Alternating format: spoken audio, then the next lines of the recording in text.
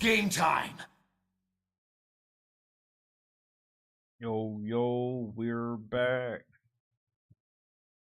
Yeah, we're gonna be locked in for a long one today.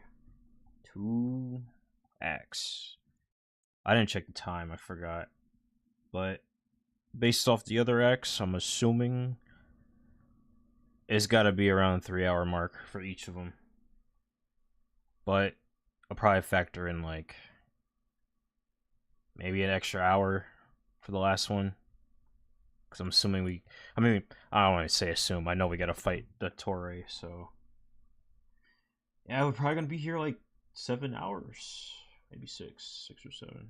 Haha. Alright, let me get everything set up.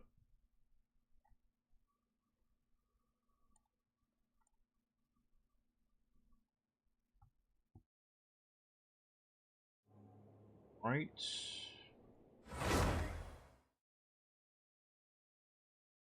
Yo, Quirk's here early? What the heck? Why are you lying on your title? Oh no, we're locked in. We gotta do it.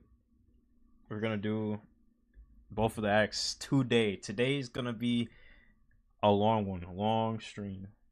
I'm committed. I gotta commit to the bit, you know.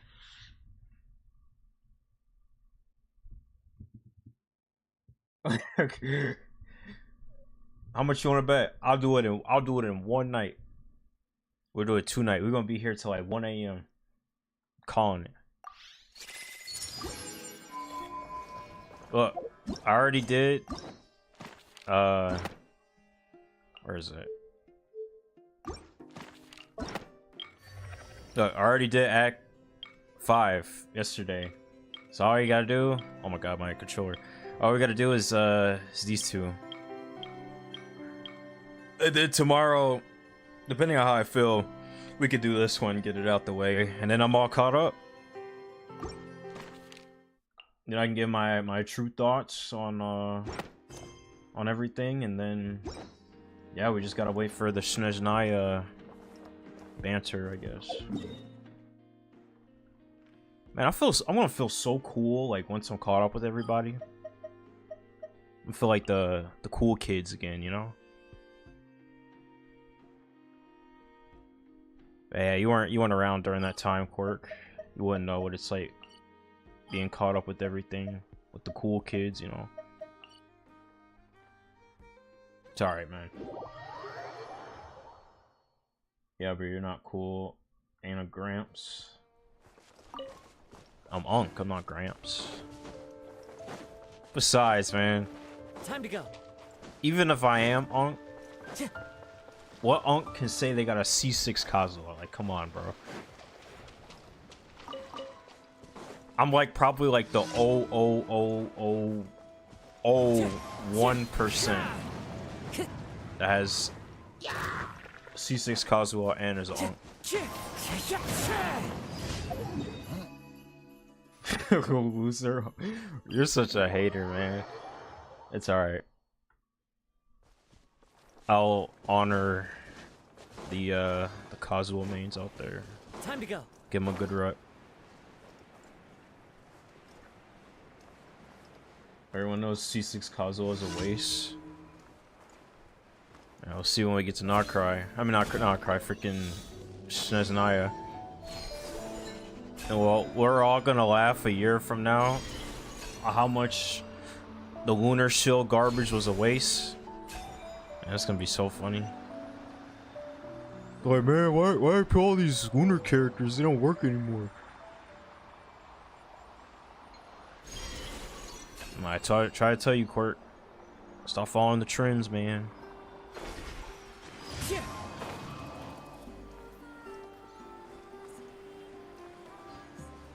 Watch, Sucrose is gonna be better than all the Nod-Krai characters. One with nature. Cascade.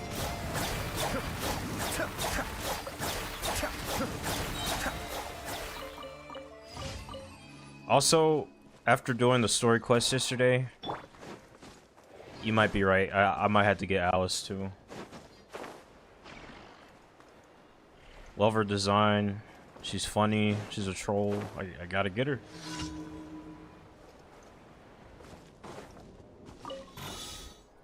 I gotta rebuild Klee too. I just need to like get everybody's like catalyst books. Like I need to get Yai's book or weapon and Riesley's weapon, so that way I can use Lost Prayer for Klee. No, NTE super fun. I think I have 150 hours in the game already. Bro, just stop, man. You're not gonna play it in a year. You're gonna quit. Just like you did with Arc Knights.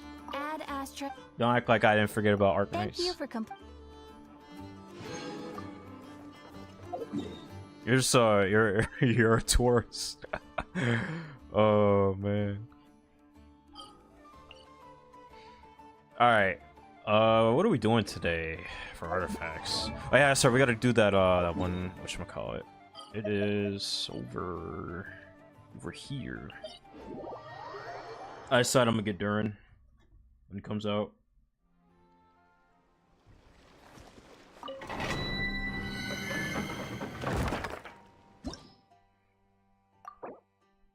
Oops, I want to do that. Like Arc Knight still, I actually became sweaty. How so? Didn't you get like super lucky on Arc Knights? Like your the pity system and everything? Arc Knights got no end game and I fell out of it. Oh yeah, my friends were telling me about that. They're saying there was like no end game for Arc Knights. Let me know if it's too loud or not. The wind knows me. One with wind and cloud. I hate these rats. They just keep running around everywhere. Mind the deluge. By the frost moon above, receive my blessing.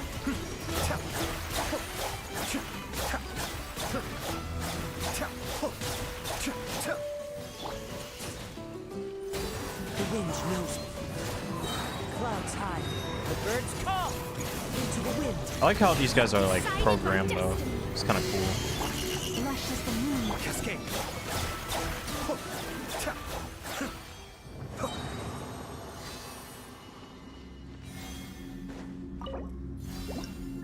You're a GTA Online addict. So NCE is so fun. I mean, I think it was about time they made like a GTA like anime, I guess, or anime gacha game. Yeah, you told me about the bank heist. One with nature.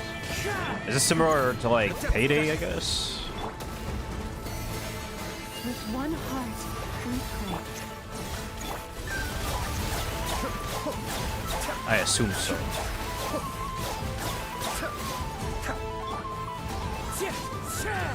One with wind and cloud. Into the wind. Written in the stars. Guarantee to set.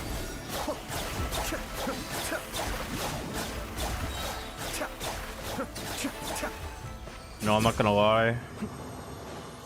I'm a little nervous to see how the Dottore boss fight is gonna be. I feel like that dude's gonna one-shot like everybody. Well, they're probably gonna give you like trial units, I assume.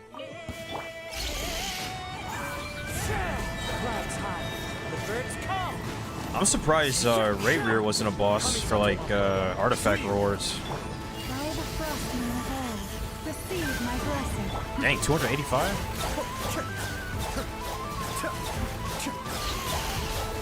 I don't know what I did different that time.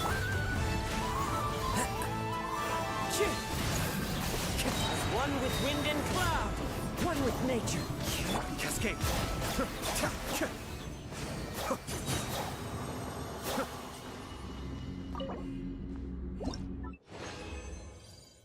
Hard to describe the bank heist.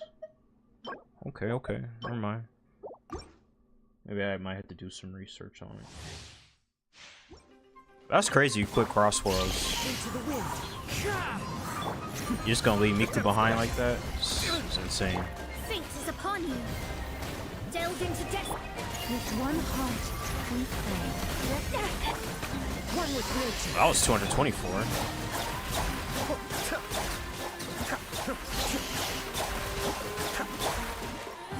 Into the wind. Clouds high. The birds call. Decided by destiny.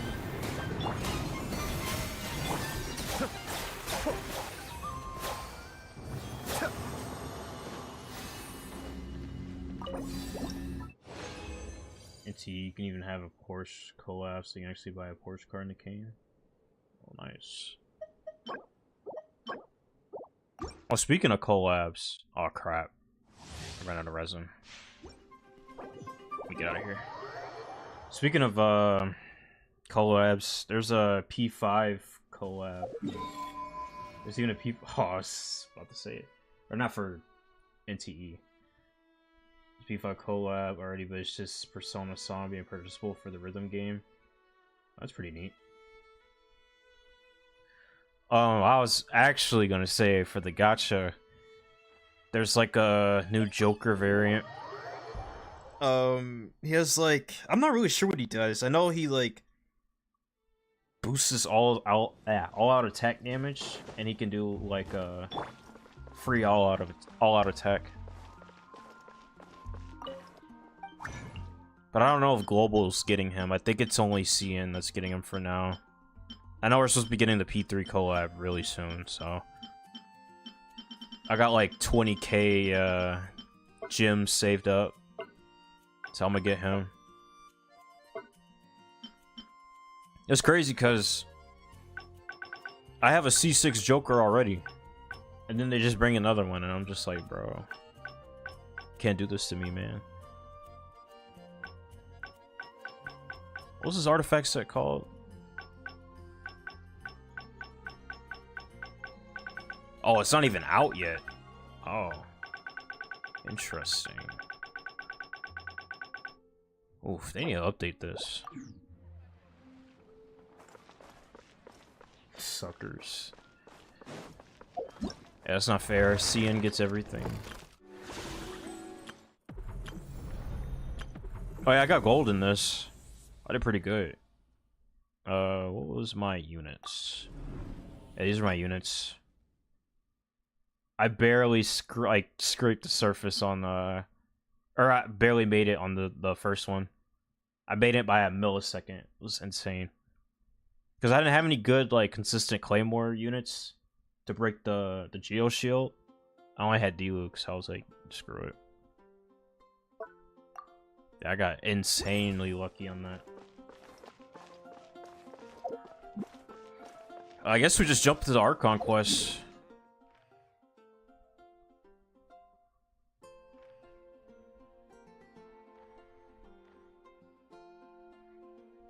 Global suckers for knowing that they're being treated like garbage compared to CN. I'm so happy to swipe. I mean, we can't do anything. I feel like it's mostly CN that has the say in most things. Like, well, I guess it depends what game you're playing. Because like P5, I know everybody, even on the global side, were like, you know, this is messed up. Even and CN was agreeing with global that like you guys need to change the pay, the reward system, and all that. So that was cool. But I don't know about Genshin. Genshin's just a freaking hive mind, bro. I don't even bother. After I learned what happened, or not even learn, experience what happened twice with the anniversary rewards, and that one Malvika banner, where I think everyone got free pools. Wherever in this world I roam. And then Malvika came out. I think what was it? No. Malvika came out first, and then everyone got the anniversary. Or not the anniversary, but like the free pools after she left. I remember now. Oh, we're not supposed to be here. Whoops. Yeah, I just learned not to even bother with the Genshin community. I'm just here to see the game end, you know? Follow the wind.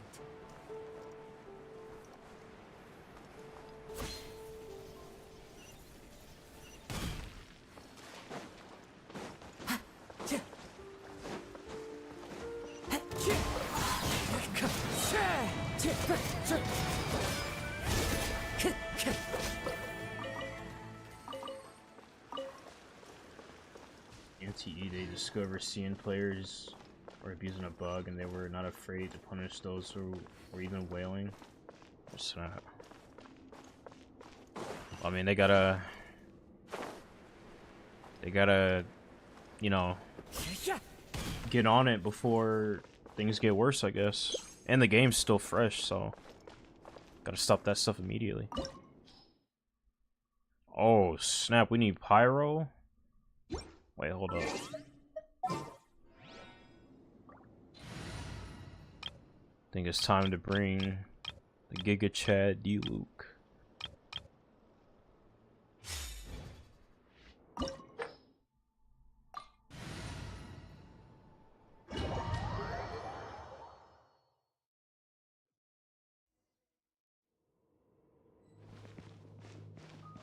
All right.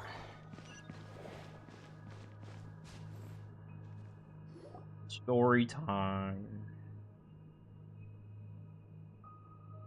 Are these people... Judging by their clothes, they appear to be phantom Hyperboreans from the distant past. That could mean they have some clues about the moon goddess's name, right?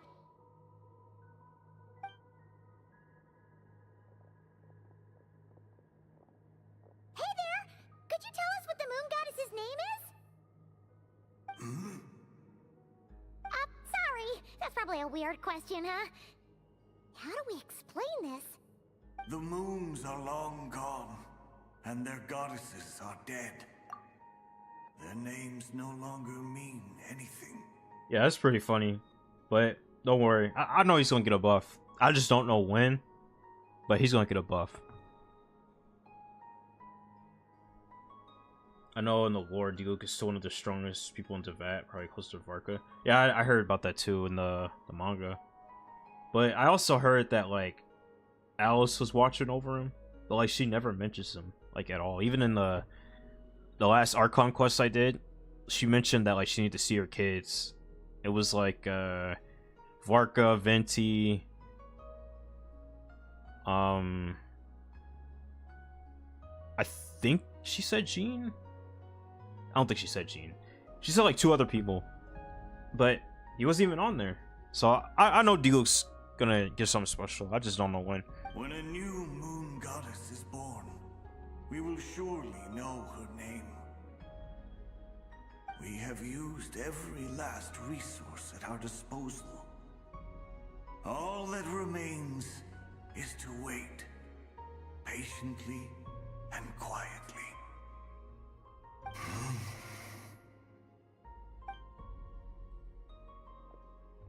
Were the people of the past all this devout? It looks like this phantom doesn't intend to converse with us any further. Surely the new moon goddess he speaks of must be Columbina. Alas, Kuthar's birth came long after the age in which he lived. But, maybe if we find a phantom from a more recent age, they might know Columbina's real name. He was saving D-Luke from Venti, so she didn't involve D-Luke. From what? Drinking too much? True. Keep an eye out. We should be able to tell which era they're from by the clothes they wear. Yeah, you've been pretty talkative this whole time. What changed? Oh, nothing. I'm fine. You all make good points. When the Hyperboreans speak of moon goddesses, they mean the 3 from truly ancient times. I can't imagine they would know anything about our current moon goddess. There once was a time when the moon goddesses blessed them greatly and protected them from harm. So, when the war between the gods and dragons plunged the world into chaos, it seems they looked once more to the moons for help, praying for a new goddess to be born. Yeah, that checks out. Let's continue on. Who knows what else we may discover. Oh, dude, I'm trying to eat my chips. They got me stopping. Corp, what's your favorite chips, man? There's a door blocking this path. Not a problem. Try this.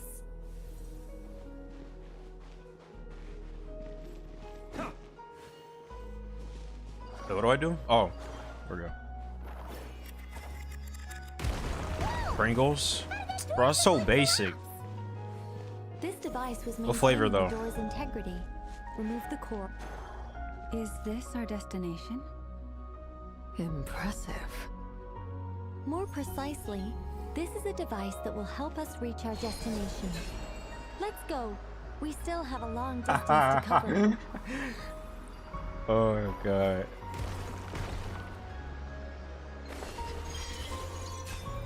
Just regular print. You're so boring, dude.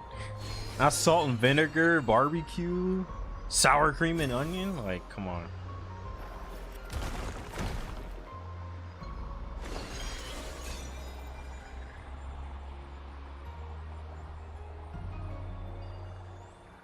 I think the best Pringles, salt and vinegar, sour cream is pretty top tier. And oh, the cheddar ones, dude, the cheddar ones are nice.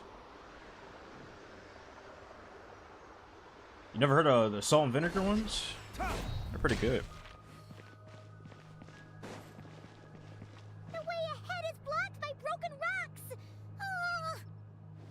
Let's try that device again. Remember the door from earlier? Oh, here we go. So it works in reverse too. Oh, it's dragons. Oh, this reminds me of metaphor. The humans we see are all phantoms, but the monsters are real. What a fascinating place. There'll be plenty of time to admire it later.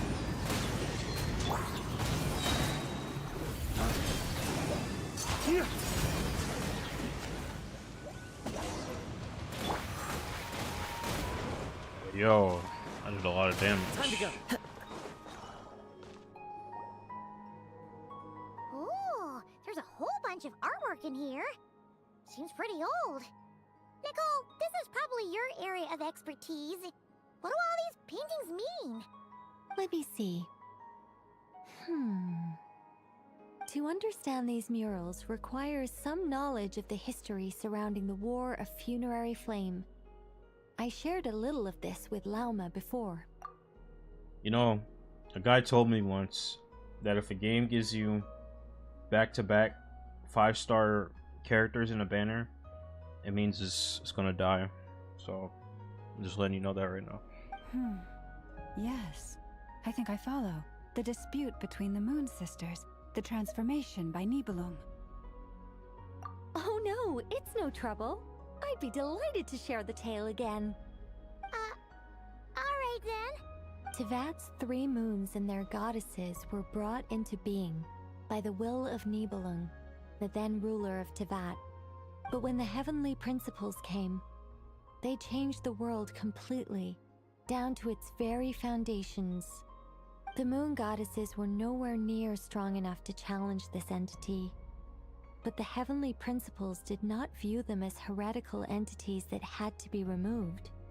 Essentially, the 3 moons existed to keep this planet alive and operational, which did not directly conflict with the heavenly principles' aims. Nevertheless, the inherent precariousness of this arrangement would soon be revealed. Nibelung returned. Yes. He did, and thus began the War of Funerary Flame, a battle for dominance between Nibelung and the heavenly principles. Discord would soon emerge between the 3 moon sisters. One would voice the opinion that they should follow Nibelung, for it was he who first hung the moons in the sky. Hit Nicole and Varka so hard. What the? You know, I had a friend. She was saying that she likes the Ayato and Toma ship, and I didn't even know that was a thing. I was like, wow. So I guess the more you know, I guess. Another would argue that taking sides in the conflict would only bring the world closer to ruin. There was no telling where it would lead, especially since their creator had returned, bearing the perilous power of the Abyss. Nibelung would eventually discover their disloyalty. He had all three imprisoned before transforming the moons into weapons with which to fight against the heavenly principles. What? Weapons? Yes, the very moons that had once defended the planet became instruments of death and destruction, striking terror into the hearts of all living things. And although the heavenly principles and the three moon sisters had once been at peace, it now seemed that the moons posed an unacceptable threat to Teyvat. It is possible that the heavenly principles did not know of the goddess's imprisonment. If so, the weaponization of the moons would surely have been viewed as an intentional breach of the peace agreement. Regardless of who knew what, when, the heavenly principles shattered two moons and flung the other beyond the skies. Whether the goddesses managed to escape Nibelung's captivity after his fall, nobody knows. But this much is certain. From that day on, the moons no longer belonged to Teyvat. The rejections slowly drained their power until eventually they passed away. Wait, if I'm bald, why do I need hair clippers? What the heck? So that's the full story. You say the moon ceased belonging to Teyvat from then on. Why then would Columbina be born here? That is perhaps due to the lingering connection between the Frost Moon, which was not shattered, and this world. You could see it as the three sisters' dying wish. They never desired war. All they ever wished for was to protect this land. I see. If the final fate of the three goddesses is as you say, then Columbina faces the same grave danger. Our investigation has yet to bear fruit. We must hurry. Yeah, you're right. Let's keep going. So you keep getting bald. Not bad, not bad, thinking there.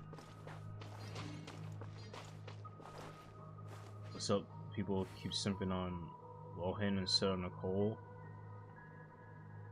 Crap, who was Lohan again? I forgot. That's one of the witches, right?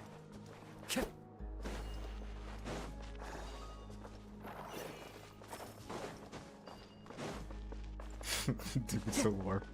Let me see what she looks like. I freaking forgot. There's so many people to keep track of. The real question is, how do people take Nicole over Alice? That's insane.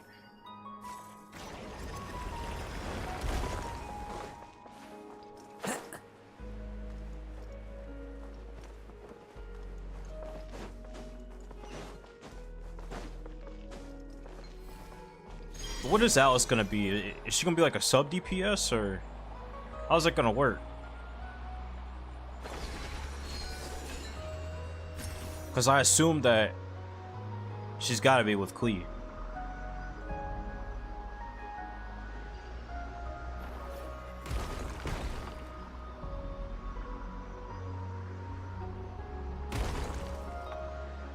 Oh, her. The one they call the old hag? Oh, okay, I remember now. I mean, hey man, she looks good, she looks good.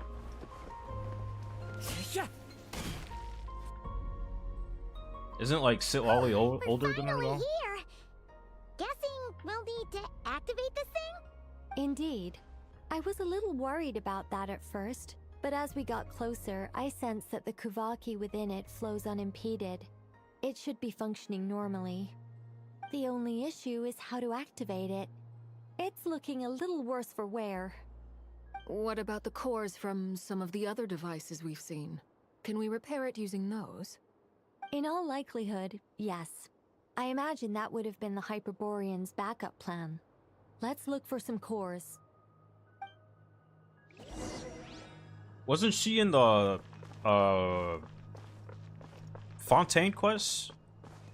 Time to go. I don't remember. It was like 2 years ago.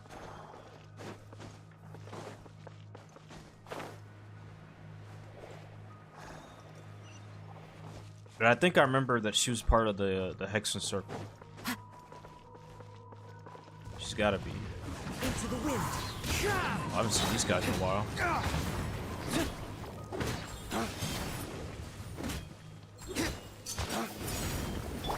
Rain outlines your fate. Get out of here! That's gonna hurt in the morning. I'm messing up my rotation.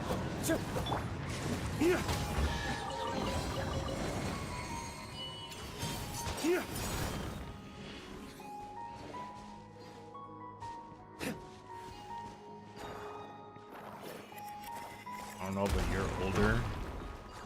Bro thinks I'm like 500 years old. It's crazy.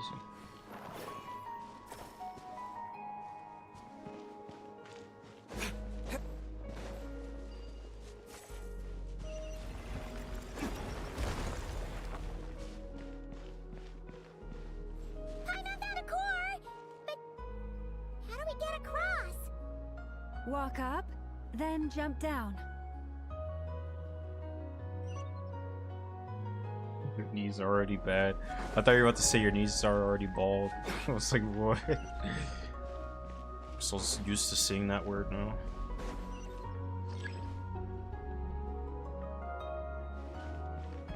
Now I'm like Master Roshi, you know, I still got it.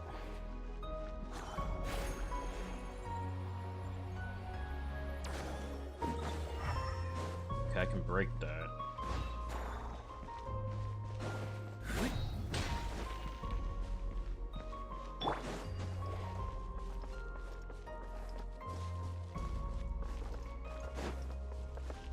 Can I take this? Okay, I can. Cool. Oh, what the? Wind striker. Okay, there we go. Oh, wait. No, I messed up. I thought I took it with me. Oh, this is not good.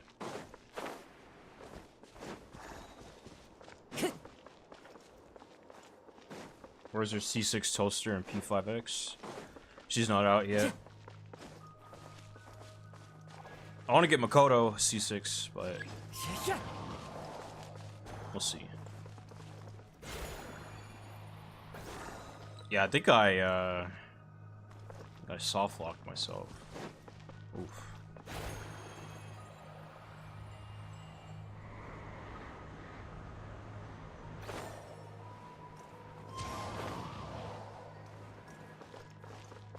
There's gotta be a way to get this, right?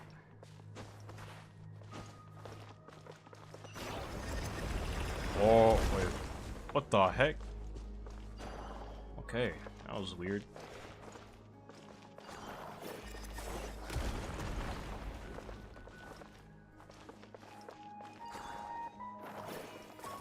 The friend's already rolled for her? Nice. Dude, I can't pick this up. I guess I have to keep it here. Time to go.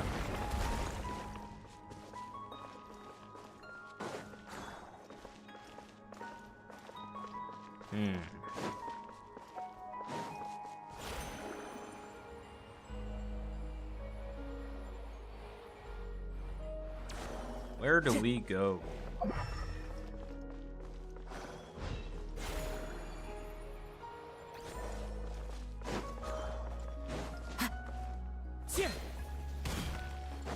This is the only core in the area.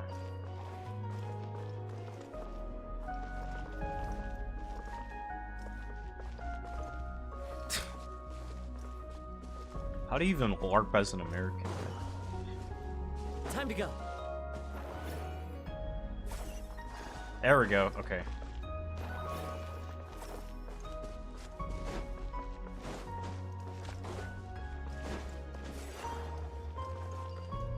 I don't know why this team keeps falling.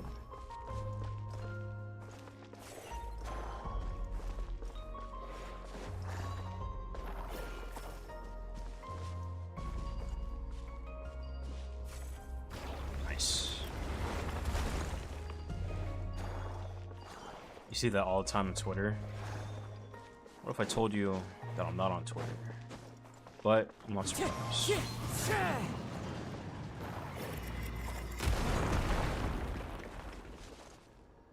Aha.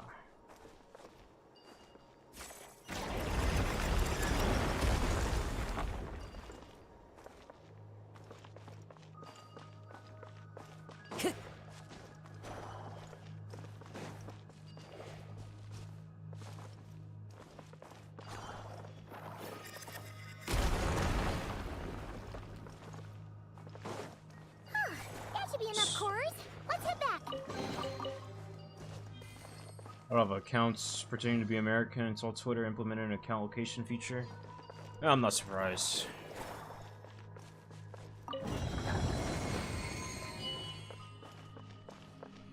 People will do anything for attention, so I mean, you know. Time to go. What else can you expect?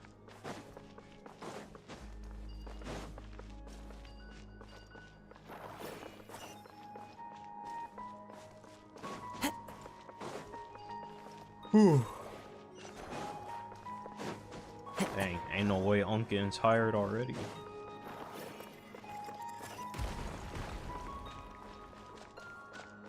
Man, I should have made my Persona 3 Energy G Fuel drink. Sponsored, not sponsored.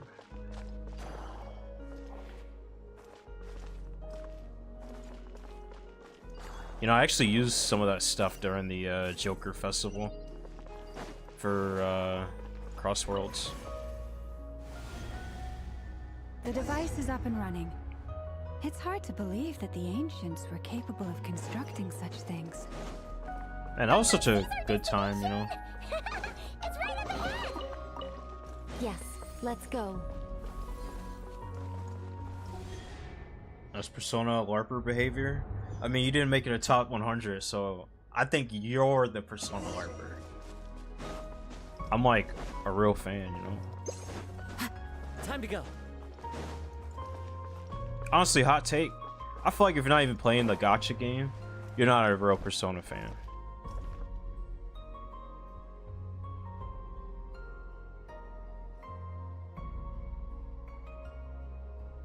This is where the people of Hyperborea communicated with the moons. We need only place the moon marrow upon this platform on Moon Prayer Night, and we shall be able to open a portal to the moon and send our moon goddess back home. The assumption being, of course, that we can find her first. That's right.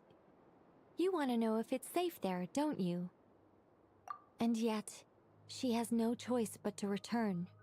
You know this. Oh, that's not the only issue here. This is the end of the line, right?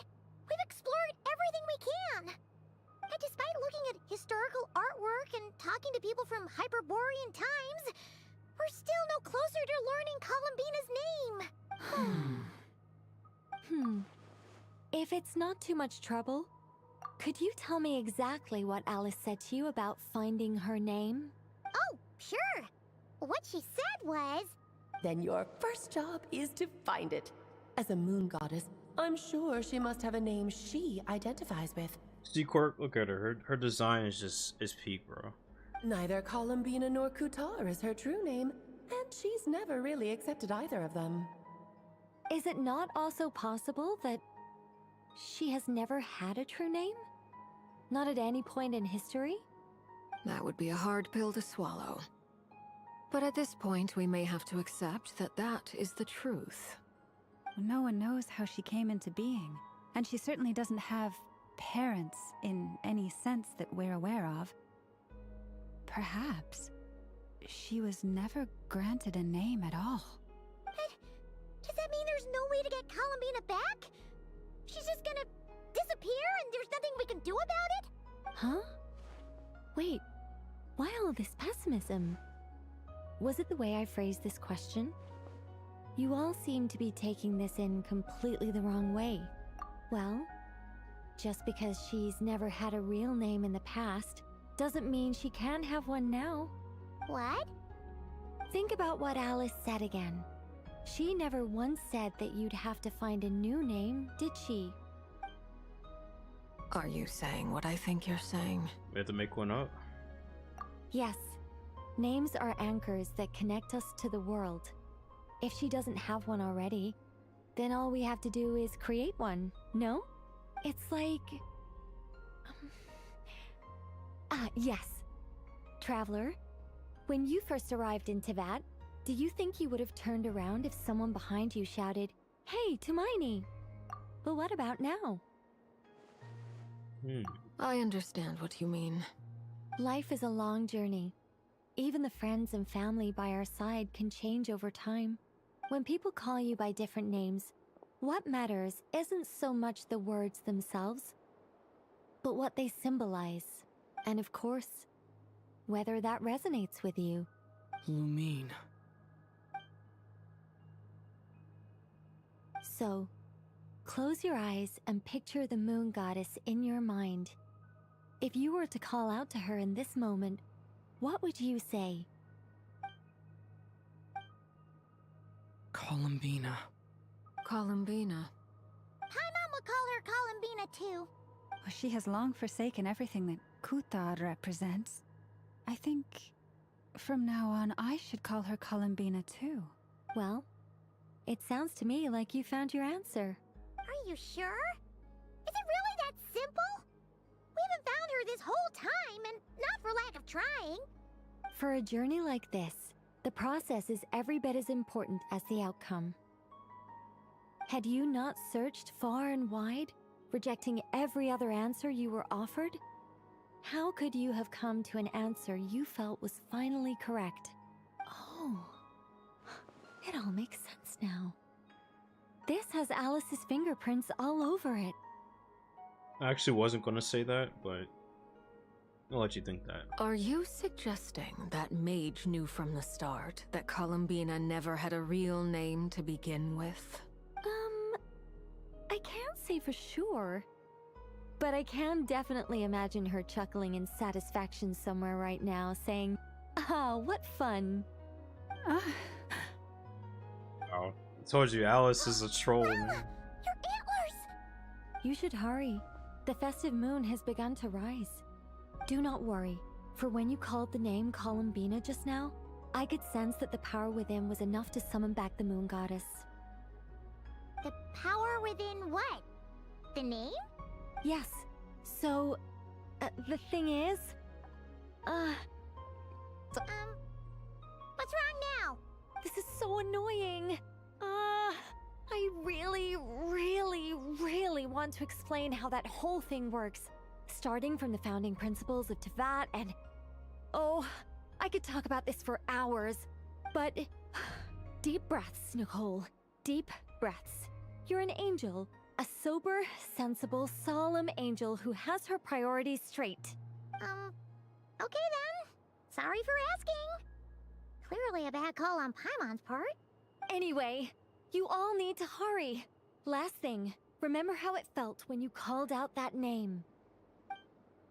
then it is agreed. By the name Columbina, we shall find her. Then we'll throw her the best Moon Pair Night party ever! And at last, we will send her home. Bet you didn't know Nicole's older than Alice. I mean, I feel like that was like kind of self-explanatory, no? I can barely move anymore. My consciousness is fading away. Have they come back out? I'd love to see them.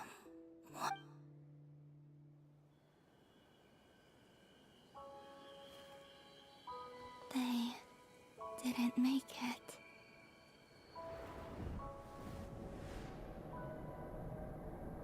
Could you tell me your name? My name is... Columbina!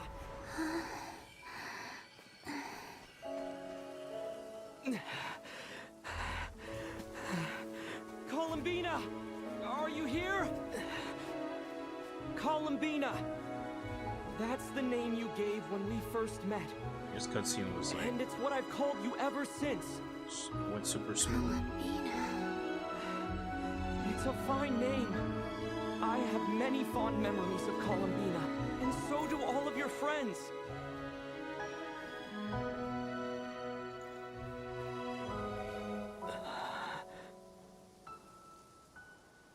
If you like this name...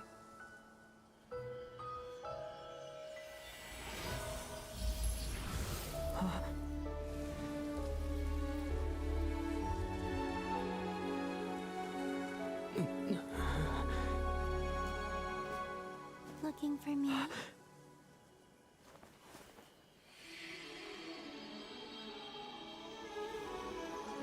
back. I like it. You can carry on using it. Her hair changed? My name is Columbina Hyposelenia. Like the bottom of her hair was like dark red. Columbina Hyposelenia. That's a wonderful name. I never thought that Columbina would become my real name. But after I met you and my other friends, the things that this name stood for slowly began to change. It went from being a Fatui code name to something my friends call me.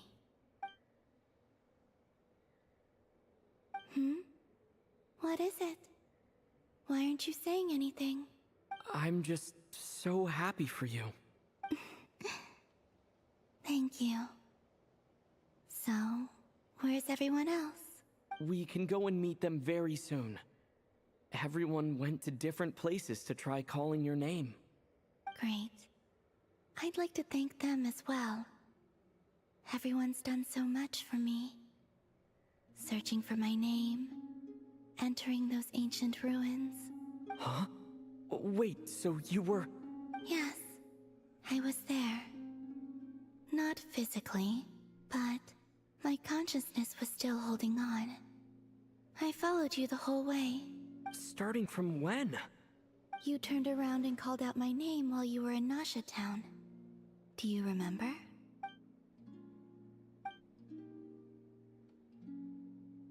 Let's go. We don't want to keep them waiting. Sure. In that case, come with me. But... Hmm? Before that... Could you call my name one more time? Sure. Come with me, Columbina Hyposelenia.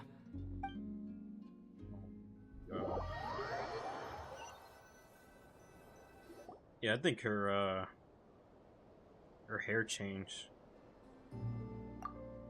So it was like a darkish purple. Now it's like a darkish red. Columbina. Oh, this truly is wonderful. Llama, I can't breathe. Ha ha! Just in time for Moon Prayer Night. It's good to have you back, Miss Columbina. Yeah, we were worried sick. Thank you, my friends. With your help, I now have a name that belongs to me. Columbina Hyposelenia. Where's the second half from? You added it yourself? That's right. It means... Born beneath the moon. Yes. And by extension, it can also mean born beneath this world. A fine name.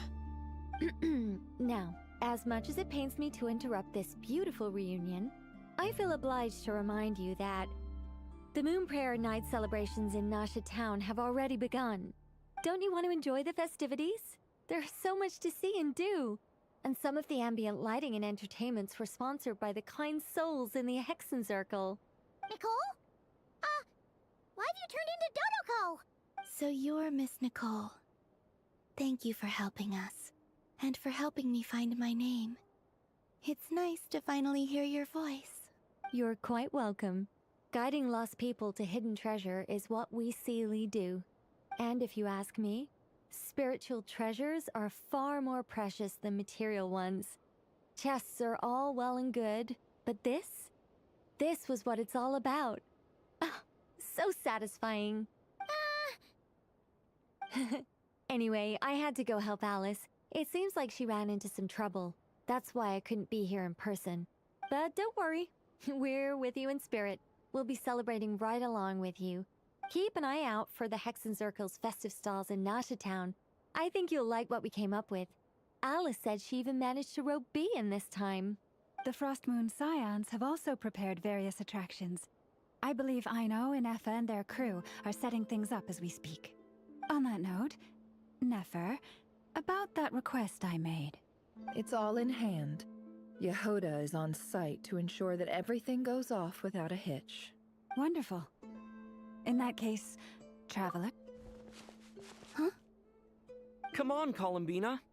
It's time to celebrate the best moon prayer night ever.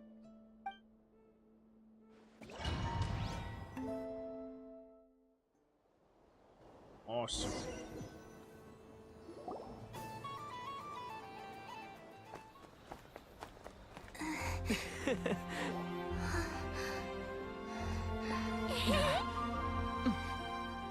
Hey, young lady.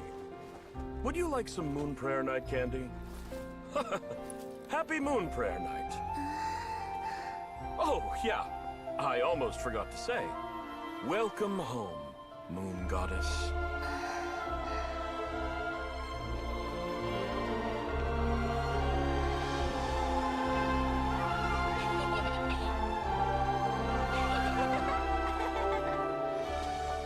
Welcome home, Moon Goddess.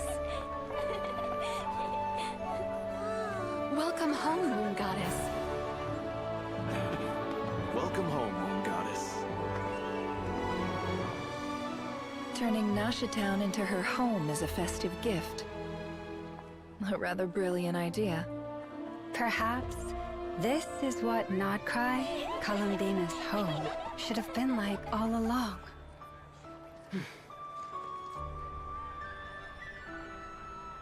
Thank you for the gift. I like it a lot.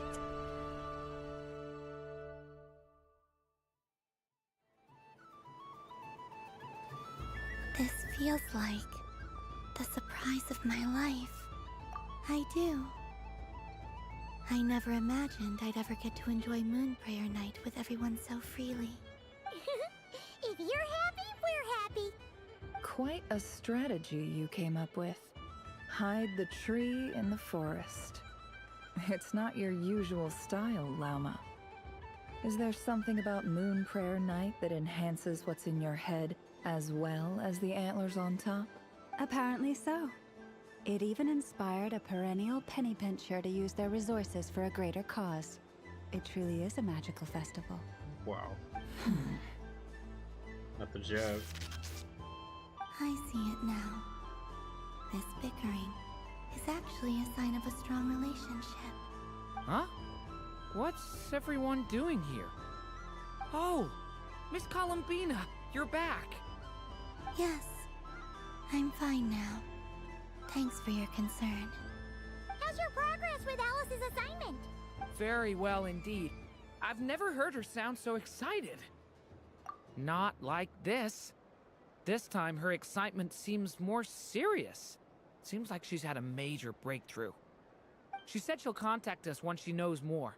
In the meantime, we're free to relax and have some fun. Enjoy the time off while it lasts. I have a feeling that our next task won't be so simple.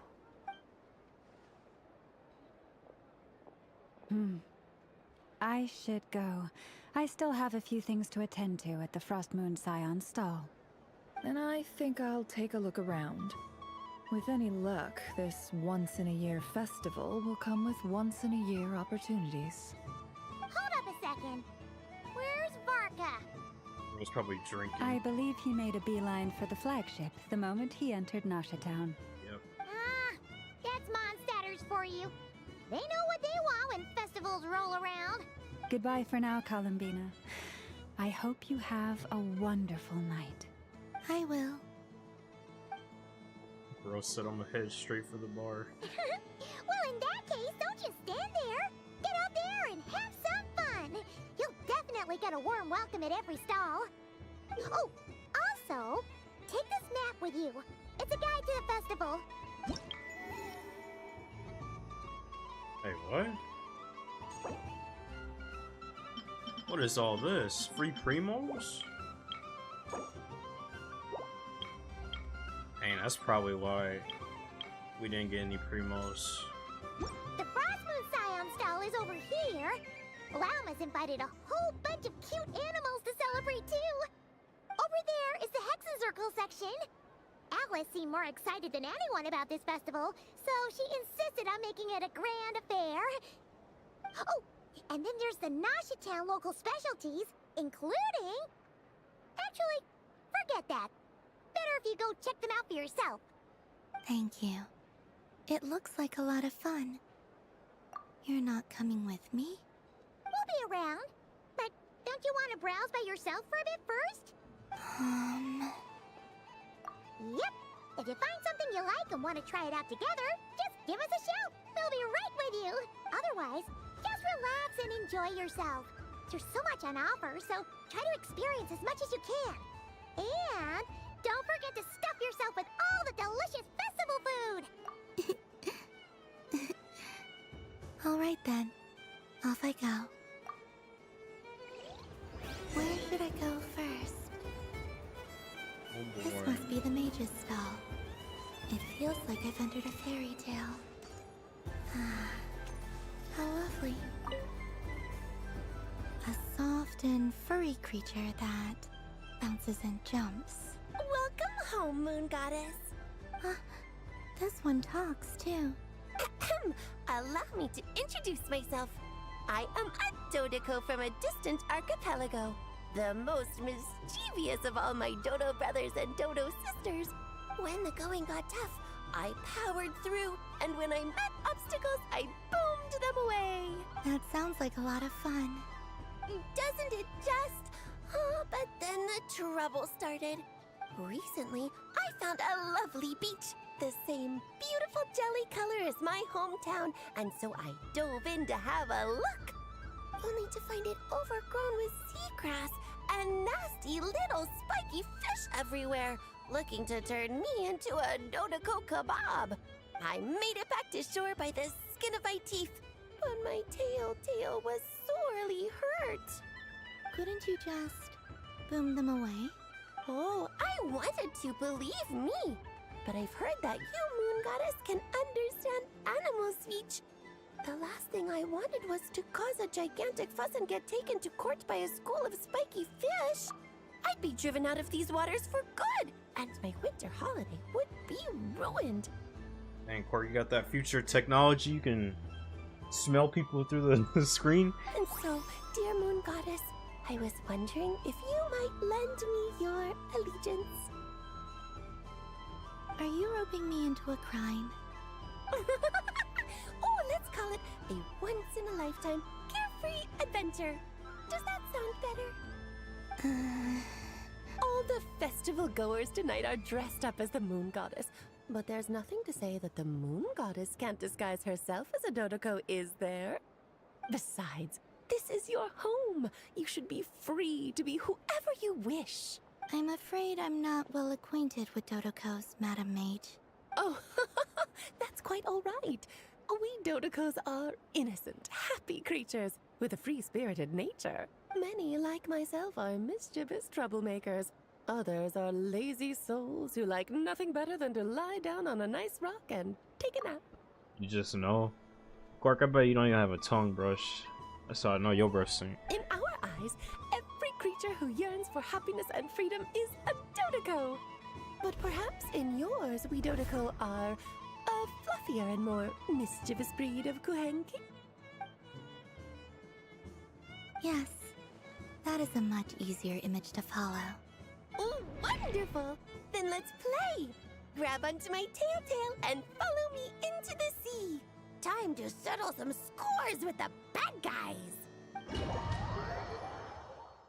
So now we're going to a domain. Oh, I remember this game.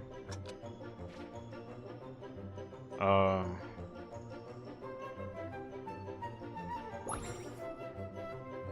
Bomberman.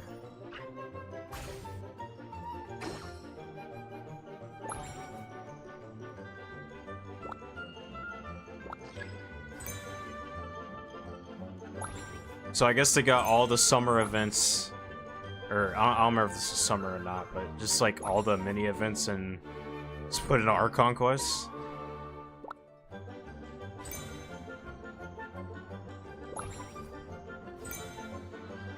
You know, the more I'm thinking about it, you remember how, like, you know, they say people are protesting because of the Primo Gems? I feel like this has to be it right here. Because Archon quests don't give, like, a lot of Primos. But I think there was, like, 8 or 9 mini games I saw that had, like, 20 Primos each.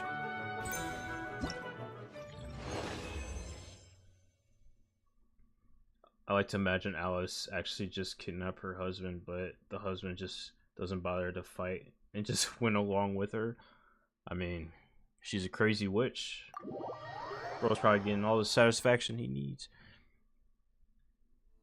Ooh, a remarkable talent. So, what do you make of it? The use of Jumpy Dumpties doesn't come as naturally to me as Kuvaki, but their unpredictability makes it fun. I think they call this novelty. Indeed! And how did it feel blowing those pesky nuisances away? Not bad. Any guilt? What do you mean? Oh, wonderful! Lovely answers to all 3 questions. You've passed the safety test. Now I can give this special bomb to you as a souvenir. Remember, if you find any meanies living on the moon, you can use this to boom them into oblivion. I will. Oh, is that Mona's grandma right here?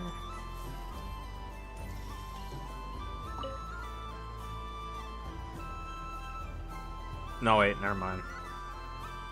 I wouldn't say it's unfair, exactly. I mean, your voice goes right into people's heads. How would you explain that to the kids? You can't just explain it away as magic. Is something the matter? Ah, Miss Columbina! No, nothing you need to worry yourself about. Ah, impeccable timing. Stick around for a second, Miss Columbina. I need your input on something. This self-proclaimed Knight of Justice has yet to give me a satisfactory answer. I, for one, would like to hear your verdict on the matter. Hey, now, I left the flagship just to help you out, Miss Nicole. What's going on? So Alice and I are both using long-range remote control spells that work on similar principles, allowing us to attend this festive fair in Dodoco form. Sorry, let me backtrack a little. While similar, there are some key differences. Alice, being a great mage, wanted her Dodoco to reflect something of her own charm and mystique. So she adjusted the way its tail moves when it spins around. An entirely gratuitous move, in my opinion. I hardly see how anyone is going to notice that. If anything, I'd say that anyone who stares intently enough at a Dodoco's tail to notice such a small detail is someone we ought to be highly concerned about. I only say this to emphasize that my question has nothing to do with tails. Now that we're clear on that, why is Alice's Dodoco permitted to interact directly with the children celebrating Moon Prayer Night, while mine is not? Your voice speaks directly into people's minds. Yeah, I'll freak them out. See? Exactly what I said. Miss Nicole? Ugh, I can't stand it. I know that probably makes me sound like a whiny child acting out in front of their parents. And it's a little embarrassing now that I think about it. But hey, I said it now, I can't take it back. That would be even more embarrassing. Also, don't go reading too much into that analogy. It was off the top of my head. I'm actually an awful lot older than either of you. Miss Nicole, are you saying that you'd like someone to play the game you've prepared? I'm not so invested in that. It's just something cobbled together using items I borrowed from Alice. She probably didn't even make them herself. The point is, I want to know everyone's thoughts after they receive their prizes. But as you've said, I can't just ask. I've been biting my lip for so long, and I've had no one to vent my frustrations on. I thought this was going to be a nice, straightforward festival where I'd get the chance to guide people to treasure. Well, can I play? I can't guarantee that I'll win a prize, but... You will? I'd like to try. Then what are we waiting for? Let the game begin! It's like they forgot I was ever here. Well, back to the bar. Damn, I feel bad for Nicole.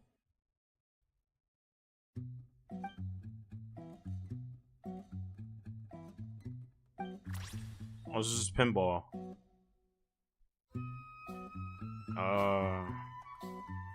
Just go right here.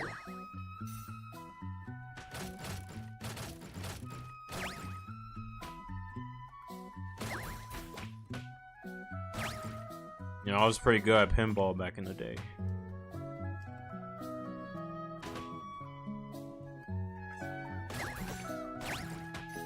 only the OGs remember the pinball game on like your computer. The spaceship one? I forgot what it was called.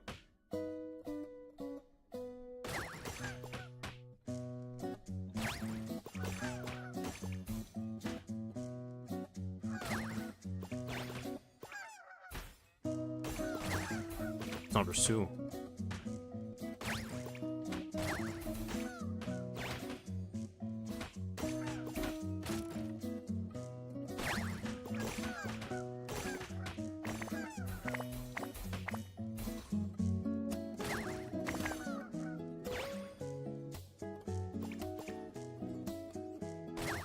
You know, I'm starting to question now, with the pace of how this is going, and all those mini games, we're in for a long ride. Oh, nice.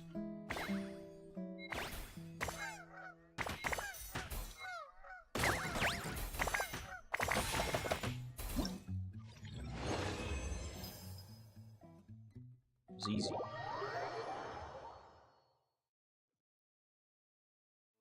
Congratulations, Miss Columbina! With your great wisdom, you have overcome every obstacle in your path and conquered the great challenge posed to you by fate. Fate?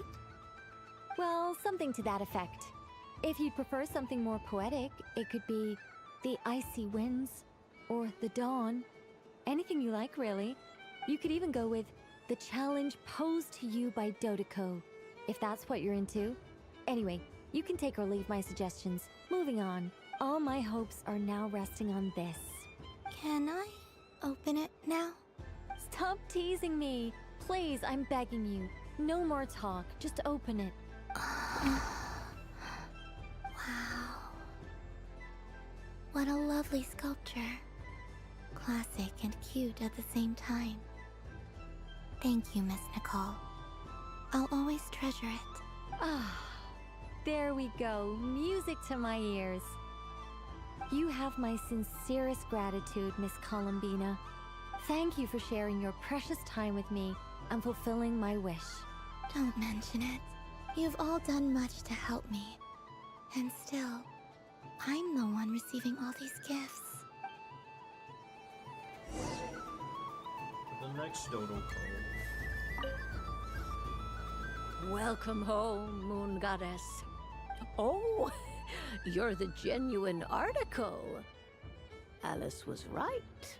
This Moon Prayer Night was worth watching after all. Another one that talks. Greetings. Pleased to make your acquaintance. I am the Hexenzirkel member they call B. Barbeloth Trismegistus. Columbina Hyposelenia. Pleased to meet you too. Hyposelenia. A fine name indeed. Now then, Miss Columbina, do you wish to hear a mage's divination? Divination? The Frost Moon Scions used to ask me what would happen in the future. Is this like that? From the perspective of the one seeking answers, perhaps. As you look to your journey ahead, if you seek to understand the unknown, resolve your doubts, and soothe the confusion in your heart, divination could be for you. The unknowns on my journey. Of course, if one wishes to peer into fate, then hydromancy is the more precise option. But that is a complex affair, and to relegate that majestic art to the status of a festive amusement would seem somewhat uncouth. Besides, it is sometimes better to not know fate with great certainty. Hence, I shall use the suitably festive Luna Arcana to tell your fortune instead. Lunar Arcana. Indeed. Unlike hydromancy, this will only display possibilities and trends. People like to think of themselves as creatures of agency and free will. Peering too far and too clearly into the future is detrimental to both body and soul. I'd like to give it a try. Of course you may. Come then, take a seat, Miss Columbina. Before we begin, are there any specific questions you would like to ask? Let's stick to general possibilities and trends. Ah, very well. Then I shall use the basic Lunar Arcana deck. Now, try to relax.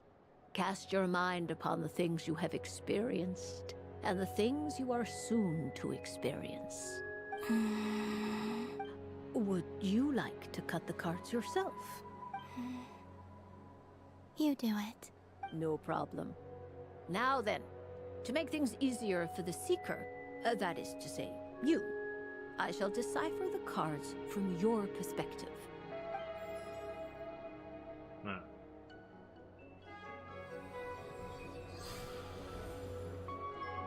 Please, draw the first Lunar Arcana.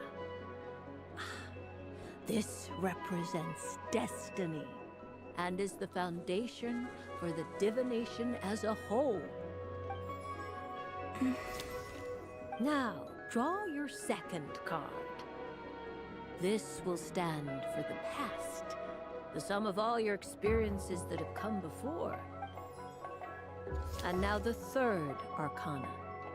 This is the present, your interpretation of the current moment. Finally, the last card.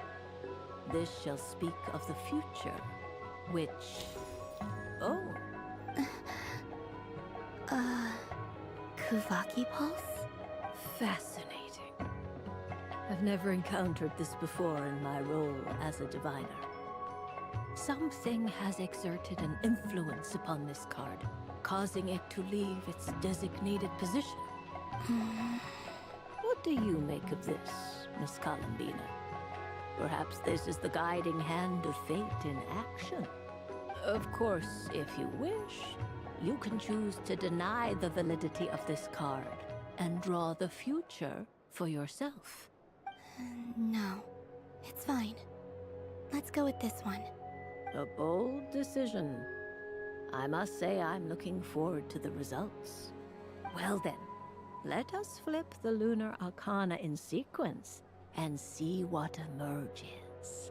Sure. First, Destiny. No surprises here. The Heavenly The Principles? card that represents yours is the moon. The moon. Indeed. The moon can represent the truth at some times, but deception at others. False peace, destructive calamity, and the world-changing power that lies within. When the moon is placed on the destiny tile, it indicates that your destiny is not what it may appear on the surface. Instead, it may yet have a hidden side.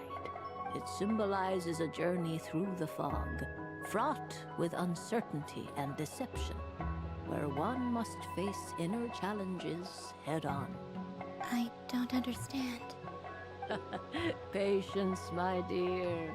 This is but the first card, which serves as a basis for the interpretations that follow. Our divination will only grow clearer from here on out. Now then, flip the second card, the one that speaks for the past. The Hermit, but inverted. Inverted? Yes. The Hermit symbolizes solitude, introspection, and the pursuit of truth. When inverted, it represents isolation, truth out of reach, and a path that leads one astray. Combined with the moon as one's destiny, the Hermit inverted represents a choice you made to stand alone in the past. It was a choice made not out of fear or arrogance, but for reasons that others could not perceive. You fumbled through the darkness without a guide, but you did not find your way. Rather, you went astray. More than once, it would seem. Is this about how I became Kutar despite not wishing to become a god? and how I joined the Fatui because I yearned for a place to belong. I suspect only you know the answer to this question. All is not lost. The past is in the past, and so it shall remain. Shall we look into the present now? Oh my. The lovers. One of the most interesting Luna Arcana. What does this one mean? This means that you have had an unprecedented emotional experience. The joy of finding your soul becoming intertwined with that of another. A precious and wonderful thing indeed. It's true. I've made a lot of friends recently, and they are very good to me. I like them a lot. That sounds lovely. I am most delighted for you. The lovers can also represent important decisions, perhaps related to a parting of ways. Now, if I were to guess... Yes. My return to the moon. I understand. Parting with friends is never easy, Columbina. But rest assured, this is not the end of your journey. There is always another story waiting to be told. The future always lies ahead. The future. Well now, it's finally time to flip this most mysterious of cards. Why did it appear? And what does it wish to tell you? I'm ready. Very well. Flip this card and see what lies on the other side. Oh. Miss Barbeloth? What is it? Yep. This card is death. That doesn't sound very good. It depends on how we interpret it. It is true that it can represent an agonizing death, a complete and utter end, but at the same time, it can also represent rebirth. Do not forget that your destiny card is the moon. That lends your future many different potential meanings. If death spells the end, is it unavoidable? As I have said, divination can only display general trends. It is a rough guide, but it does not show predetermined outcomes. Allow me to summarize it for you. In the past, you may have lost your way, but now you have gained new connections and new strength. You now face an important decision, one that may bring about a great change in what is yet to be. This change might, in turn, be the end of all things, or their beginning. But remember, everything is subject to change because of the moon present in your destiny. You must see the truth clearly and face your innermost thoughts. The truth. My innermost thoughts. Thank you, Miss Barbeloth. Don't mention it. Some people dislike divinations, for fear of glimpsing an ending to their story that they wish was not so. But I can see that you're different. The result of this divination will not sway your decision. This is a rare quality, and one that diviners always hope to see in the seeker. I understand. Go then, and illuminate your future, Miss Columbina.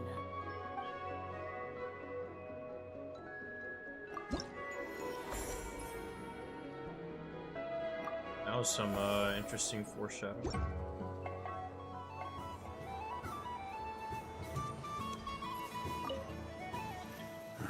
It'd be rude to just leave without saying anything. But at the same time, I don't want to barge into their lively conversation just to announce that I'm leaving. I guess I'll just wait a little longer. Huh?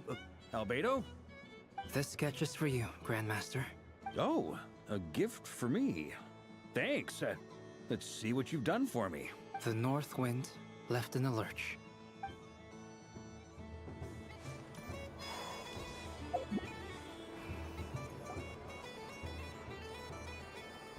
Dodoko's Whirligig! Come check out Dodoko's Whirligig! Ah, welcome home, Moon Goddess. Might I ask what this is? Ah, it's a very special amusement sponsored by the great mage herself. Ride on a soft and furry Dodoko and embark on an unforgettable adventure. I say that, but I'm just following a script here. Who is this mage, anyway? And what the heck is a Dodoko? I'd like to ride. No problem. But, are you by yourself? Is that not okay? Oh, no, it's fine. It's just that each Dodoko can accommodate 2 passengers. Would you like to bring a friend along? My friends... That should do it. Now, we just need to get everyone else to draw something on it too. But we gotta keep it a secret from Columbina. Traveler. I want to go on that ride. Will you join me? Let's go then. Don't worry. Paimon will do the rounds. You go have fun. All right. I think we have to wait in line over there. Please take your seats. For safety reasons, you mustn't try to leave the ride before it comes to a complete stop. All right, you're all set. I wish you both a wonderful journey.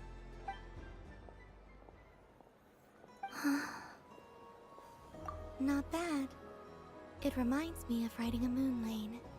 Sometimes, the Kuhenki circle around me like this, playing their beautiful melodies. Yeah. I'm going to miss them.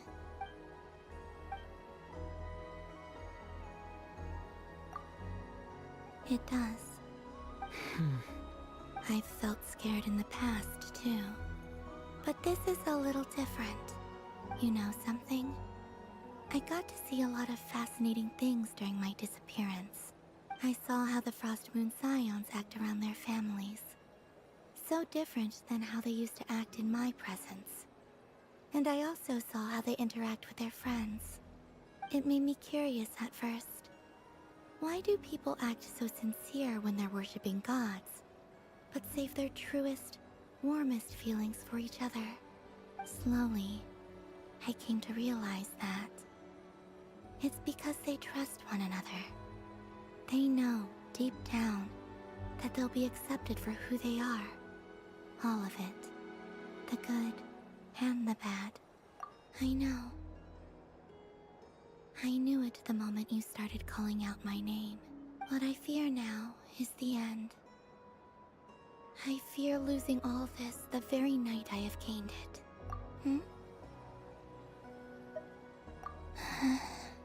Thank you for this conversation.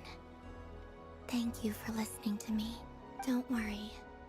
This fear I have, and the unknown that awaits me, they cannot hurt me. Not when I possess a treasure far greater. I just want you to remember this version of me. The real me. On this final night together. Dear passengers, Dodoko's awesome adventure has come to a close. Please leave in an orderly fashion, and we look forward to seeing you again in the future. Don't want the journey to end, huh? Don't worry, you two. There's always another adventure waiting just around the corner.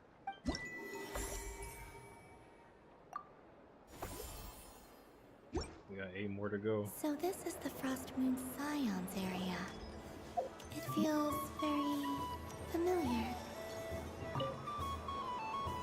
Fun ride, huh? You and Columbina looked pretty sad to leave. This isn't gonna make Paimon dizzy, is it?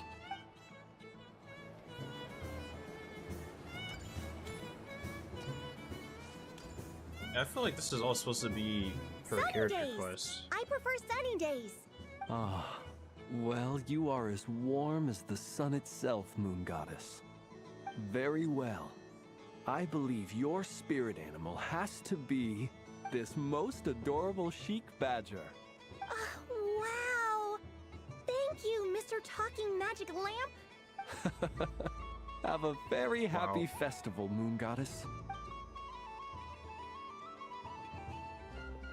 Lance? That's you, isn't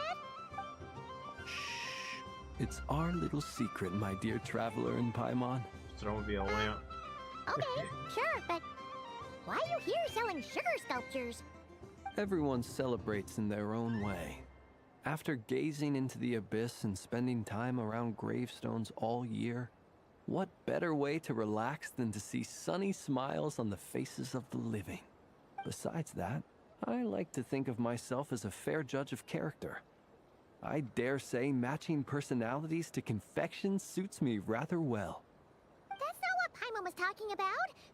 Aren't you afraid that your true identity might be exposed? Should I be? There is all manner of magic in the air this moon prayer night, thanks to the work of the great mages.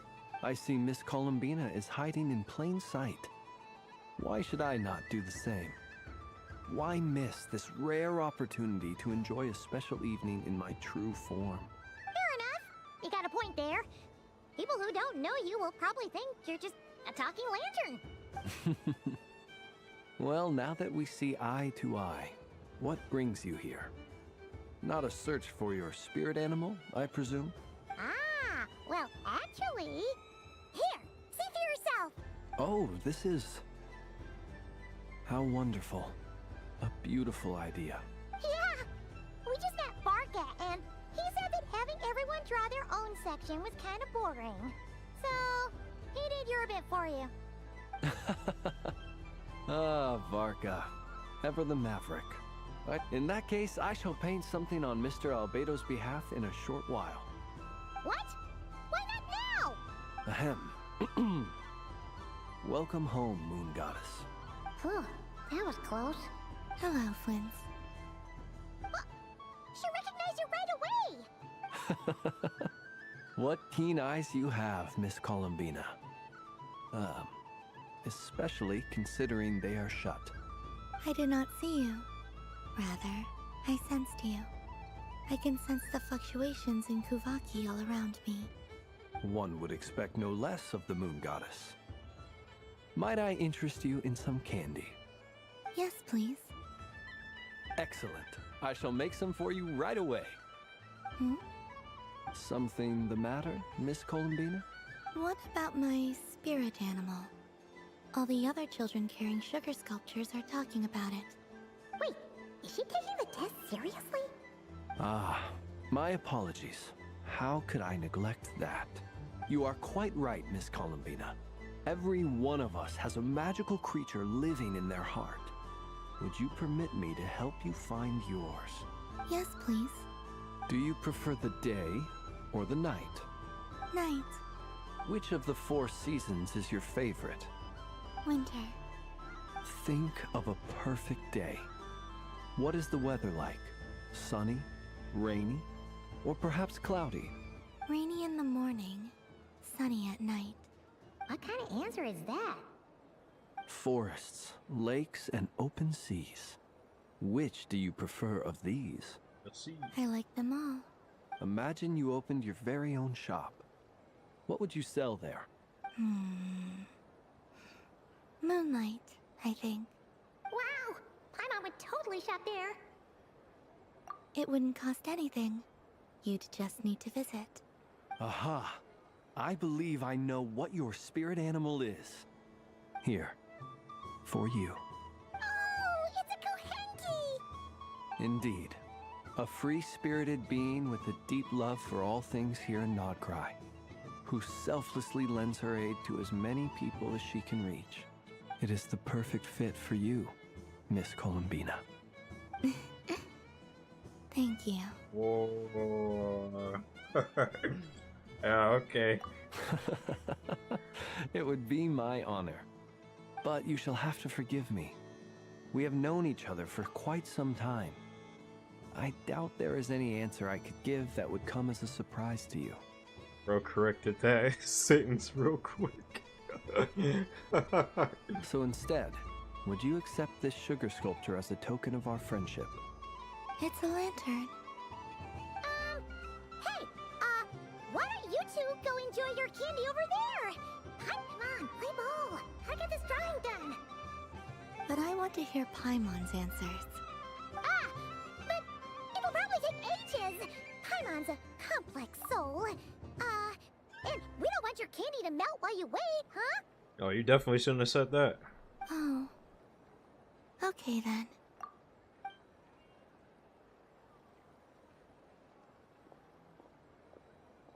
Phew. Nice excuse, Lady Paimon. That was some quick thing. Yeah, no thanks to you. A little help next time?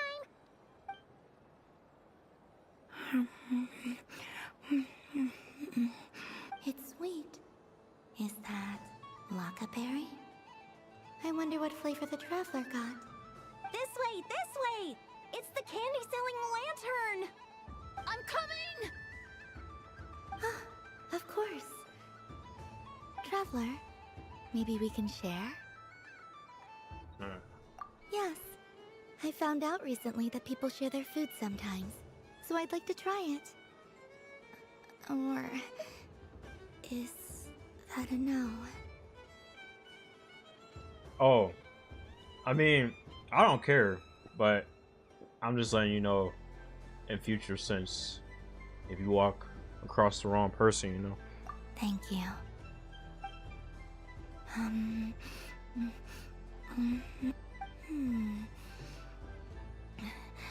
Yours is a little more sour than mine. Here, you try it. Are you sure? Amazing. My sugar sculpture has shrunk, yet my heart is filled with feelings of sweetness. I will remember this feeling. Sure. Dang. She just ate the whole thing.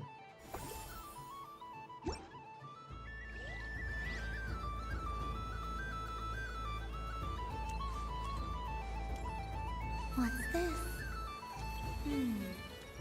Should I give it a...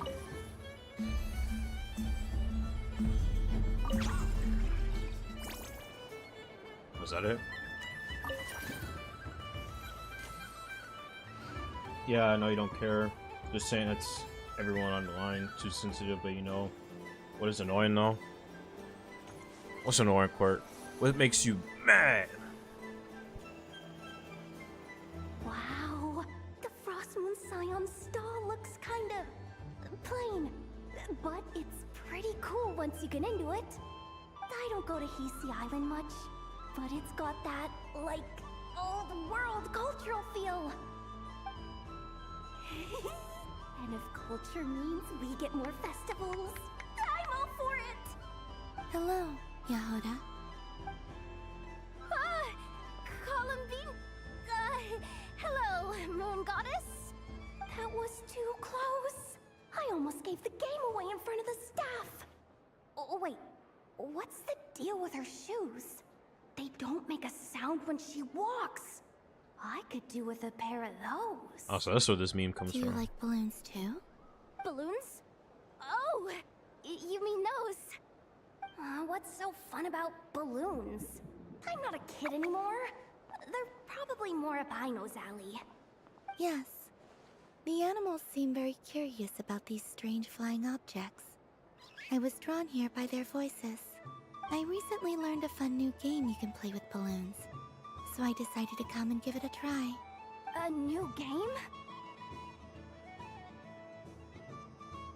Hello. Welcome home, Moon Goddess. Here to buy some balloons? Yes. Could you give me a few that haven't been inflated yet?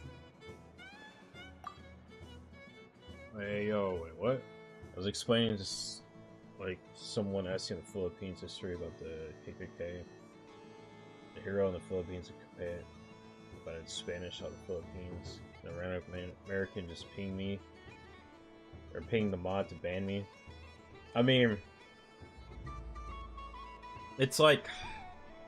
For the first thing you said, it's because America, like... I mean, the way I see it is that we don't really experience hardship compared to other countries do. So when something actually hits us, they're like, oh, how dare you? Or how dare you do such and such? Because they're just never been exposed to, like, that sort of reality. or like interaction. So I think that's why most Americans act that way. Are you sure? I guess it's not a problem, but... That's why I don't like when like Americans go to other countries and try to like shove their ideals into like other cultures, because like wherever you go to, you gotta expect or respect the land. You know, you can't just like shove like your ideals onto a whole another place you've never been. That's like it like disrupts everything. You know, it's like the rules of the land. Yes, please. Thank you. Uninflated balloons? But those are just little rubber pouches. What does she want with those? Also, it depends on the context as well. Let me put that out there. Would you like to play the balloon game, Yehuda? Huh? Sure. I guess. How do you play it? Wait here a moment. Okay. Oh.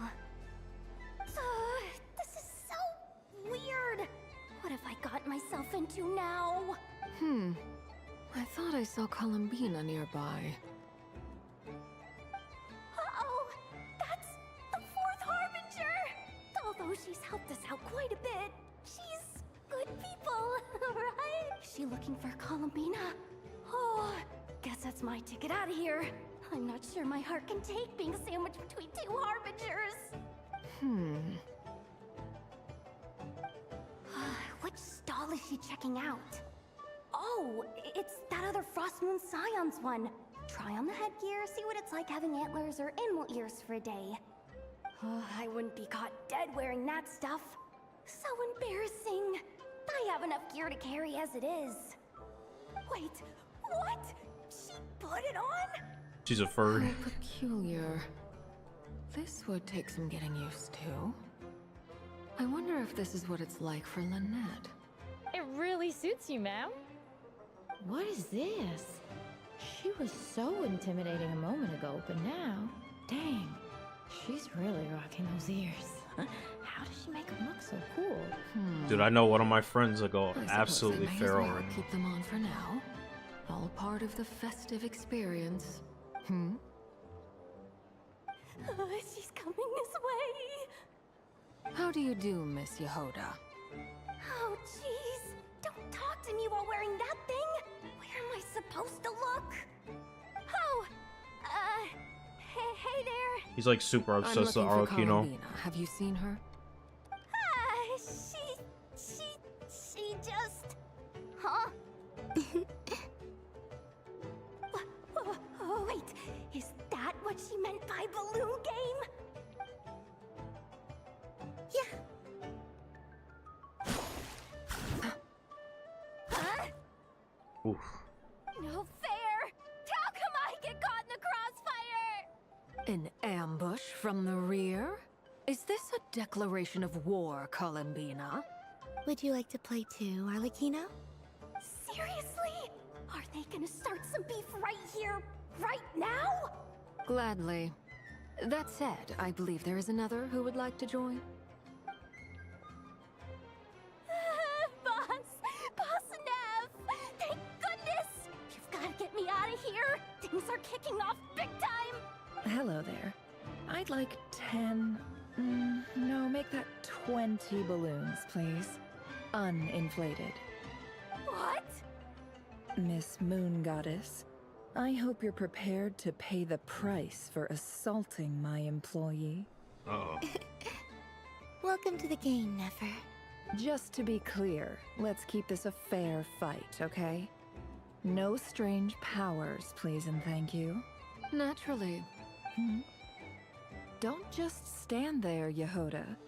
Aren't you going to team up with me? Huh? Do I have to? Of course.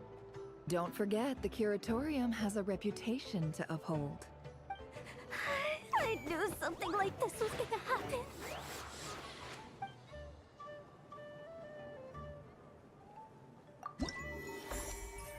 So, when are we getting the, furry Arlecchino skin?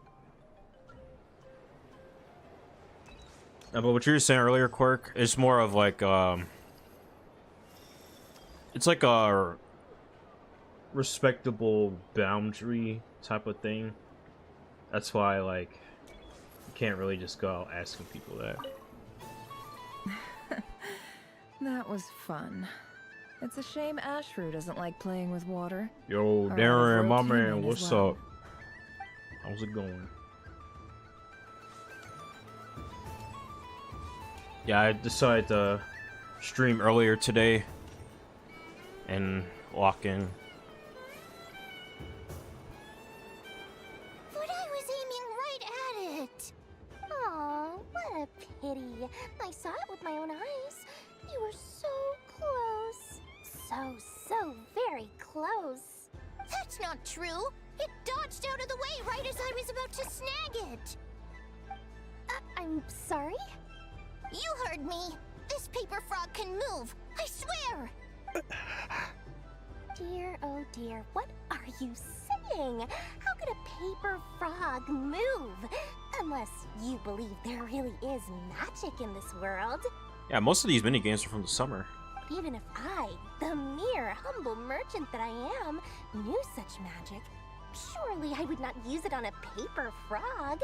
I'd sooner give Mora legs, so it could walk right into my purse. My dear, dear customer, why not have one more try? This time I'll give you 12% off, a very generous discount for one of my most regular customers. Just think about how much experience you have under your belt now. You're sure to win the next one. Darn, I used up all my coins. I'll be right back. Just gonna fetch some more from my house. Take your time, but don't take too long. This event is Moon Prayer Night only.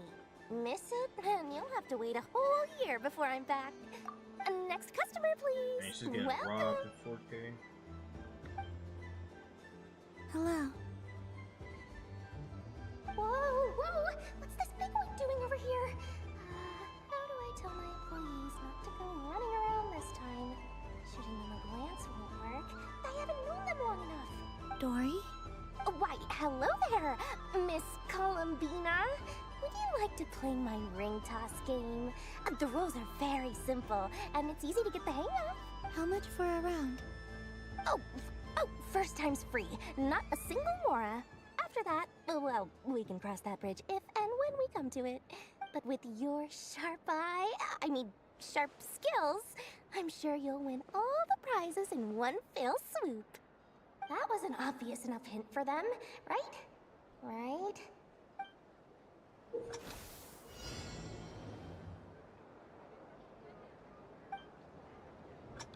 All right.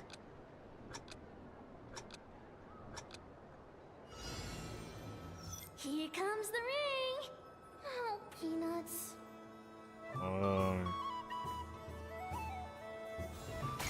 Change tracks. Roselle, should we move or not? Just a tiny bit. All right, then I'll... Oh, sugar plums, not the clock hands. How do I move the legs again? Oh. Stop it! Stop dodging! Dang, bro's moving. There we go. Let's see now. Let's see. Wow, very good. That's the highest score we've had all night. And here's your prize. Now, how about another round? As for the cost... Happy Moon Prayer Night, Miss Columbina. Happy Moon Prayer Night, Durin and Hat Guy. Are you here to play the game? Yes. No. You said we All were right, just Darren. coming here to say hello. I did, but then I recognized a few more people as I got closer. Do my eyes deceive me? Is that... It's our little dragon. He's all grown up. Someone's popular. Well now, since you came all this way, why don't you try out this lovely game we have going? for... He'll have a go. I'll pass. It's only one free try per customer. You can't give your try to him. I'm aware. How has Elder Almond been lately? He's in great shape. He goes for a run in the forest every morning to stay fit and healthy. He tried to go boat racing with Firecracker a while back, but he couldn't even make it onto the Lotus Leaf. Firecracker was in fits of laughter. How about you, little dragon? Can you still fly? Yes, I can. But you've become less chatty. Has growing up been tough on you? We call that maturity. You know, the thing people sing about. The knight wields a sword of stone to defend those hearts that are made of gold. Stone is very heavy. That's what keeps him from talking too much. That's awesome! I want to be a knight when I grow up too. Ring, here I come! Oh, the hat-wearing man. I never thought I'd see you again. You seem more determined than when I saw you last on the train.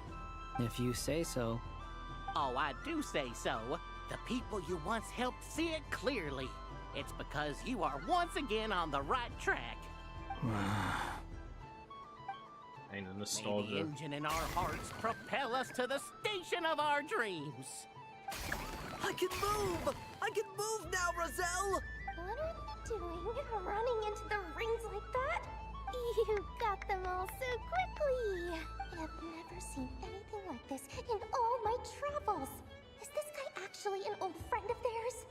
But how? They're origami animals and clockwork people from a fairy tale. Getting to know them would be quite an arduous task, unless they share a hometown? I have to get to the bottom of this. Next time I see the Great Mage Alice, I shall demand answers. Thank you, Dory. I had a lot of fun. Now for your prize. Where did I put it? Give me a moment to dig it out. Oh, sweet grand prize. How I wish I didn't have to let you go. Good thing I had already turned a profit from the customers earlier in the night. Otherwise, I would have wasted all my hard work. Okay, I'm back. What? I leave for 2 seconds and someone's already claimed the grand prize? Oh, well, these things happen, you know? Perhaps you'd be interested in one of the other prizes instead. Is this the thing you wanted? Here, you can have it. Huh? But... Don't worry about it. It will be happier with you. Oh, thanks so much, miss. Moon Goddess. Oh, goodness gracious, Columbina. Give me strength. How am I supposed to make any more money from this child at this rate? Wow. Daddy, look! That's the game I was telling you about!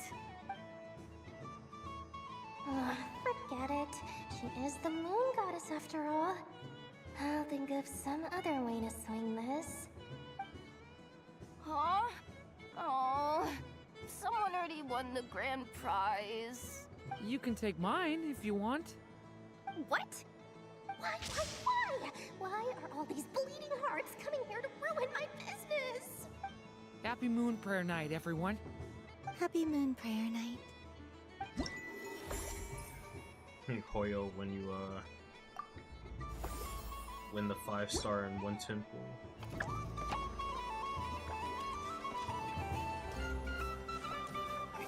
Alright, where else do we go? Like we've been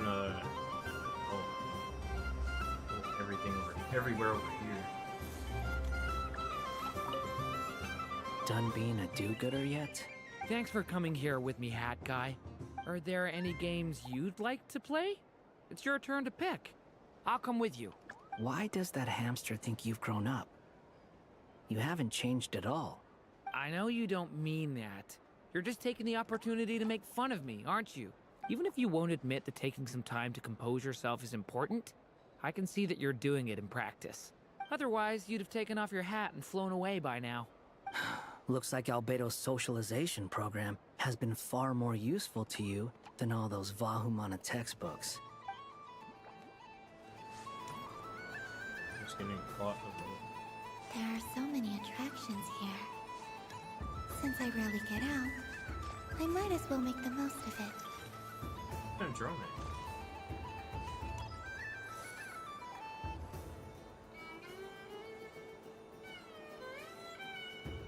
Well, look who it is.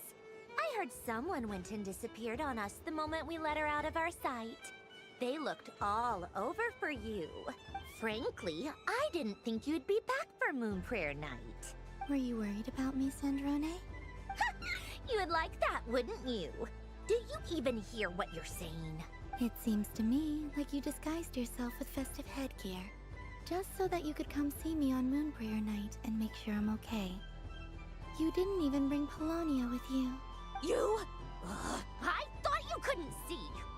I cannot. But I sense the confusion of those around us rippling through the Kuvaki currents. Based on what I know about you, let me guess what you're wearing. Is it cat ears? Hey, shut up! I'm only here to protect the Fatui's interest in this territory. Running into you was pure bad luck. Really?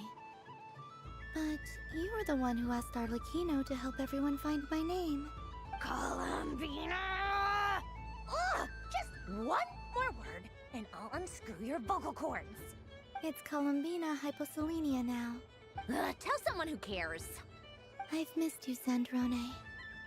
The whole time I was gone, I was thinking. I hope I get a chance to say some ugly words to you. Is that supposed to be a joke? Anyway, let's go play that game. What? You mean that frostfin whale? Yes. It's some kind of game where you get bitten if you step on the wrong tooth. Seems like fun. Who in their right mind would wanna... Because you're not a scaredy cat. Fine! You wanna play? Let's play. Don't complain when I kick your sorry butt. Lovely. You old geezer! I'm gonna beat the pants off you! Just you watch! I almost forgot. Sandrone? What is it now? You'd better not lose, or I'm going to beat your head in. What? What? Allow me to demonstrate since I'm feeling so nice. You just step on the teeth, like this.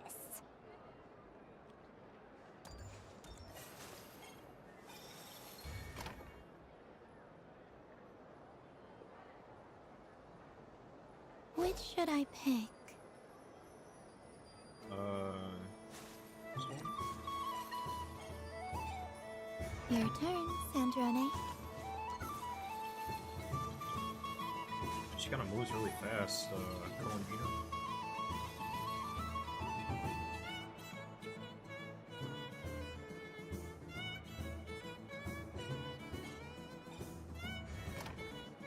Don't come crying to me if you get bitten.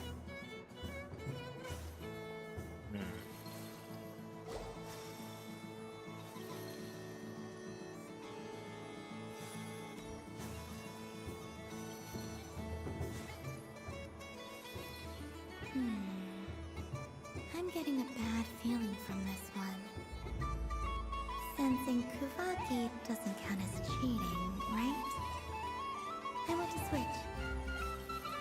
This one? There are less and less teeth remaining. I guess it was that one.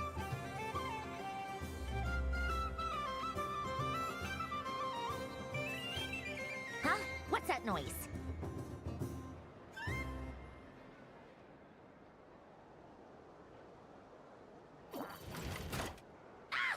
I think you might have picked a bad tooth, Sandrone. Shut it! Do you need any help? It seems like you're stuck. No! It's just a blasted... toy! How is its grip this strong? Stop laughing! All right. Well, you lost. So just like I promised... Hey! What are you doing? Are you seriously? Hiya!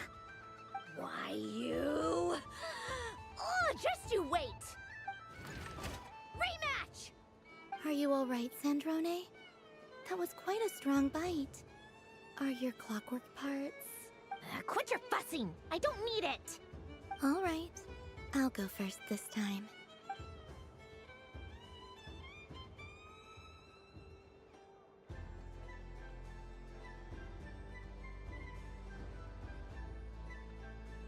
I see it now. She can sense which teeth are rigged. So I just need to avoid the same ones that she does.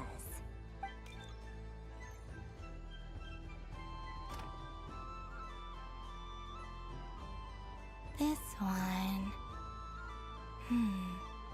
Seems fine. She avoided that one then? Now I've got you. All right, my turn.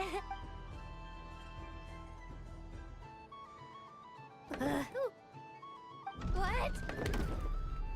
Looks like you lost again, Sandrone. Wait! There's more than one bad tooth! Bonk.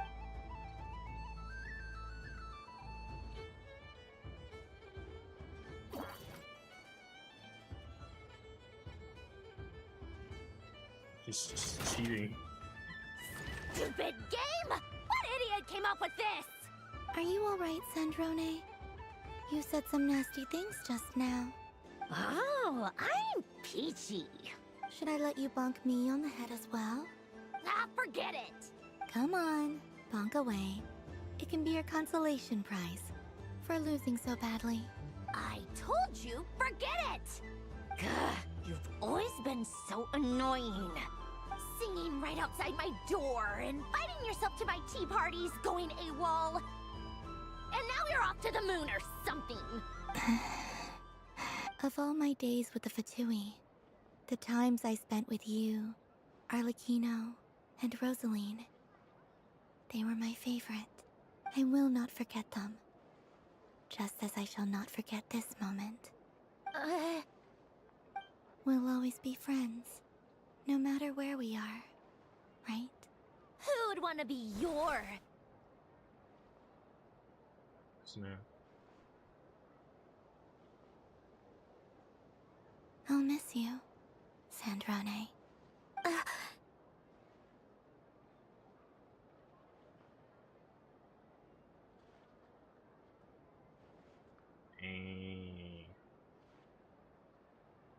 Guess you won't act that way anymore. Sandrone.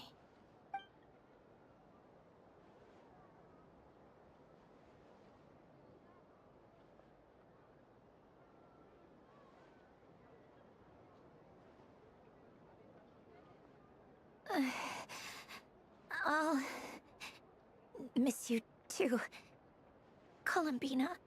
Sorry, what was that? Ah! Yeesh! No need to freak out. What's wrong? We've been looking everywhere for you. What do you want? Oh, nice ears. What do you want? This. Huh?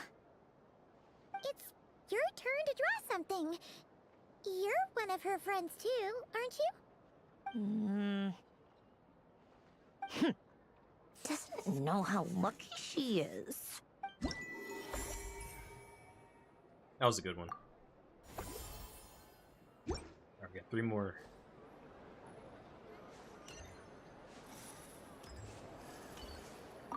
What's there to see on that moon anyway? Let her go up there and cry alone. See if I care.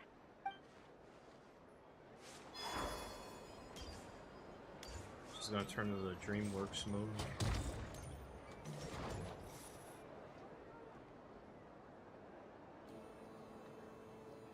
The heck happened to Aina? This doesn't make any sense. How am I losing every single time? Wait, Inefa, you're cheating, aren't you? Yeah. I am not cheating, Aino. Uh-oh, sounds like Inefa's turning into a big baloney bot. I think it's time for some serious maintenance. Moon Goddess, help me. Miss Columbina, Ino is attempting to cheat. What the? I'm not the cheater. You're the cheater. How dare you throw it back at me?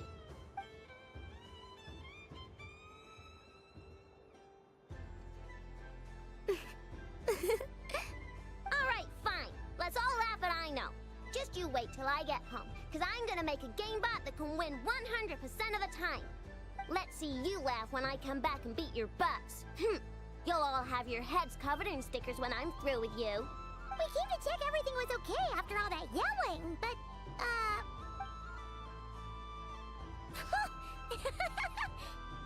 Whatever it is, it sounds like cheating is allowed. Kuhenki concentration. Each player starts with differently colored Kuhenki. Each round, they draw one Kuhenki from their opponent. When a player has two Kuhenki of the same color, they make a pair and can be discarded. Any that can't form a pair must be kept. The round ends when a player can't form any more Kuhenki pairs, and that player gets a sticker. Ooh! Can 4 people play as well? That is fine, so long as the turn order is fixed beforehand. Alrighty then. In that case, the 2 of us will join as one team. Okay, but if you lose, you're both getting stickered. I don't want to hear any excuses. Sure. And if we win? If you win, only one of you gets to sticker someone else. I have taken to calling this. I know logic. Hey, lay off me, all right? Okay, so we're starting the game from scratch again, which means all my stickers so far don't count. Looks like Luonatar is the Kuhenki of honor for this game. Anyway, let's go clockwise, starting from Inefa.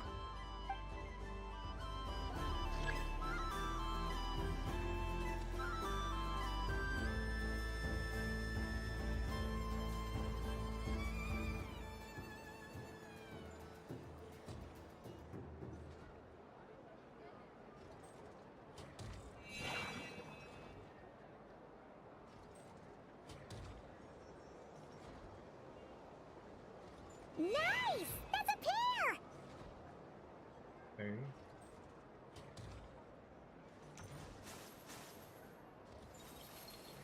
Go, go, fly!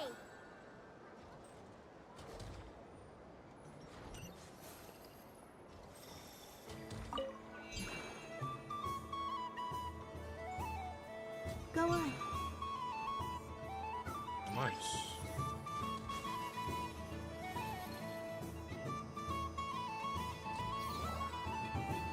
I have a pair.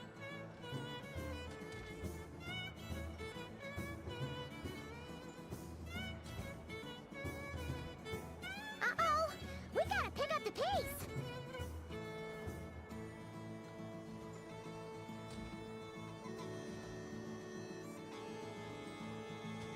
I'm gonna lose again.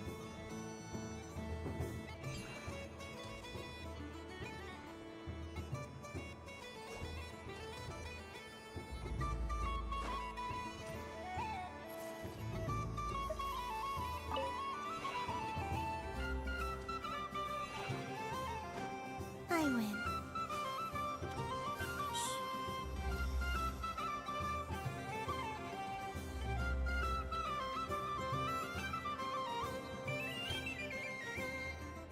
Phew, that was too close.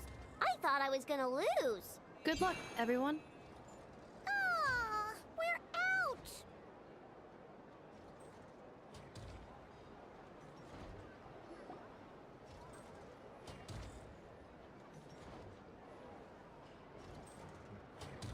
Let me pick a good one. What's it gonna be? You're looking very pleased with yourself there. What happened to being a huge Grumposaurus? I won. Duh.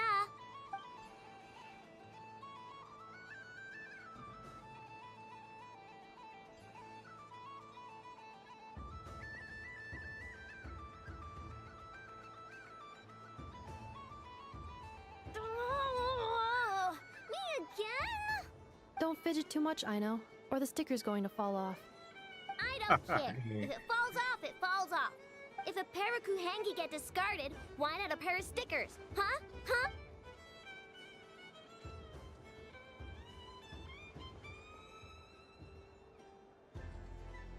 lost bag.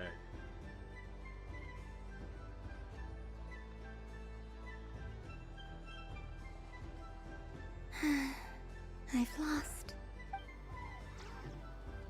Sticker, sticker, sticker!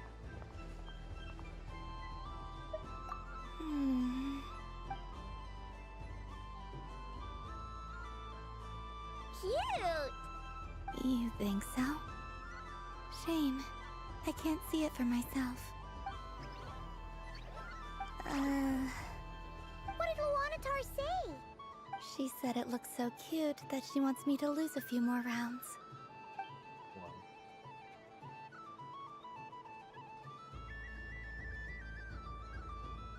Enough for Who put these stickers on Paima's eyebrows? Ugh, she can barely see! Alright, now, I think we got enough evidence to prove that there's a serious problem here. Yes, I agree as well. The culprit is... Ineffa! Culprit? What did I do? Quit acting dumb, Ineffa! You're not wriggling your way out of this one. I've been watching you.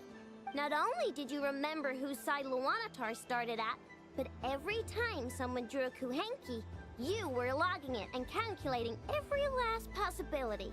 Which Kuhenki pairs were gone, who had what color Kuhenki in their hand, even our facial expressions. You were keeping track of it the entire time. Exactly! Why I know said! Putting aside the fact that running calculations is not against the game rules, do you have any evidence to support your allegations? But that's not against the rules either. So she admits it. She certainly does. Alright, everyone grab a sticker. It's time to get Ineffa back. But... Take that!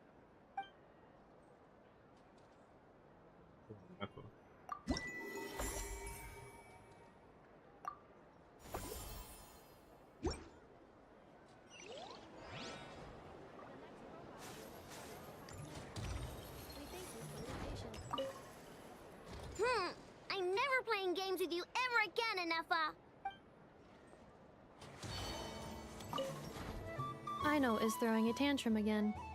I believe it will take 3 Krumkakes to constitute a suitable peace offering. I guess you could just reprogram her to, like, not calculate outcomes of games. I don't know. I'm not a coder. Alright, what's left? There's like 2 more left, but I don't know where. Let's see.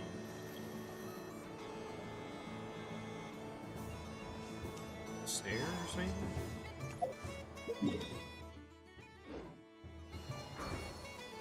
What's this? Should I give it a try?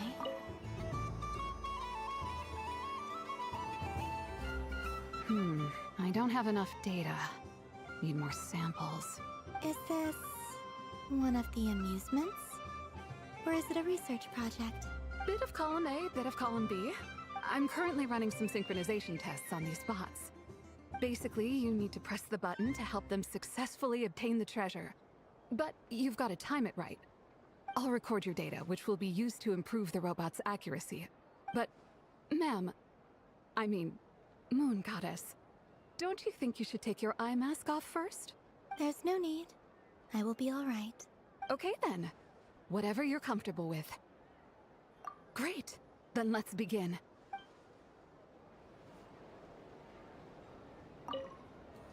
Would you like to try again? I'll record your data, which will be used to improve the robot's accuracy. Oh, I guess this is an actual... Oh wait, no, it is an event.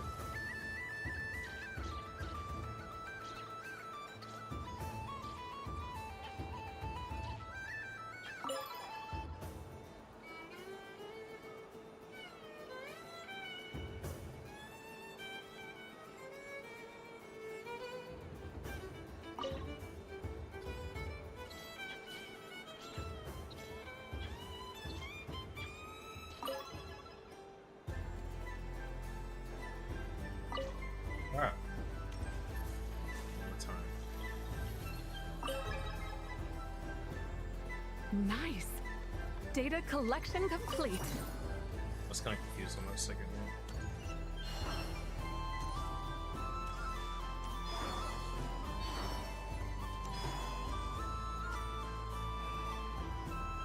Moon Prayer Candy! Beautiful, tasty Moon Prayer Candy! Buy a whole box, share it with your friends and family! Candy? To share? I wonder what flavors everyone would like. Welcome home, Moon Goddess. Fancy a box of Moon Prayer Candy? Sure. I knew you would. Now, what flavor would you like? I'm not sure. What flavors do you have? Is this for yourself or as a gift? A gift for my friends. Ah, I see. In that case, I'd recommend apple, lockaberry, or midsummerberry. Those are the most popular. Do you have nocturnal blossom flavor? Huh. I've seen couples give those as gifts before, but I did not know they were edible. No? Okay then. Moonfall silver? You did say this was for friends, right? Maybe smetana then. Hey, now that's a creative idea! I've never tried it before, but if you're happy to wait, I can see about whipping up a batch on the spot. While we're at it, you got any other ideas?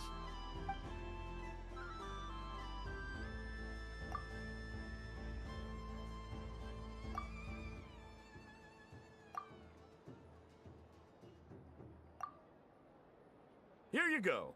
Every flavor you asked for is in there. Thank you.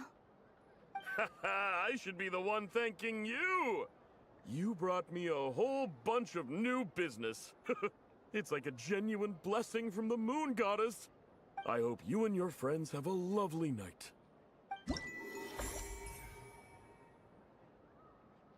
Alright, one more. And it should be by Flynn's, I assume.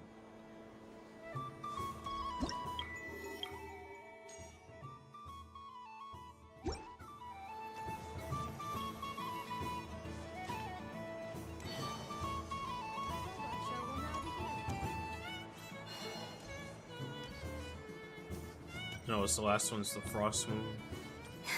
Outfitting. Oh, it's the Llama's booth, I think. It's this one, right? I wish for a never-ending supply of Laka berries. What a humble wish. Probably written by a child. Is that Llama the Moon Chanter?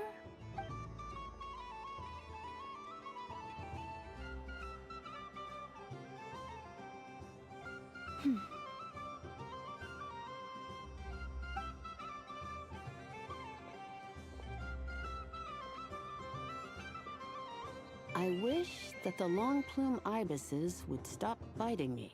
Oh dear, poor Llama. All right, I'll write that one down for you. I got it. While everyone else is celebrating Moon Prayer Night, you're as busy as ever. I don't mind. It's rewarding work. A good kind of busy. My antlers are at their heaviest tonight, and the Kuvaki waves are especially strong.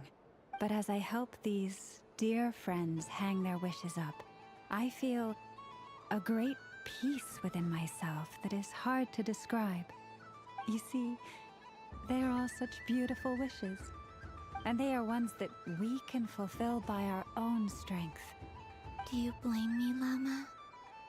I want to hear your honest answer. It is by the help of so many people that I can return to the moon. But I feel as though I've hardly done anything in return.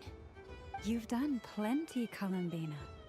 I say this in earnest, both as someone who knows your history, and also as a friend who has seen what you've been through. What about as a moon chanter?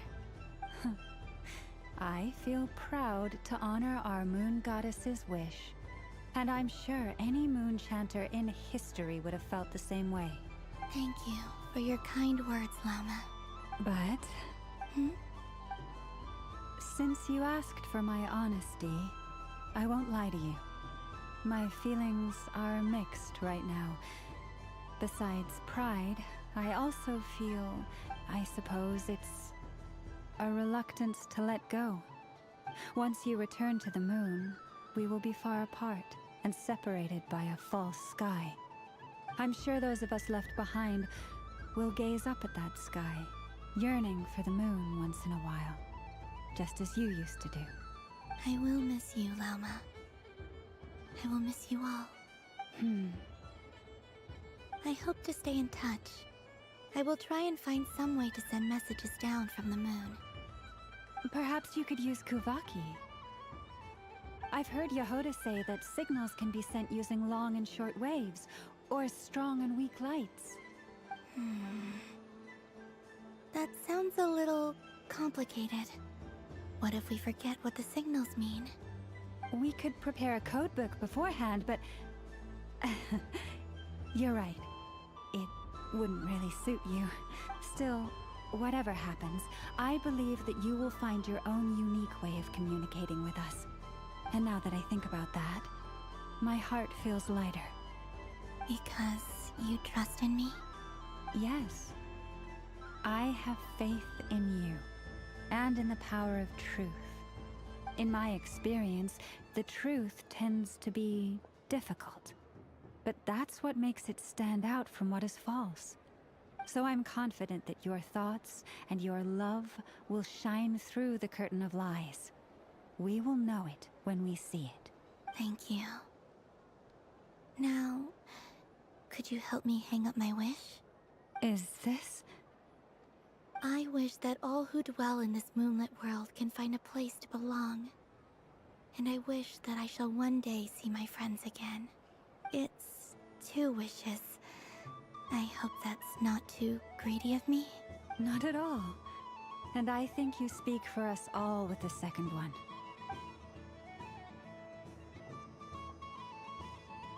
I shall continue to pray until the day that all of these wishes come true.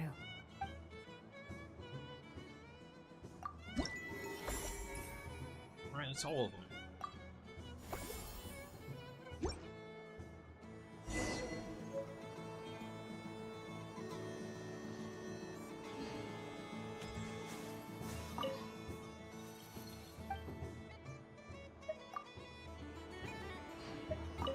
Yes. May everyone's wishes come true. Why, thank you. Don't mind if I do. Oh, my. It's so sweet. I'm so accustomed to plain, simple meals that this sweet treat is quite a shock to the senses. But I savor this moment in its entirety because it tastes like true friendship.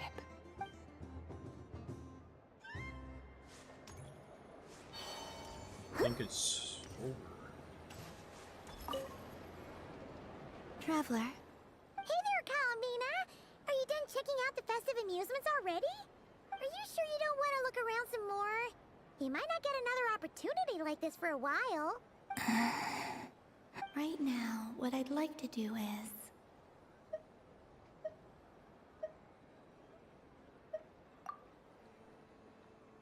Oh! Candy for us? Thanks a bunch, Columbina. Don't mind if we do. Whoa! This one's intense. But it's so tasty. What about you, Traveler? How does yours taste? Oh, sounds good. I'm on drooling now. Are there any more Smetana candies in the box? Yes, I believe so. Okay, gotcha.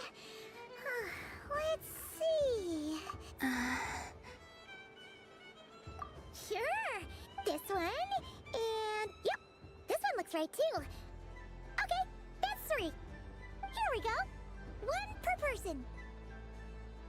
It's so sweet.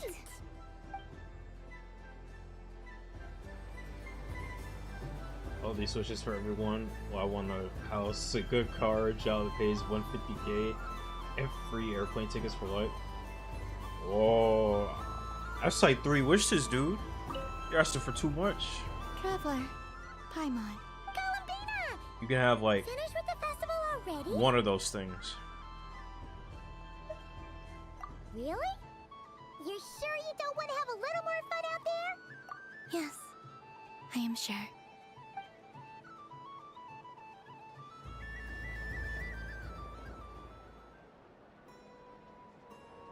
Alright, it's time to go to the moon. This was the most fun I've ever had on a moon prayer night.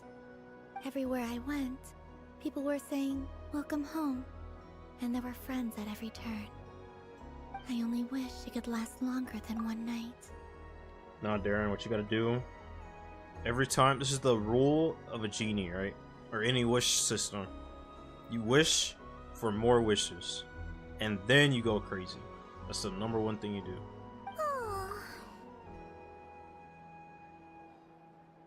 Yes, you're right. The moon prayer blossoms.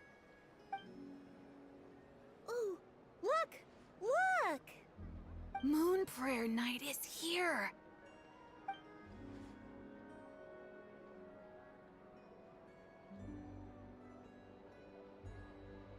The moon.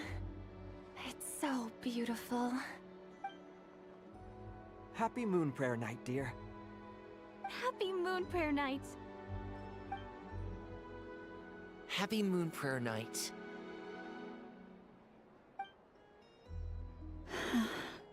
Let the moon just like split in half. Aww. Sephiroth just shows up. Huh.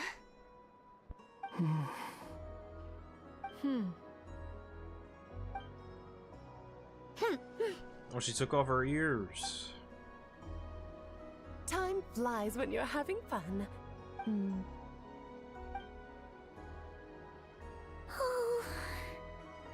Looks like the time has come. Columbina. You'll be heading off now? Yes, to the ruins you mentioned. And from there, back home to the moon. Wait! I know? At least... Take one of our craft shop's crumb cookies up to the moon with you. You know, for a snack. Sure, why not? The Curatorium of Secrets believes in proper farewells. No story should be left without a satisfactory endnote. Never. Farewells are an important affair for the Ratniki, too. We never know when we might meet again. Haha! And here I thought grand farewells wouldn't suit tonight's mood. But I suppose friendly passion is not to be stopped, eh? We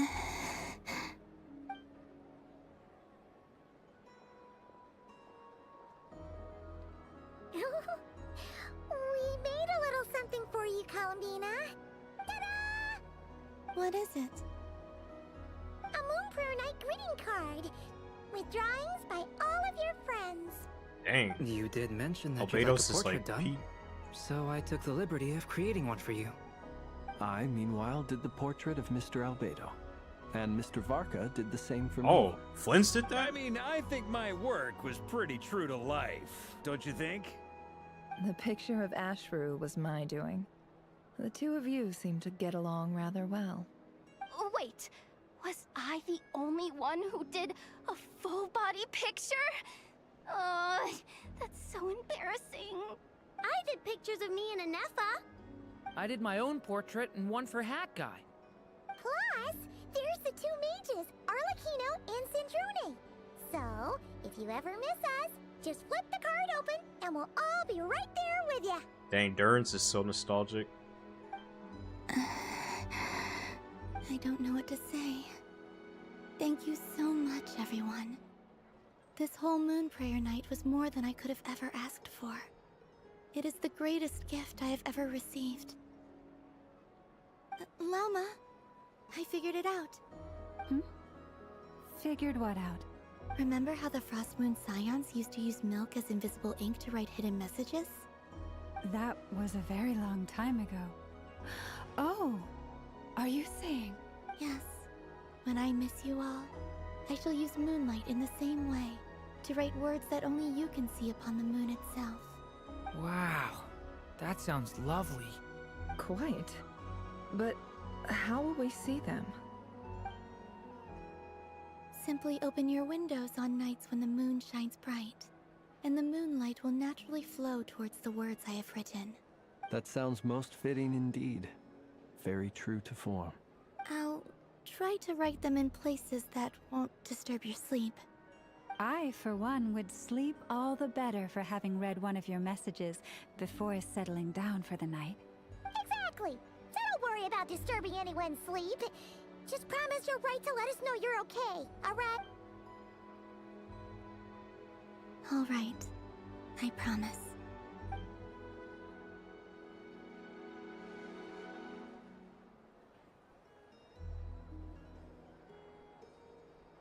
In that case, Columbina, are you ready? I'm ready. Very well. Let's go.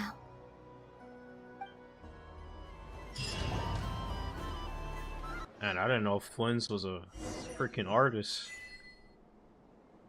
It's crazy. In just a few moments, I will be gone.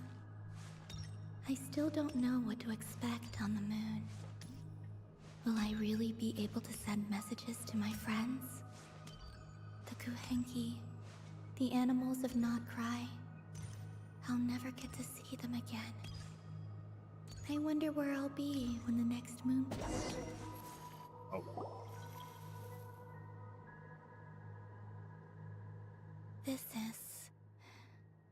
This is where the people of Hyperborea used to communicate with the moons. Eternal moon, frost moon, iridescent moon. When the power of all three converge, the gate to the moons shall open. The moon marrows are in position. Only the final step remains. I'm sure Nasha Town is livelier than ever at this moment. Yeah.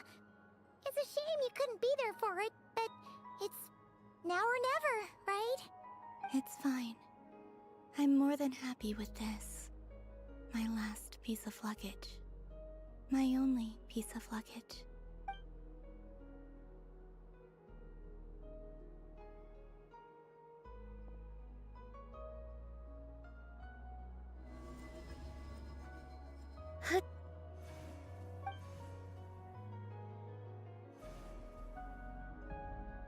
I can already feel the moon calling to me.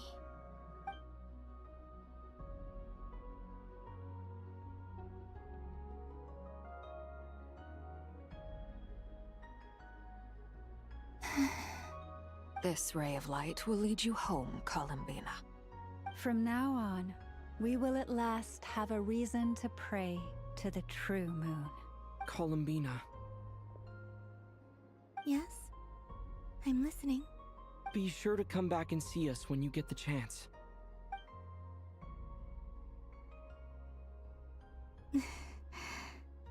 Of course. But if that chance doesn't come, then remember that you have friends on this planet. People who will miss Columbina. Yes, I will. Thank you for everything you've done for me. And remember, come night or day, the moonlight shall always connect us. Well then, farewell, my friends. This is about to be an insane lore drop or nothing burger.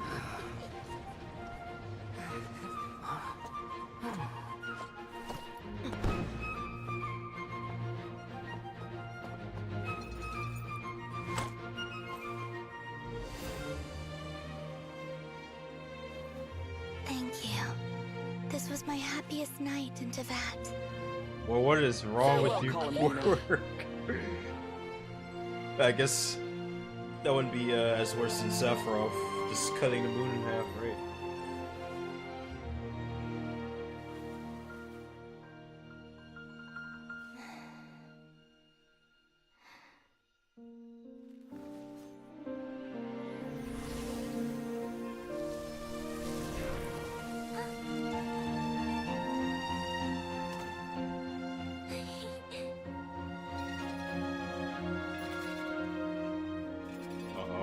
Alice is calling.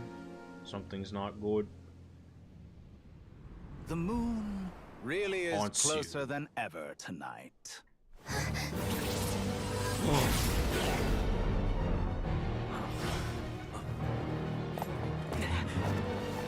Columbina. All 3 moons in one place. Time for one final experiment. Reason, life, death, time and space. They all believed I would fail. Oh snap, it's Lee Doctor.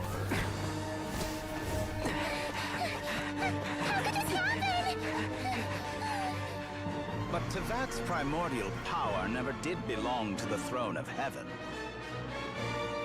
And now, they are mine.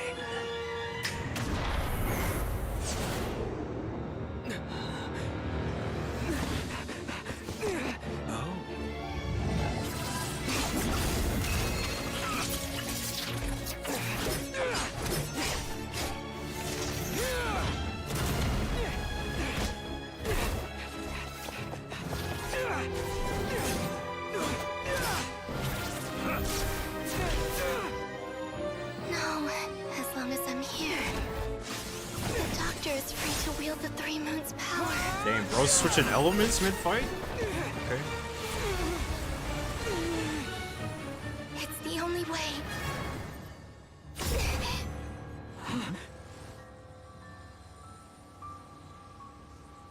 I guess I won't be going home today. Columbina! No!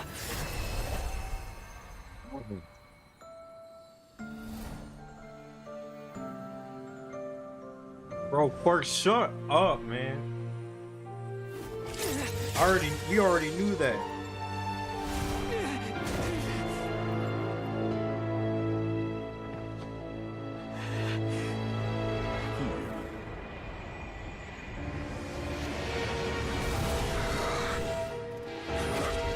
Stubborn world, do not try to control me.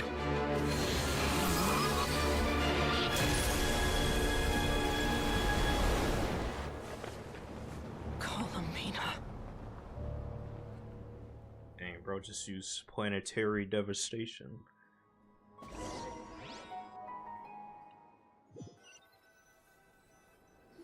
I bet Quark didn't even know Traveler could switch elements in the trial fight. He probably looked it up just now.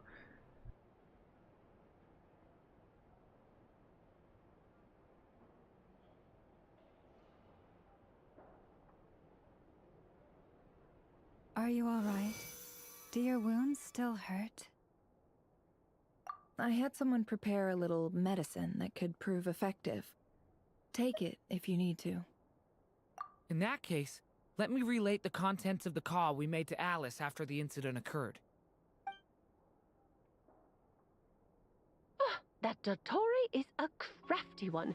He distracted the Hexenzirkel by creating a huge fuss at Tevat's borders. I'd assumed that the cause was an abyssal intrusion from the outside world, which in fairness is a rather common occurrence. But after learning that you managed to influence the phantoms in Nod-Krai, I realized that perhaps this interference could have come from within Tevat instead. But we weren't able to change their fates. True, you couldn't change how their stories ended, but you did build some variables around yourself. Variables? Yes. Things you heard that you could not otherwise have learned. Ideas that would otherwise have never crossed your mind.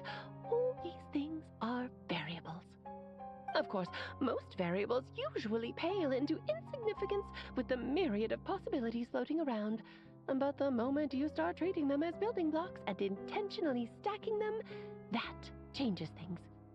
That's what Dottore did, and it's how he created the necessary conditions so that when you activated the portal tonight, it played right into his plan. However, we have no way of knowing exactly what he did. Yeah, we also need to ascertain Columbina's status. And that about sums it up. As I suspected, Dottore has disappeared completely. If it's any consolation, he wasn't able to control Columbina as he might have wished to.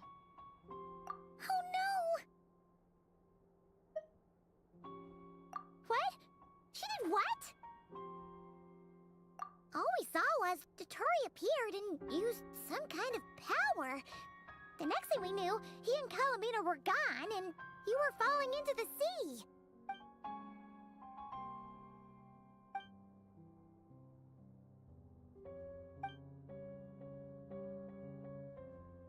So, Columbina intentionally opened the Moon Gate and escaped into the same mysterious world as Rerir and Thalindis. Sounds like bad news.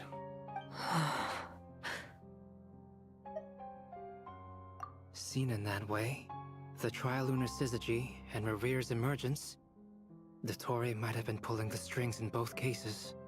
According to Miss Alice, he is attempting to transcend his destiny and finish an experiment that only a god might complete. An utter lunatic. Wait a sec, where's Hat Guy? Seems like he'd want to be here for this. He took off with a Dodo communication device after we spoke to Alice. He said he had a hunch that he wanted to investigate by himself. What's revenge? The look on his face was terrifying. I've never seen him like that before.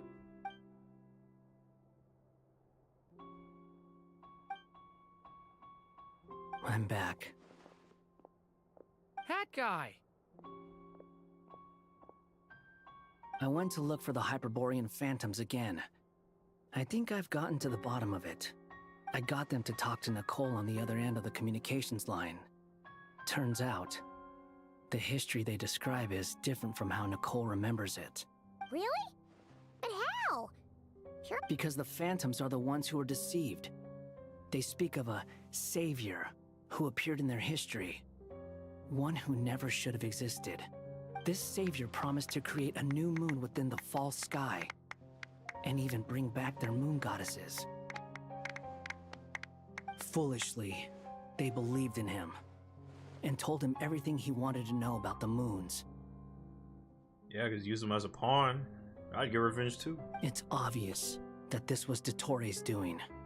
Now you mention it, the first time we entered the Hyperborean ruins, we heard the phantoms discussing their history, and I remember Nicole commenting that something sounded a little strange. But Dottore shouldn't have been able to get in there in the first place. He didn't. Nicole said that this was an anomalous state triggered by disruptions in the causal connections between phantoms from the same era.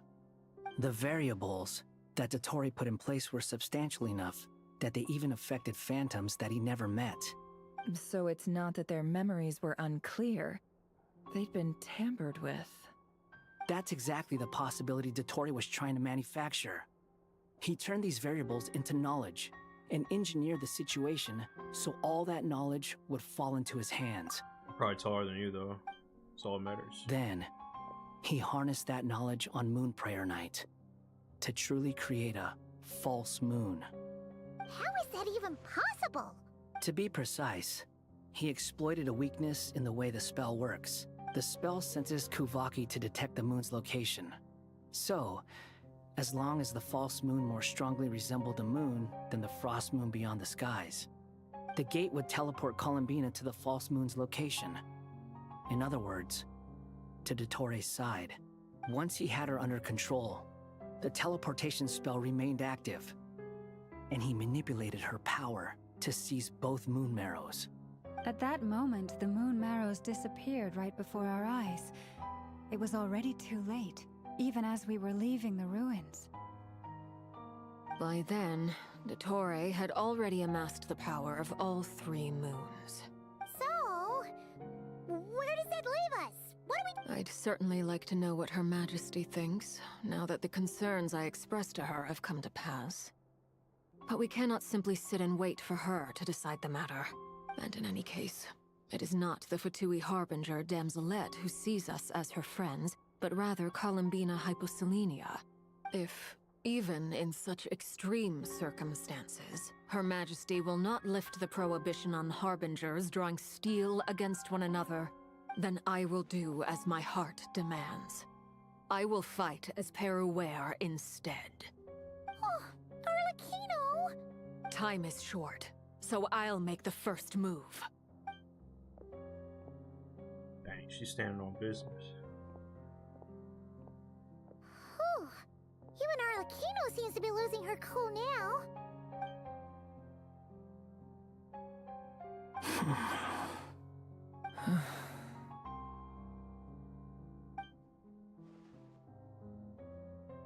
All right.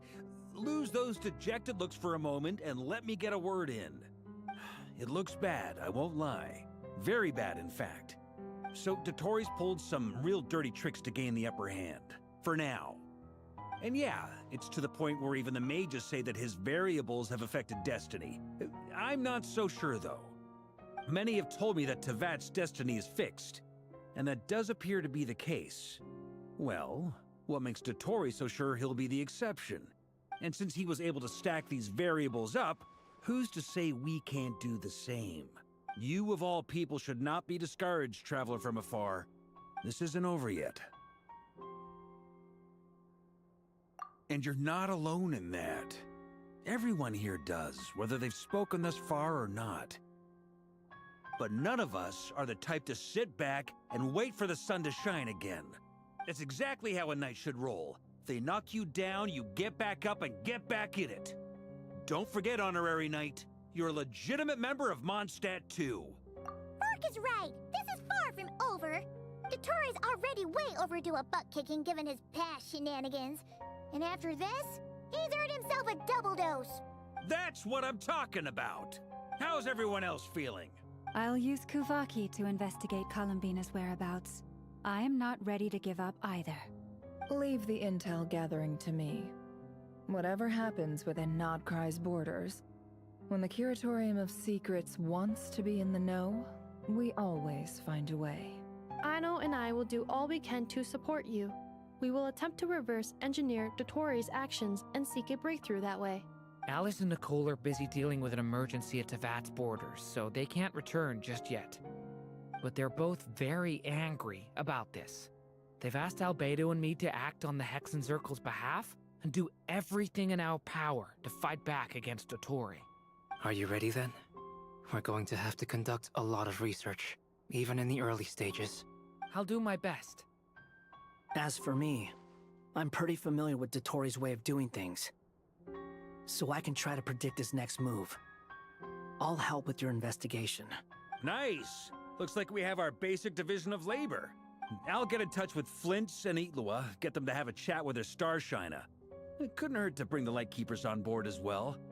At the same time, I'll pass on instructions to the knights present in Nod-Krai to assist the Lightkeepers and other organizations in ensuring the safety of those living here. Yeah! We'll show him! Bro, he's literally a spy at this point. Good luck, everyone. I don't want to say a spy, but I'm pretty sure he knows his way around the system. The Fatui system.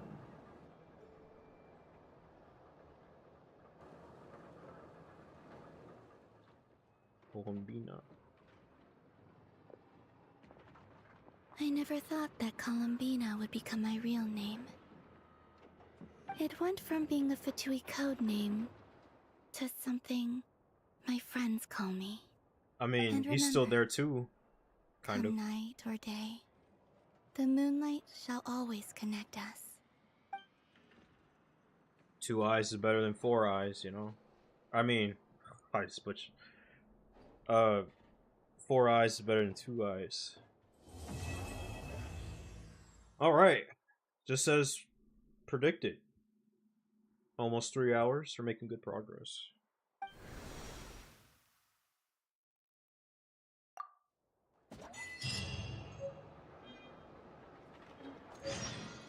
Right. Chat. We completed 6. It's time to go to 7.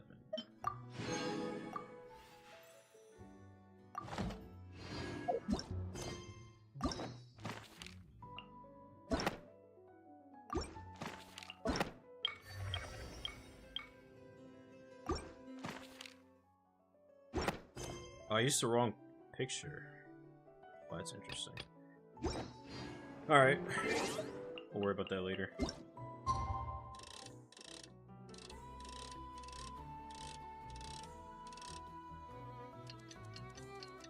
You know, I'm really curious about all this Teyvat border bull crap that Alice and Nicole are doing. Like, I wonder if it's for what's about to happen in this next update, or like, you know, what's happening.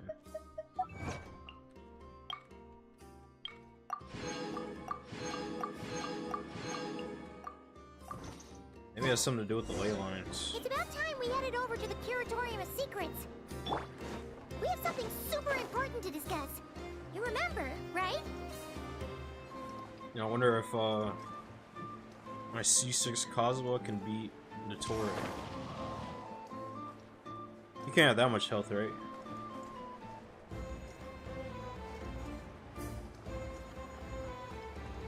I still need Farazan though, like C6.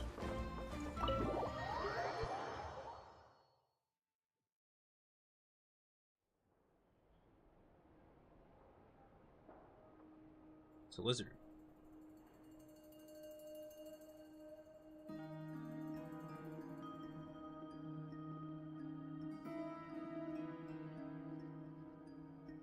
Looks like the gang's all here. Yep, all ready. How about you two? Green and good to go? Paimon's ready. Great, let's get rolling then. Great. Well, first things first. Wait. Someone's here. We heard your footsteps. Although... You've been here for a while now. I take it you followed the Traveler, but I don't sense any ill intent in you. Come on.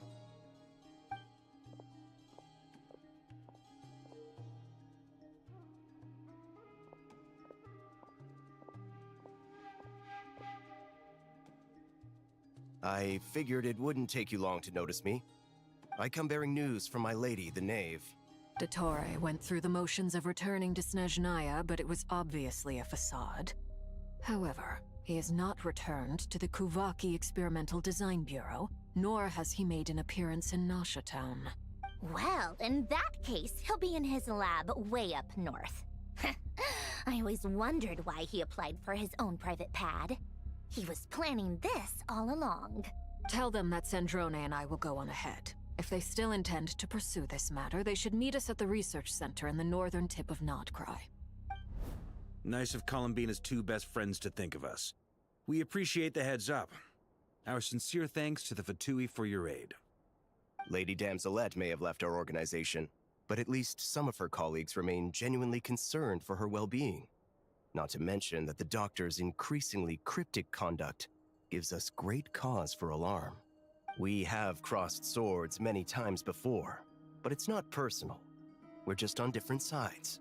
We don't lack humanity. And so, as fellow friends of Lady Damselette, it's only right that you should be in the know about this.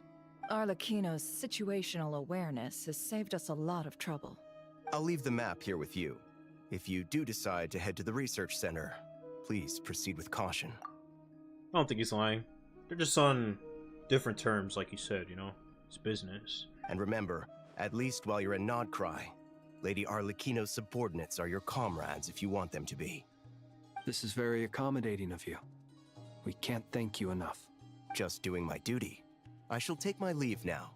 If you need us, you'll find us at the Experimental Design Bureau. I do find it weird that they're So, kind of the backstabbing doctors left the Dottore. Experimental Design Bureau and headed to some research center up north. Marionette seems to think he's been planning this for a long time. But when did it start? Before he even arrived in Nod-Krai? It seems his loyalty to the Tsaritsa is lip service at most. Behind the scenes, he may even be working against her. Whatever his motives, we know that he's decisive and incredibly ruthless. Facing him unprepared would be a recipe for disaster. At this stage, it's difficult to predict his next steps. I suggest we split into two groups. We need some people to stay behind and guard Nasha Town. Well, as much as I'd love to help, infiltrating research labs isn't really my area of expertise. But at least take Cool Your Jet's Ducky with you. It should be some help during the battle. And as for Miss Inefa, I suppose you will stay to protect Miss Aino? Detecting operational logic. Protect Aino. Priority. High. Just in case, Servarka, I think it would be best if you stayed behind as well. You can leave the research center to us. Oh, what? I mean, I would have said the Knight of Berea should probably be out on the front line, but okay, fine. Leave Nasha Town to me. Be careful out there, okay? If things get out of hand, fall back right away. Dang, Varka had too much screen time, so they kicked him out. That's lame. Yehoda will be on hand to assist you. In my absence, she can handle any intel gathering work. You got it, boss. You guys make sure to get back here in one piece, all right? We will. Things are moving fast. We'd better head off soon if we hope to keep pace. So, it's infiltrate a secret research facility, or...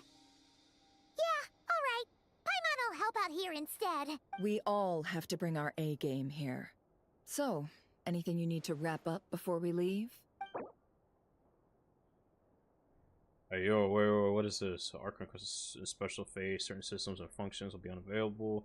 To ensure the best experience, we recommend... Oh, yeah. Well, we're gonna be here for a long one. Might as well lock in. Then you'd better get going. Very well.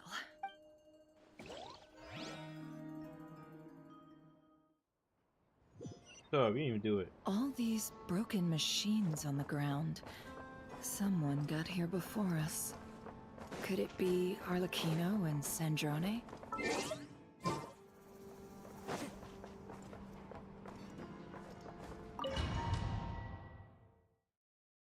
Gonna take like barely an hour. Yeah, we'll see. We'll see. Oh yeah, we got the lunar shield team. Maybe I might find this last moon Oculus or lunar Oculus thing.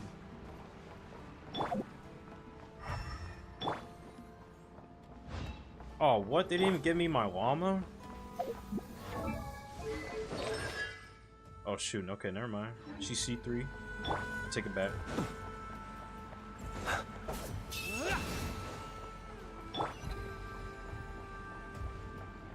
Yo, that took a lot of stamina. Oh, never mind. Okay. That's quite a welcome party. Water jet! Observe.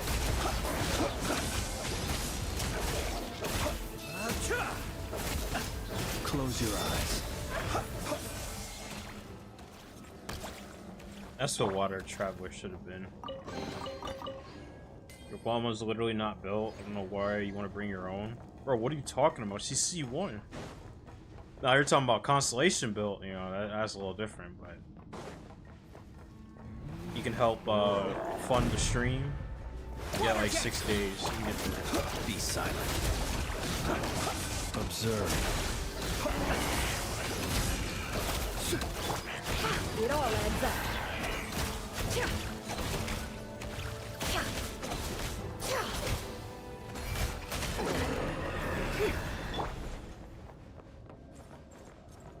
I mean, your artifacts suck. Get back!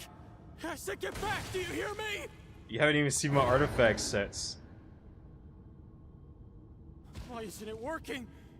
No! Don't come any closer! Don't!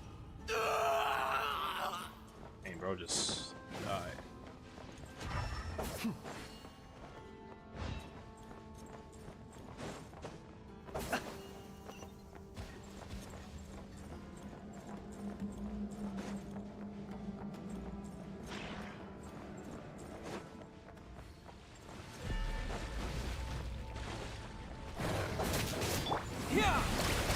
Beware the creatures of the night. Well, that damage is just... May your spirits find peace. It's insane, Grab that man. key on the ground. We'll probably need it at some point. I just don't understand who can just... Who can even compare to that? Both reaction and damage. Well, damage maybe Malvika, but... Just The amount of application is just insane. Watch out. Ugh, there's no way through. Let's go around.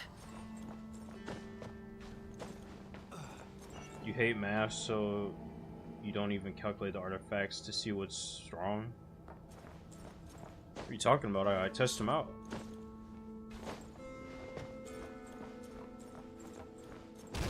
Besides, once you get her C1, you can kind of like mix and match some things.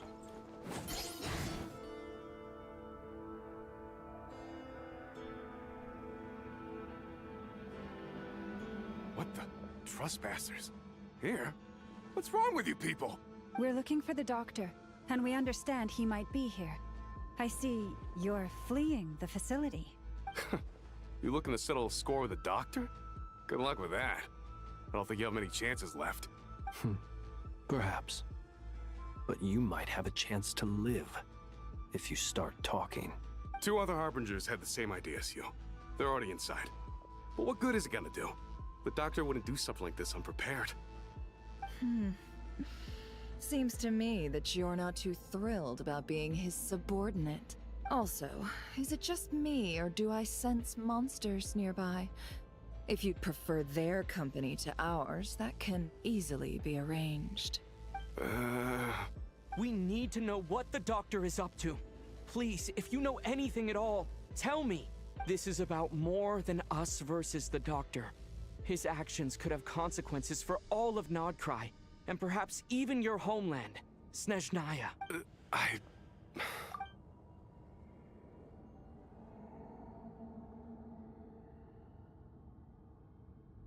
He's building something. Ambitious doesn't even begin to describe it. Feels like this could be the big one. God knows how long he's been planning it. A while back, he told us he'd be returning to Snezhnaya. We weren't expecting him back so soon. This time he brought some gemstones with him, or something. The moon marrow spheres. He stole them from their rightful owner, Columbina.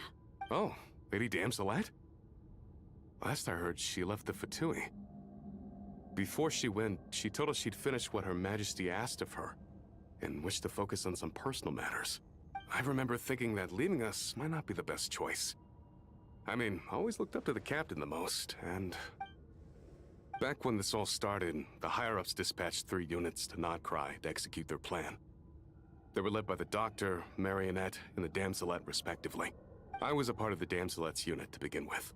She never really interacted with us much. In fact, she seemed sort of detached from everything. Not because she was distracted, just felt like she was indifferent to the world around her. Like she had no stake in anything that happened.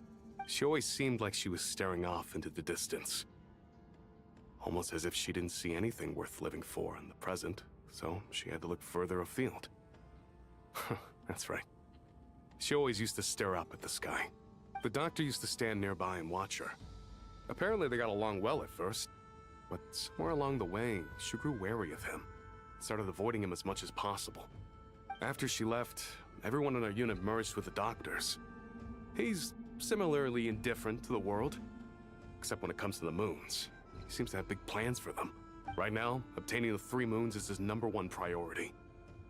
He even said, if he can only get his hands on 2 of them, he'll create a 3rd one himself. How would he create an artificial moon marrow? Maybe the knowledge he gained from the Hyperborean phantoms has something to do with it. I guess getting like DNA from both of them or something. Thank you for cooperating. We appreciate the level of detail. I get the sense that you'd serve under Columbina again if you had the chance. Would that be fair? No, she's no longer a Harbinger. As a member of the Fatui, my loyalty will always belong to the Tsaritsa. I'm only telling you all this because I don't completely trust the Doctor. His actions do not align with the goals that first brought us to Nod-Krai. I understand.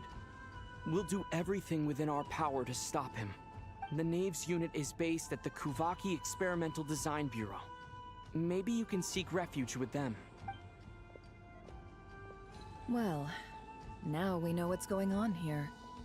Artificial moon marrow. He's likely well on the way to completing it. Dottore's technological capabilities are far more advanced than I thought. I fear this could get ugly. Everyone, prepare yourselves. Dang, the Fatui, they're loyal. They don't care who's in their way. They just, you know, do their job. Dottore will think your head is the other moon. So, God. And here I thought this guy was gonna drop some lore or some crap. I don't even know why I read that.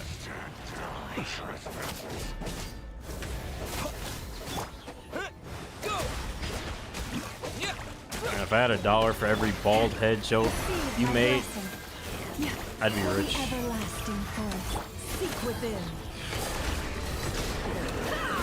Can't hide the truth. Probably get C6 Alice.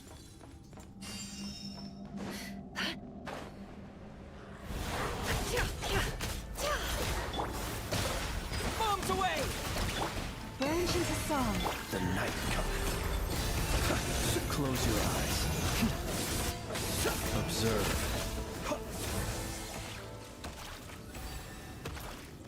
Bro, it is just crazy how much damage this guy does.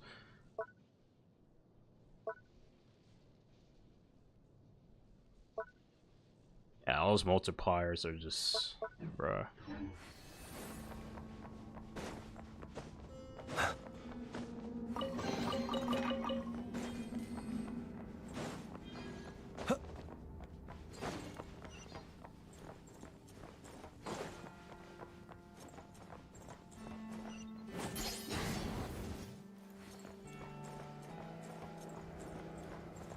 Navia does more damage.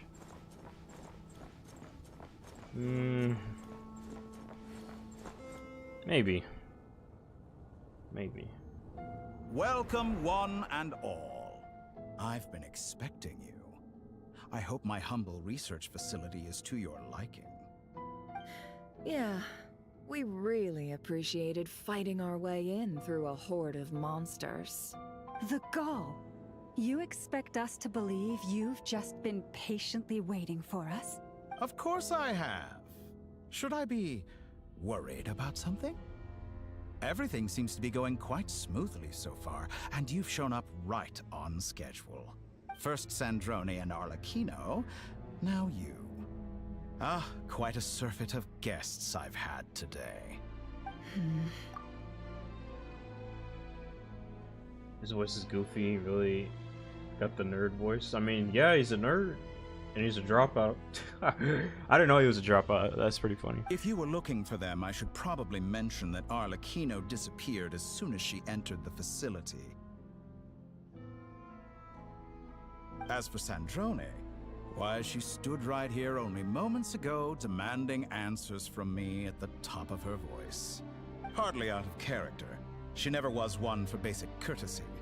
But I have to admit, I was a little surprised to see her showing concern for someone besides herself. Does everyone you associate with undergo such a change in temperament?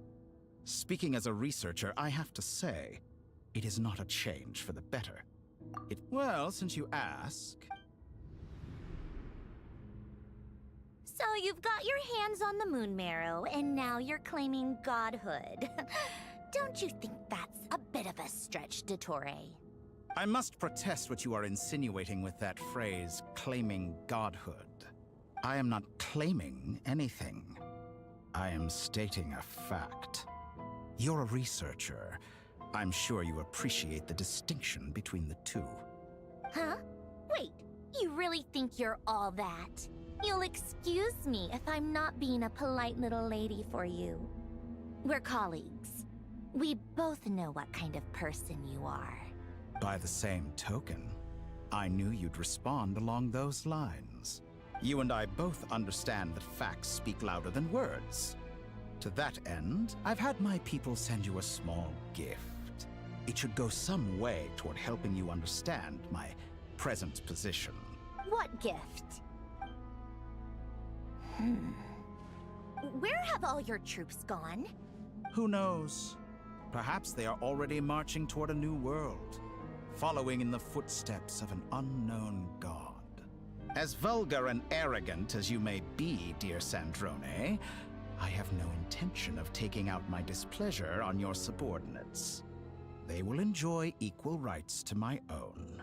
You sent your people to the Experimental Design Bureau? That's the Tsaritsa's property. Yes, and I am very mindful of Her Majesty's instructions. But you know full well that they do not conflict with my present goals. In which case, all I'm doing is conducting another one of my experiments. Is there a problem with that? Now then, you have a judgment call to make. Am I simply lying to stall you? Or is it possible that every word I am saying is the truth? In which case, your subordinates really are in danger. So now you've turned on fellow Fatui soldiers. You're completely insane. I have set a new rule for myself. Each person gets one chance. Naturally, that includes you, Sandrone. If you wish to leave, I won't stop you. We are colleagues, after all. Scumbag!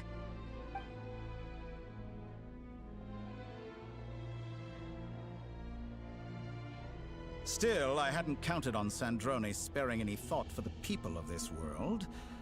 Shame. I always found her self-centeredness to be one of her few better qualities. How can she ever hope to achieve greatness when she's so obsessed with protecting her little design bureau? It's more than a little disingenuous to speak of achieving greatness while taking hostages. Or does honor no longer mean anything to you? Honor? I have the marrow of 2 moons in my possession and will soon complete the construction of a 3rd. I will be the god of a new world. And you speak to me of honor? How charmingly naive. Those are sacred relics. You do not deserve them. In my view, many in this world do not deserve to be alive. And yet, I mercifully permit them to go on living, do I not? You'll come to regret your actions. Will I now? Let's see if you can make me. Oh snap, we fight him right now?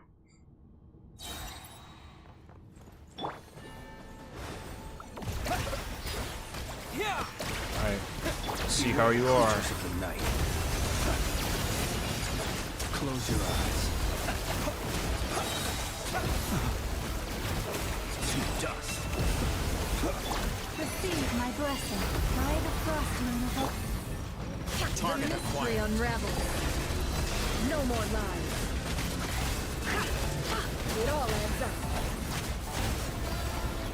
Is that the best you can do? Be silent. Get lost. Go! Forest, protect us.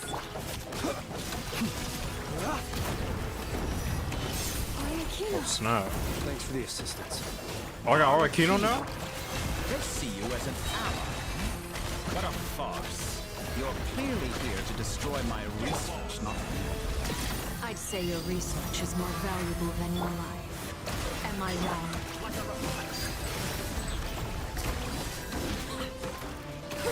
Dang it. No more lies. Can't hide the truth. Your actions betray your fear of me.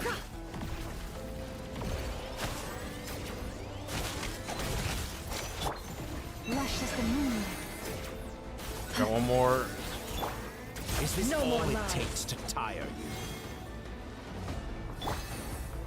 Witness my rise.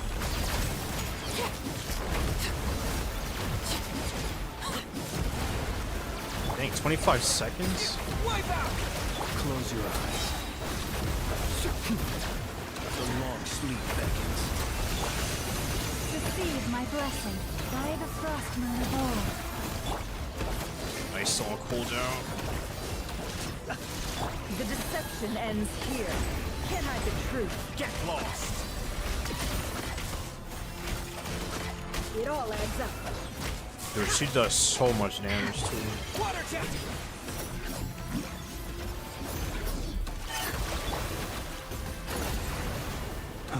Observe. I guess to be fair, She is C3. Close your eyes. To dust. Datora is too powerful with the artificial moon arrow in his arsenal. Fighting him is futile. Quickly!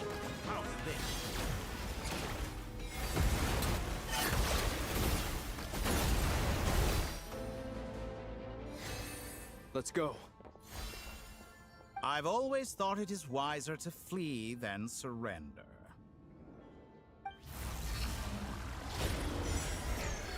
Watch out! What the? Forget about me! You should... Oh. Where's the traveler?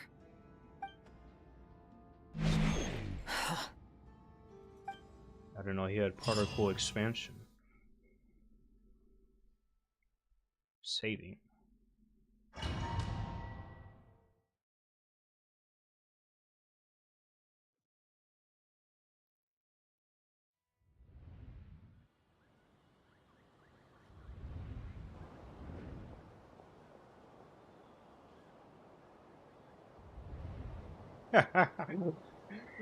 Oh god. What just happened? Nasha Town? How did I get here? Strange. I remember being trapped by Datora during the battle. Something weird is going on. I guess I'll start by exploring the area. Huh? Traveler? What brings you here at this hour? Huh? What are you in the mood for today? A hot dog? Or something else? We've got some special discounts at the moment. Want to see the menu? Sorry, I'm not hungry right now. Ah.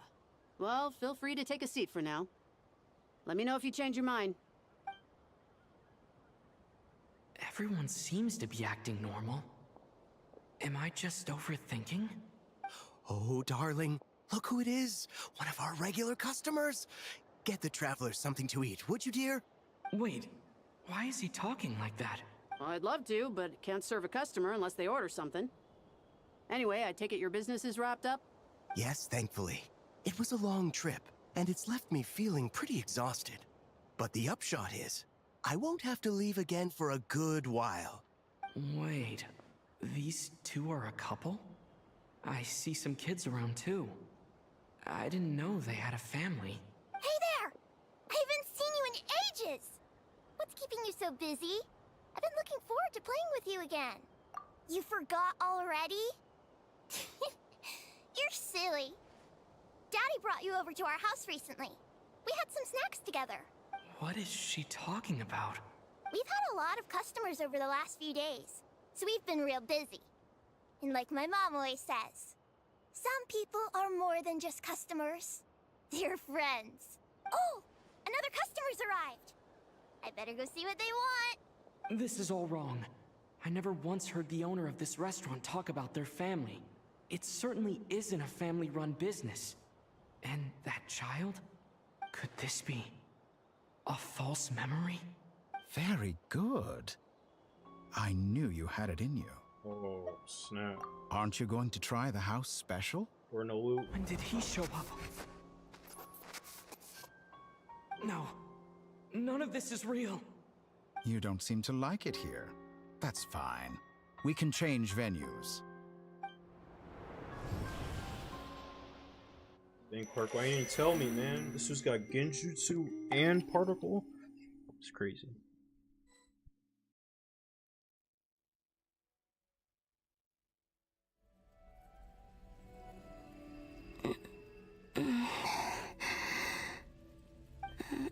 I'm still alive. Where is this place? It took all my strength to open the moon gate, and then I leapt into it. So this is the moon's reflection? The mysterious realm beyond the gate? See, now I know that you're a LARPer because there's more than one Genjutsu that can do that. You only know it because Itachi, you're a fake fan. I can't sense anything. I guess I could try opening the gate once more.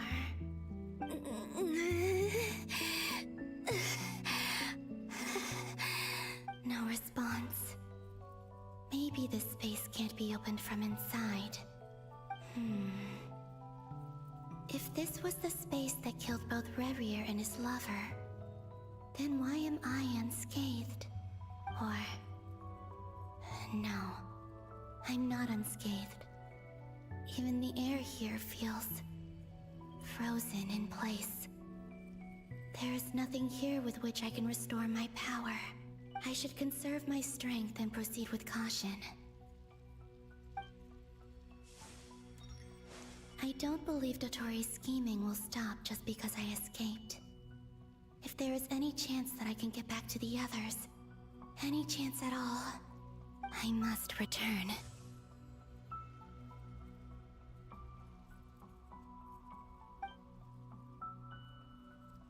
Emptiness, silence. What is this place?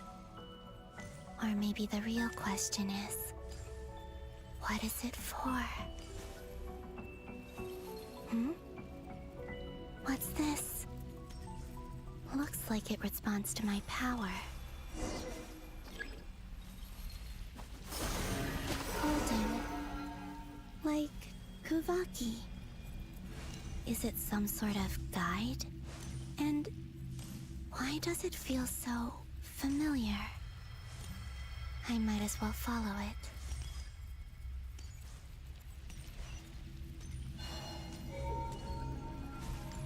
Where does this lead? Oh, it's Nasha Town. Could it be the exit?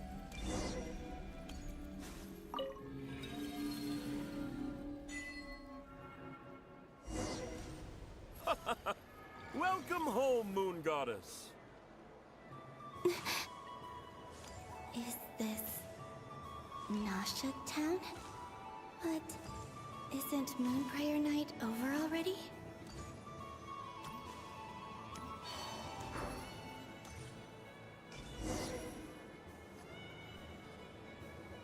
Goodbye for now, Columbina.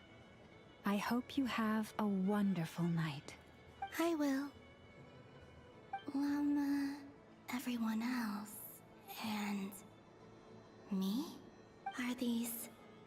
my memories?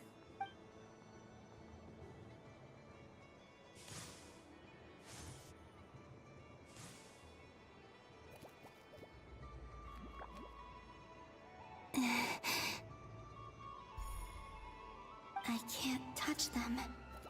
It's as if we're separated by some impenetrable power.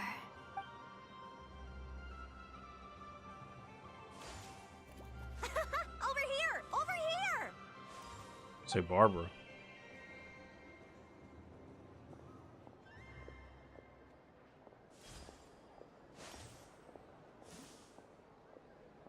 But the people in these memories pass right through me. Just like when I disappeared. If only I had known what would come to pass after that. Even so, I should still take a look around. Just being back here.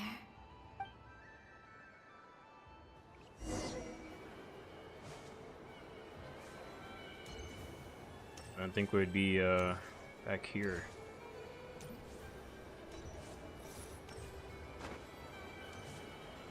Welcome home, Moon Goddess.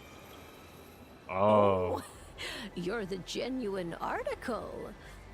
Alice was right. This Moon Prayer Night was worth watching after all. Oh? Yes. That was the fortune-telling stall run by Barbeloth from the Hexen Circle. I see where this is going now. Who was the other chick you were talking about? Please, Clerk? draw the first Start with the L. lunar arcana. This represents destiny and is the foundation for the divination as a whole. My destiny. I believe the card I drew was the moon. You said grandma earlier. Now that I think about it, Barbeloth's divination was absolutely right. It's almost time to draw the last card. The one that represents the future.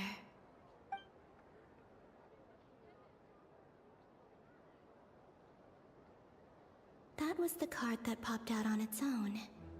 From here, I think.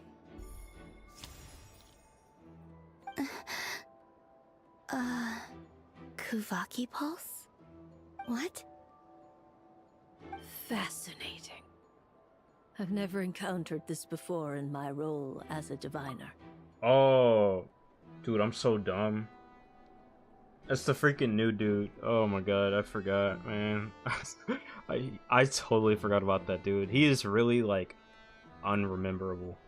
Oof, I feel bad for that guy. What's going on? I totally forgot. Did that card leave the deck because of my influence? You know, nobody's pulling for All I him. did was try to touch it, and then maybe this memory space is not untouchable after all. Are there weak points in the barrier? Or is it possible that there's more to this space than my memories alone? Alright, you're rage baiting now. Nobody, majority of people are pulling for Nicole. Nobody's pulling for that dude. Like, everybody was mad he was supposed to be on standard banner. No one's pulling for him. This card is death. I need to get to the bottom of this. I'll try touching something else. Is this the wind? No, it's gravity. It's pulling me outwards. No, Traveler! It's not.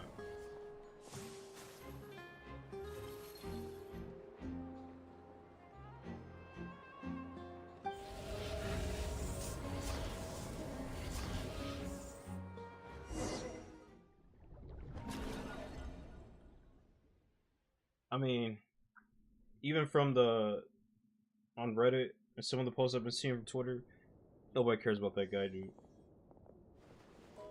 Everyone seems to be wanting to get Nicole.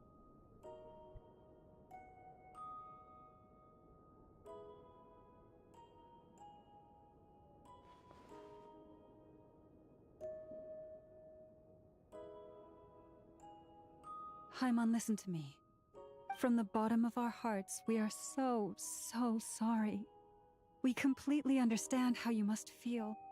The Traveler is trapped, and we all feel responsible for it. Don't say that!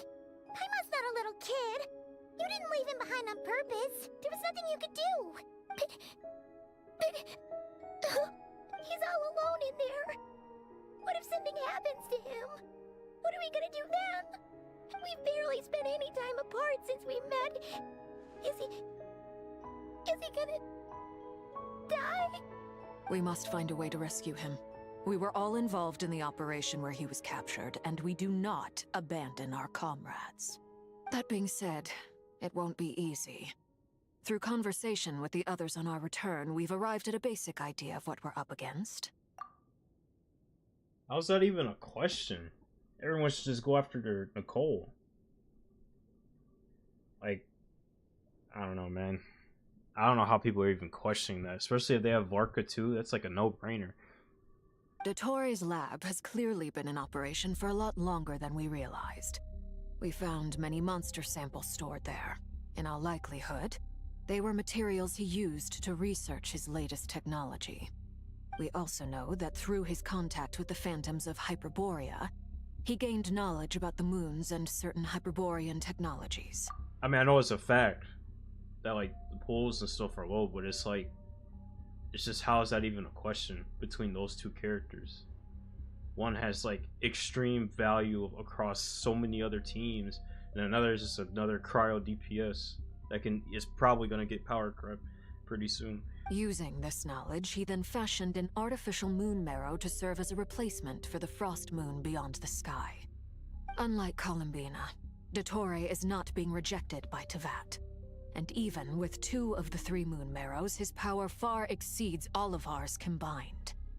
Once his 3rd moon marrow is complete, Dottore will have completely seized the authority of the 3 moons. Teyvat's most primordial powers will then be in his grasp. Does that mean... I'm afraid so. No one could have predicted this level of insanity. Not even from Dottore.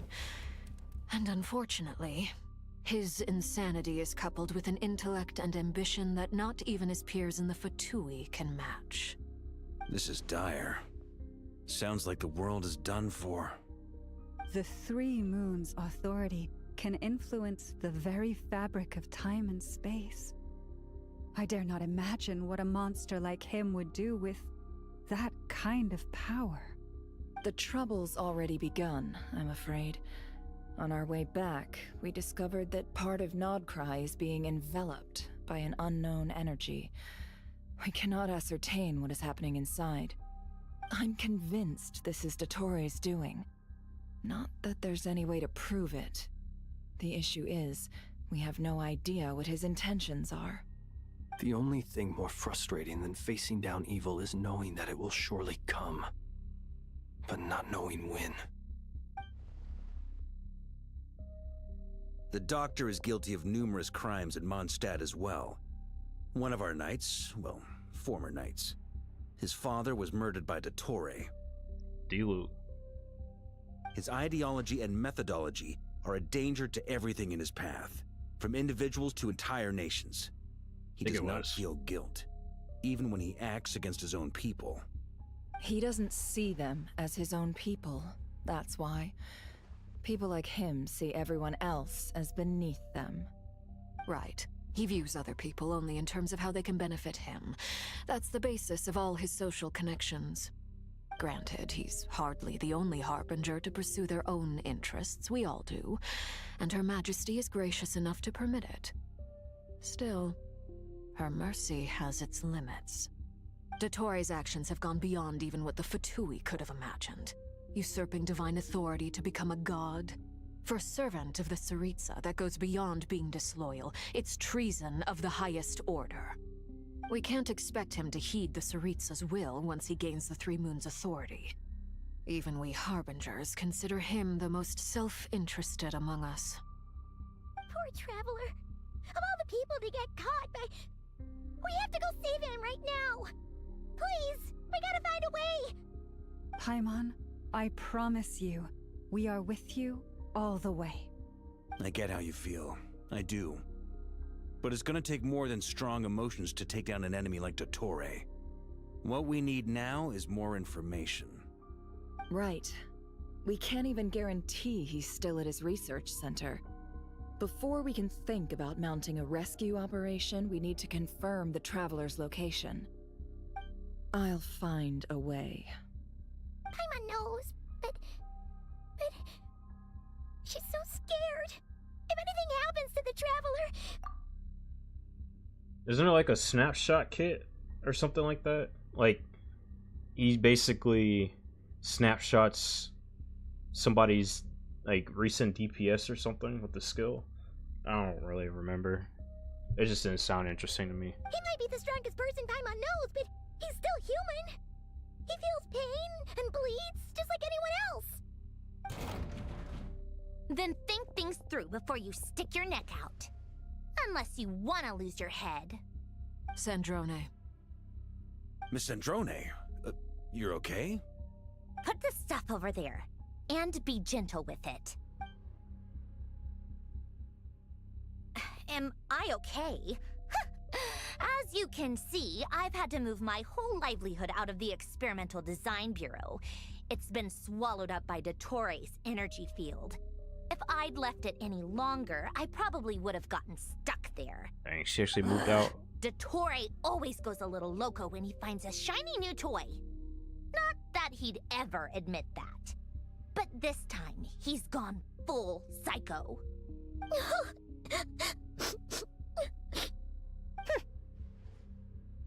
Just go ahead and cry already. Sorry. Paimon's not trying to make it seem. It's just... She can't. Or Paimon. Oh, Paimon. Let it all out. There's no shame in it. When you're overwhelmed by fear and despair, crying can help get it out of your system. You'll feel better for it. Okay then, while the baby of the group is having a moment, how about the grown-ups get to diabolical. work? Give me your hand. You've made a discovery? Polonia, scan. You, hand, now. Oh, I thought you'd never ask, my lady. Curses!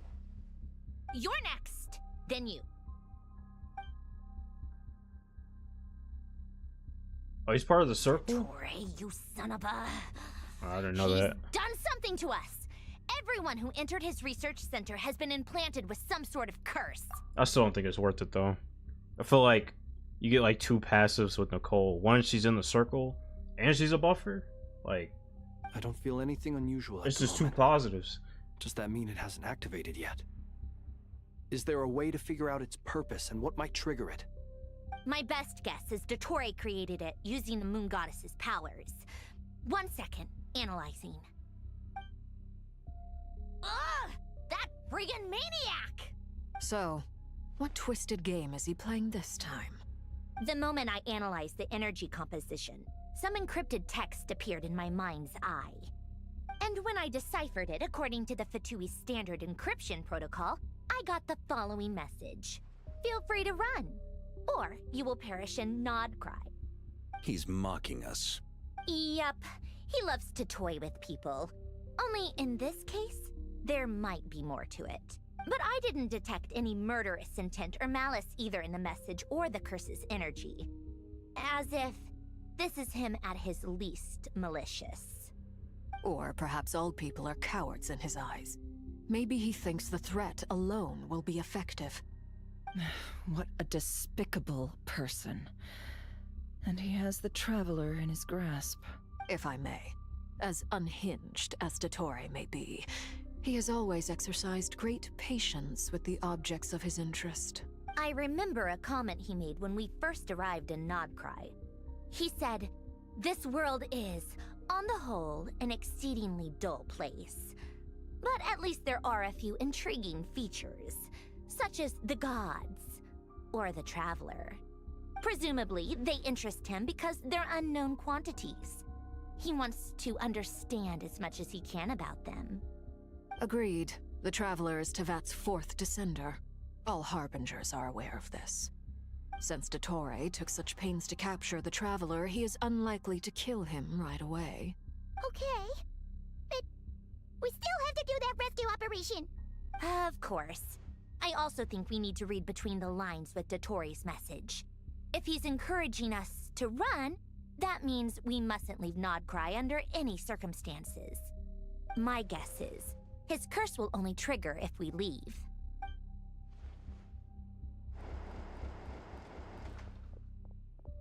We've discovered multiple energy fields. Albedo is still attempting to analyze their structure. He told me to report back first. Each field is slowly growing, swallowing up more of the surrounding area in the process. And the pace of their expansion has increased since we first examined them. He's probably trying to swallow Nod-Krai whole. His nefarious ambition knows no bounds. If this continues, the whole of Tevat will be in trouble, not just Nod-Krai.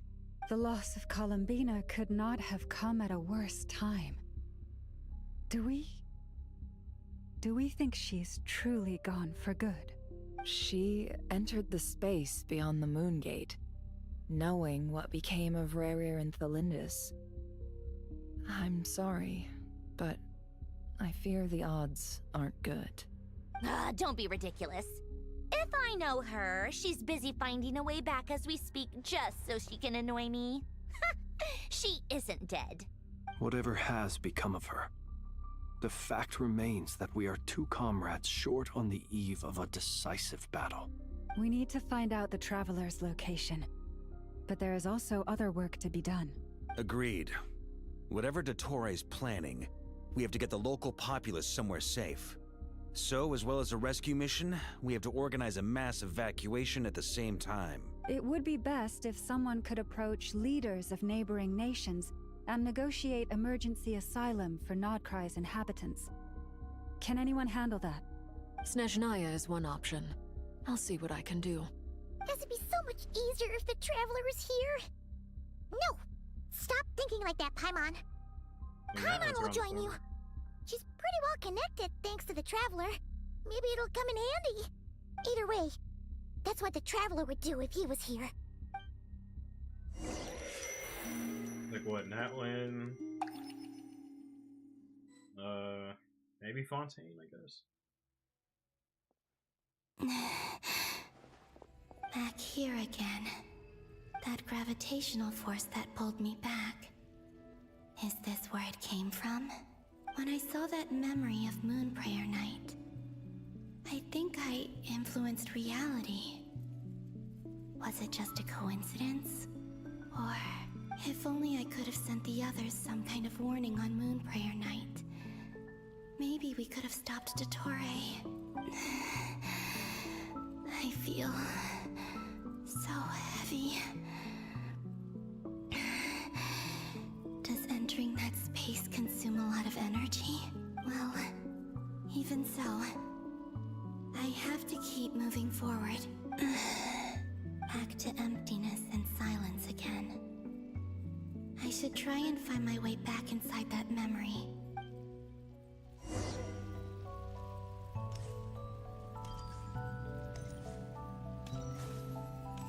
This is why you're a LARPer? Look, man. Nobody is gonna care about that dude when he comes out. Promise you. That dude is gonna be like the new toy on the shelf for a month, and then everyone's just gonna go back to what's even the best cryo DPS right now? Skirt? Yeah, everyone's just gonna go back to Skirt. The entrance from last time isn't showing up. What am I missing? Looks like I need to gather these scattered fragments.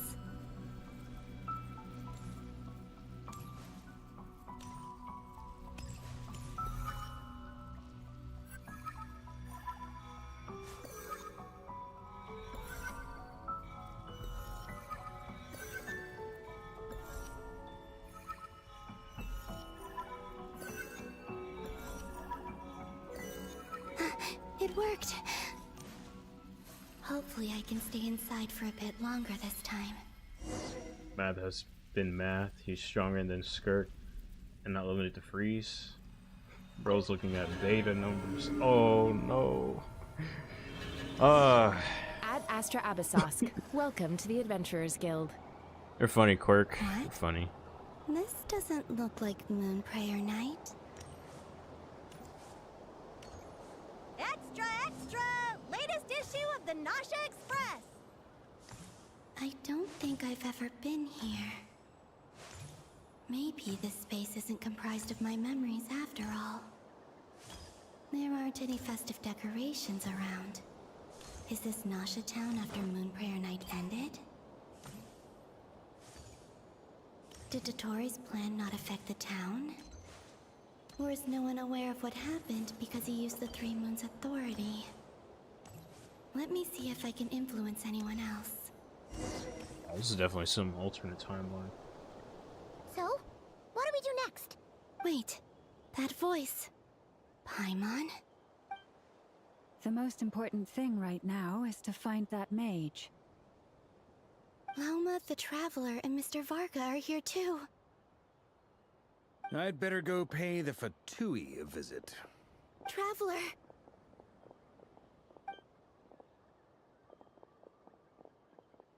Oh, this is when he met her. When she was invisible.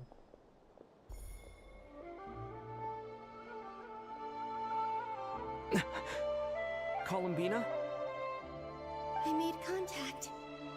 It's me, Columbina. Huh?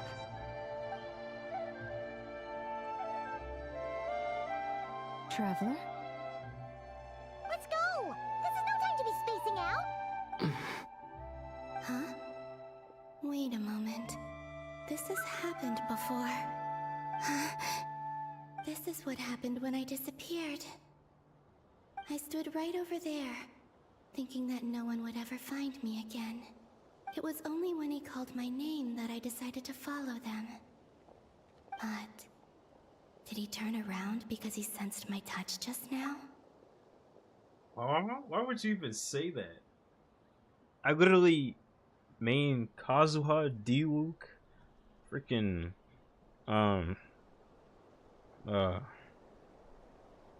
Yeah, I guess that's it, honestly. Oh, wait, there's Risley. I use him too.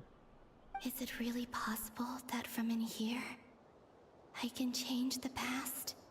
If I keep following them, maybe... Huh?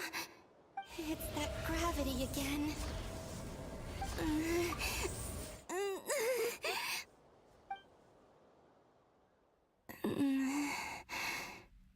Every time I influence reality within that space, this force intervenes and pulls me back. Okay, that's different. When people usually say that, they usually don't.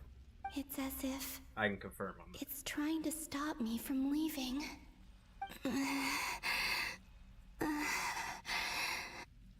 getting weaker and weaker. I'll just have to try another approach next time. Come on, Columbina. Keep going. You have to tell everyone what happened.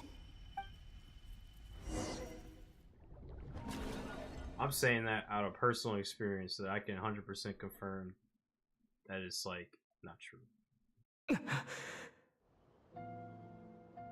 Suddenly, I've been plunged into darkness. Alone. It feels strange. As if something has grabbed hold of me. Is Toray now powerful enough to interfere with space itself? Look at you, standing so still in total silence. I almost didn't recognize you. Hello there, traveler. He seems to be in a good mood. Wait, what's that behind him? Ah, so you noticed. This is the completed Trilune. 2 primordial moon marrows and 1 artificial specimen. You are wary of it. Good.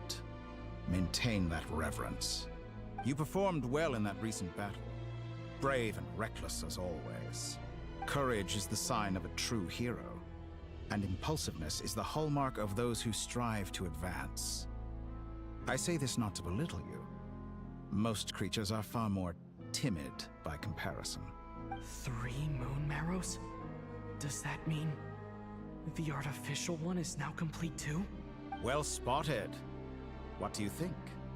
For a replica I built myself, I dare say it looks the part. Dottore, are you planting illusions in my mind? I have no interest in fooling your eyes. On the contrary, I hope to show you the true essence of all that you see before you. Is this not a beautiful city? People live in peace and find joy in their work. The streets are safe. People can even leave their doors unlocked at night. You might say it is the Elysium everyone dreams of. All available data indicates your values and worldview conform with the mainstream. This kind of society should be quite to your taste. False beauty is deceitful. Lies are to no one's taste. I wonder, is it your moral standards that are too high? Or your expectations of reality? Answer me this. If someone existed in a sweet dream from the moment they were born, a dream in which they never once felt pain, which do you think they would consider superior? The dream or the reality? That's pure sophistry. It has nothing to do with your actions. As I suspected. You have yet to understand all of this for what it really is. What do you want from me? You sound impatient. Do you think the only reason I'm keeping you is because I want something from you? If it's not, then why haven't you killed me yet? No one can stop you if you're as powerful as a god. I'm delighted you recognize that fact. I believe we last squared off in Sumeru. Ah, the memories. How time flies. You and I have both grown. I'm not surprised that Arlecchino and Sandrone worked with you. You've always a way of slowly but surely ingratiating yourself with all levels of society. People laud you as a hero, but I suspect there's more to it than that. Oh, but to be clear, I don't say that to flatter you. Do you always give your opponent an appraisal before you deal the final blow? Call it a long-time habit. I'm a researcher, and one of my duties is to give an objective assessment of my subjects. But you misunderstand. We are not opponents. Not at this moment. I just want to talk. Think back to Tartaglia, Arlecchino, Capitano, Columbina, and now even Sandrone. Not Tartaglia, man. You've worked with each of them in the past. I believe you can work with me as well. What makes you so sure? Well, why not? Should the good associate only with the good and the bad befriend only the bad? I like to think we could have a more mature relationship than that. Surely you don't think all your relationships are grounded in friendship or shared ideals? People come together because it benefits them to do so. If you think of the people you admire, you must surely admit that they have provided some benefit to you. Morality, ambition, dreams. People have plenty of words to embellish the nature of their relationships. But once you break free from those ethical frameworks, you will see that the only thing connecting the two of you is mutual benefit. And that is what I'd like to talk to you about. We're finally getting into it. He's probably been planning to kidnap me for a long time now. But for what exactly? He has the authority of all three moons. I won't be able to gain the upper hand in a fight. Best if I pretend that I'm willing to negotiate for now. You say you're a god, but you also speak of mutual benefit. What could a god want that the three moons cannot provide? Excellent question. But before I answer, I would ask you the same thing. Gaining Columbina's allegiance was a rare and extraordinary feat. But the Moon Marrows are now in my hands, and I have the edge over her. For this artificial moon is not being rejected by Teyvat. Her identity and lineage may have been a thing of glory in the old world, but they were also shackles that prevented her from ever integrating into Teyvat. I, on the other hand, you may view me as a thief, but I have overcome that limitation. So what is it that the Three Moons cannot grant you? What stops you from negotiating with me to get what you want? I don't make deals with lying psychopaths. That's quite an accusation. Are you expecting me to get angry with you? Well, this is one aspect in which my personal growth has served me well. In the past, my less mature self might have been disappointed, perhaps even angry, over a small setback like this. Like when you and Lesser Lord Kusanali joined forces to oppose me, for example. But things are different now. Just as the rich do not quibble with the poor, I no longer find myself perturbed by these trivial affairs. Human relationships end with conflicts of emotions and interests. But relations between humans and gods are different. And ours is even more unique. I have ascended to the highest heights and laid claim to unprecedented horizons. And you were no ordinary person to begin with.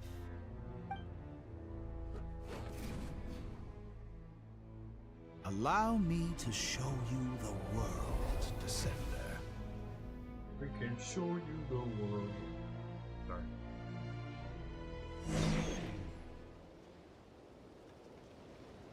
Fight. To stand, walk, jump, sit, and lie down. These are the most common of behaviors.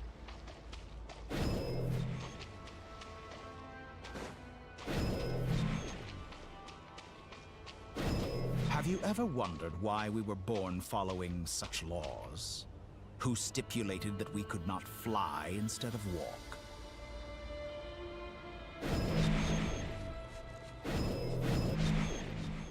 Not tricky.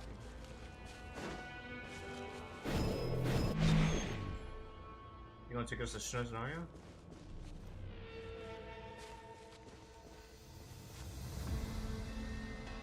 Someone of your talent and experience must surely know of the four great rulers who serve the heavenly principles.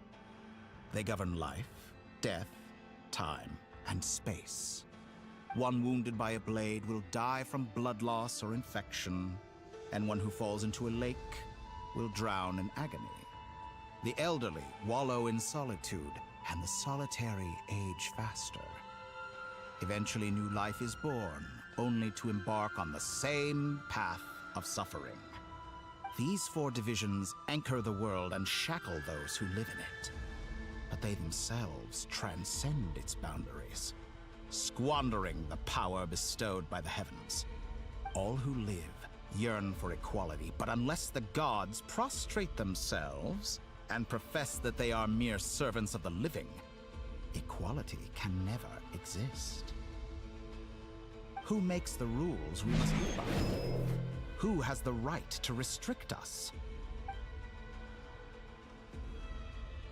The limits of the body can be rejected.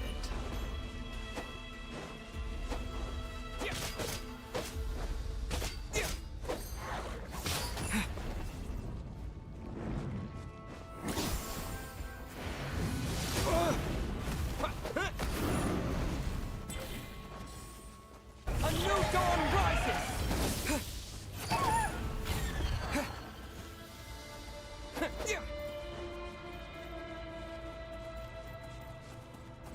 Scorch and burn! I was just throwing every boss at me, huh? Yeah. How does it feel to be among those with absolute power? You cannot conceive the extent to which your flesh hinders your mind and spirit.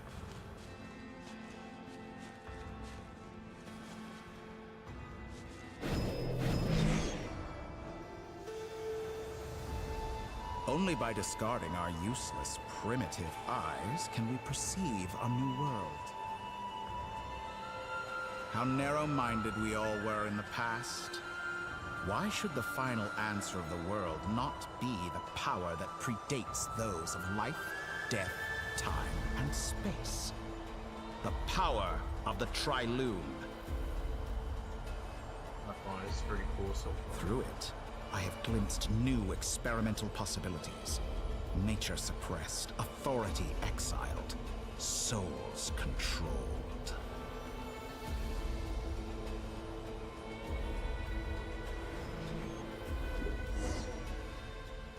You know, I heard recently that a group of critics reviewed countless stories and drew an interesting conclusion. They found that it is more often than not the villains who strive tirelessly to push the boundaries of progress. In fact, long before this, someone voiced a similar idea in an academia editorial. I felt a great affinity with this perspective.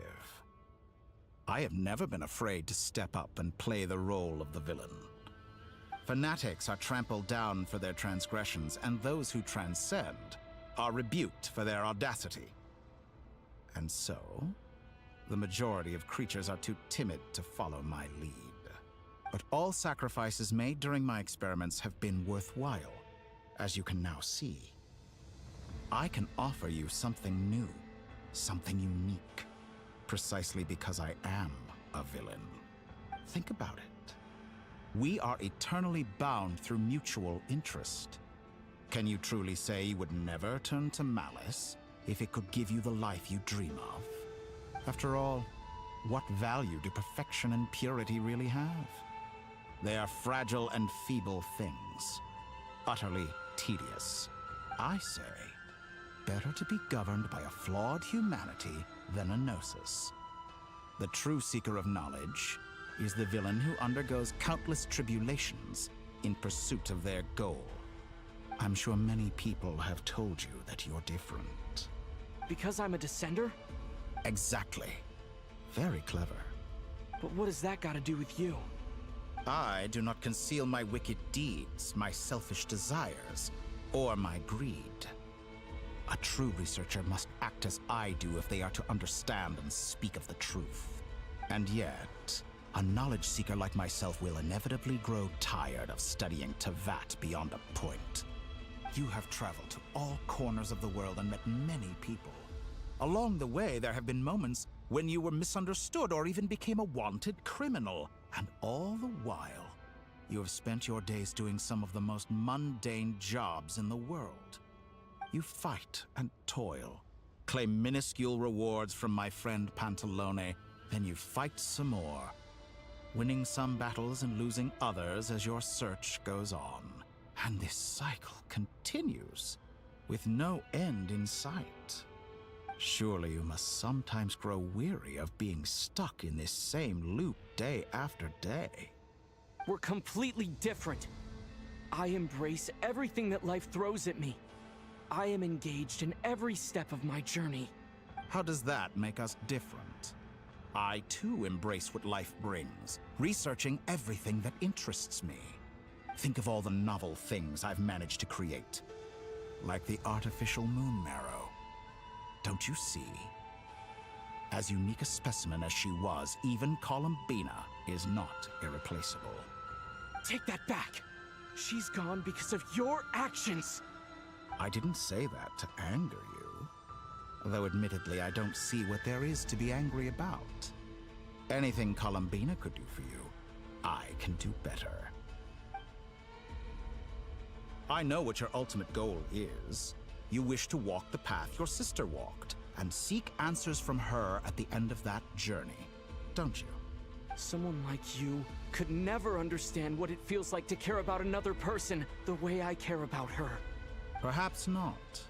But that doesn't mean I can't help.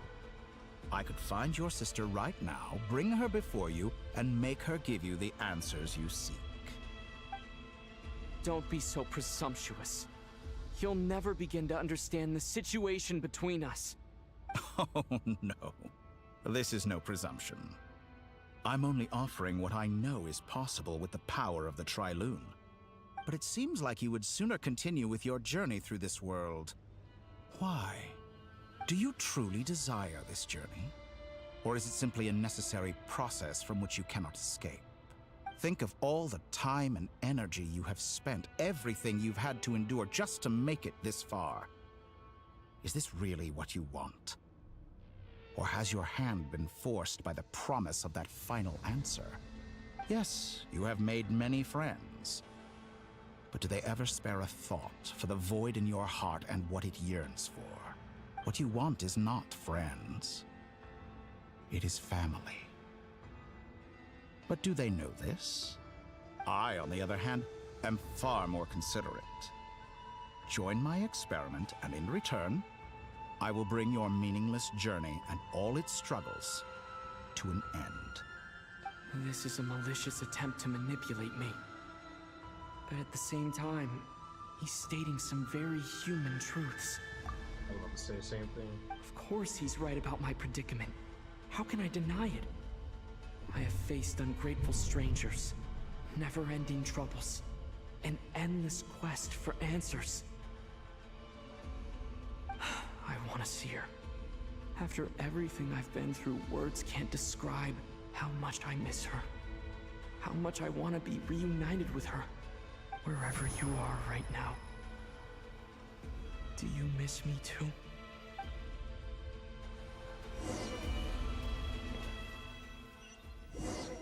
This has been pretty heavy. All right, everyone. Our next mission is clear. We need to contact all the major organizations, explain the situation to the public, and then begin the evacuation. The residents of Nod-Krai are quite dispersed. The two most populated areas are the Southern Isles and Pyramida. Miss Lauma, I will leave Hisi Island and Nasha Town in your hands. I will liaise with the Fatui and Pyramida. Agreed. We will reach out to Natlan and Snezhnaya. Anyone found north of the Experimental Design Bureau should follow the Fatui to Snezhnaya. As for those dwelling south of that line, I will ask the Voynich Guild to help persuade them to leave. Then I, Mr. Varka, and the Frostmoon Scions will escort them to Natlan. The Voynich Guild has dealings with the Curatorium of Secrets. I will send them a letter vouching for your credibility. Yehoda, you should help Lauma. This is too big of a task for one person. My wish has come true. You're willingly lending me your most capable employee for the day. Well, good for you if all this only takes a day. Of course, if it takes any longer, I'll be charging a fee. Boss, wait. Don't I get a say in this? Oh, I'm sorry. Something to add, Yehoda? Well, no one's more important to me than you, boss. And remember how Lauma healed your eyes after that big battle? I think that's worth at least 2 or 3 days' work for the Frost Moon Scions. Are you completely incapable of acting in your own self-interest? Or do you simply devalue your own labor? Are you sure you don't want to come with us? Who will see to our other work if we're all busy evacuating residents? Sandrone insists that Columbina is still alive, and we have a traveler to rescue. There's much to be done. But boss, I'm just worried that... Well, Nefer, I'll link up with you once my tasks are complete. What makes you think I'd need you to do that? I'll need it. And considering the way you approach certain matters, I think you'll be better off with me present. That's quite enough. Just focus on your work first. I bet we're in for an uphill battle here. But we can help out too. Inefa and I are gonna help Nasha Town's residents carry their stuff. Loading schedule. Store essential local research data and technology samples, then escort the people to Natlan. Understood. I will execute this to the best of my abilities. Great stuff. Thank you, ladies. I've contacted the Lightkeepers. A colleague of mine will join us shortly. I will persuade them to conduct a thorough search of the region to ensure that no civilians get left behind. As for me, I guess I'll be making an early return to Sumeru. I think it's important that someone informs the Dendro Archon of what's going on in Nod-Krai. Roger that.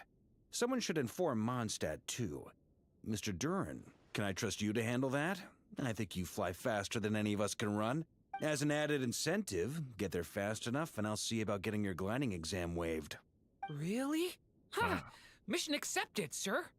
I intend to stay behind and help Miss Sandrone with her research. She has some alchemy-related questions that she'd like me to explore. She recognizes your expertise, then. I wish you a fruitful collaboration. Thank you. In truth, I was surprised to hear her express an interest in subject matter outside of machines. I believe she has been investigating some Fontanian technology recently. She made a point of bringing the relevant materials with her when she left the Experimental Design Bureau. She's sorting through everything in her room as we speak. I should mention that we have one other friend who isn't present. He hasn't made his position in all of this clear. But if we know anything about him, he's likely investigating on his own. Paimon's been very quiet today.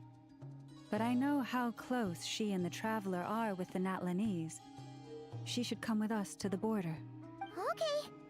Paimon will do her best. Make sure to heed Sandrone's warning. Many of us have been cursed by Dottore. As such, under no circumstances should anyone cross national borders. Remain within Nod-Krai. That aside, personally I have faith in Columbina. Things look grim, sure, but who knows how it'll play out. Same goes for rescuing the Traveler.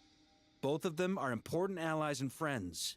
We'll be counting on you to gather intel on them, Miss Nefer. Oh, wonderful. You're all here. It's Nicole. That voice again. Nicole? Whoa, that was loud. And it came out of nowhere. So mysterious. Sorry. This is the only way I can speak to you all right now. Please accept my apology. Anyway, time is short. I'll cut to the chase. We're still facing quite a catastrophe here at the world's borders. Alice has roped in every Hexenzirkel member she can get a hold of. Except for me. She told me I had to come and help you all out as a matter of urgency. I quote, "You love talking, don't you? Well, now it's finally your time to shine. Take these. Make sure the whole party gets one each. You'll be in charge of making sure everyone stays connected." Huh? Is this a Dodo communication device? Scanning. Unknown device. Analyzing. Unknown device. Conclusion. Cute. Affirmative. It is cute and good. I believe that I quite like it. This is no ordinary Dodo communication device. It's my very own special modified version, specifically... sorry. I almost went off on another tangent there. Anyway, help yourselves. It will allow us to communicate over long distances within Nod-Krai. No more worrying about shuttling messages back and forth. What astounding technology. Am I right in assuming that it relies on your personal abilities to function, Miss Nicole? Yes, exactly. Right on cue, Albedo. Ah, I'd love to brag to you all about how it all works. But no, next time, next time. Anyway, I'll be right with you all, serving as a communication hub. That's all from me. Head off as soon as you're ready. I'll be staying here to keep watch, and I'll be sending you my blessings. I guess it makes sense what Alice is doing now. Oh, the map got all distorted.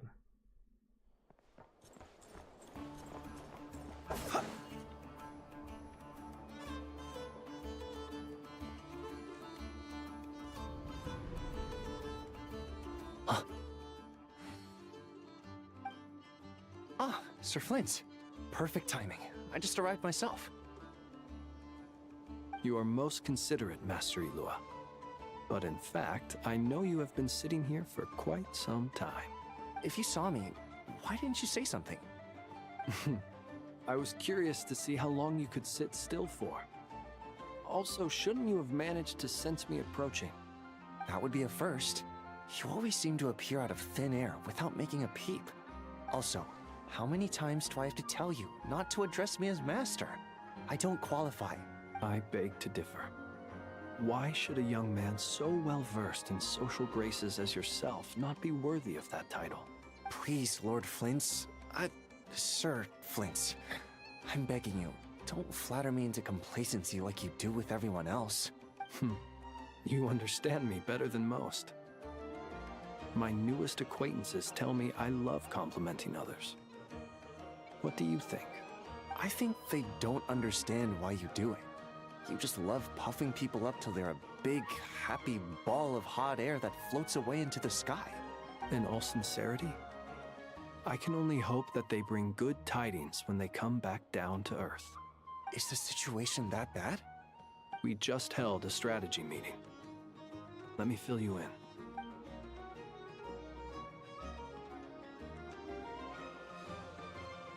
In short, we need everyone gone from Pyramida. We also need a team of Lightkeepers to scour the more remote regions of Nod-Krai for civilians to evacuate. I only hope we have enough personnel. We do.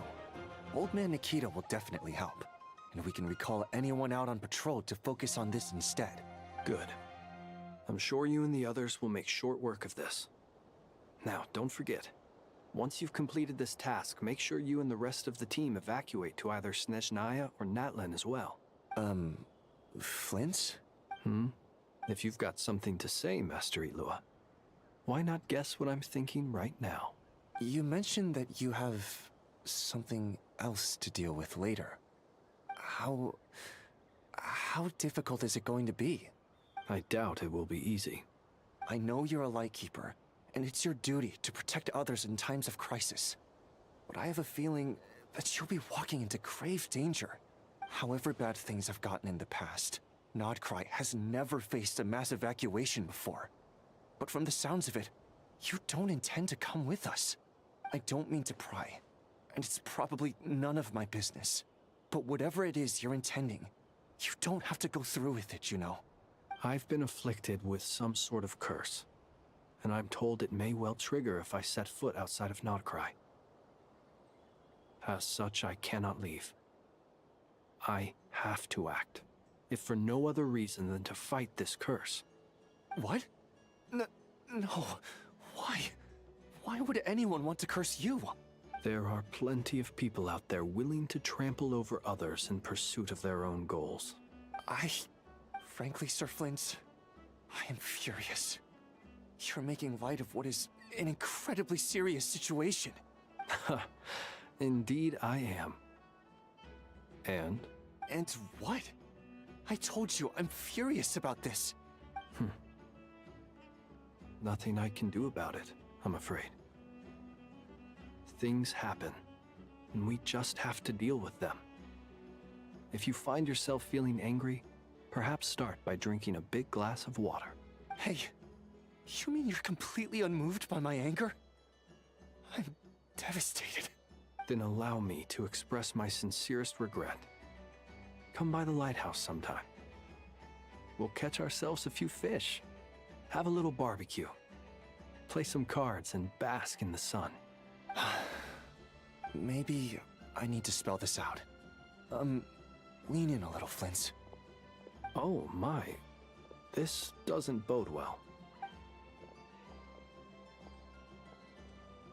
Word is that you were caught up in a real horror show recently.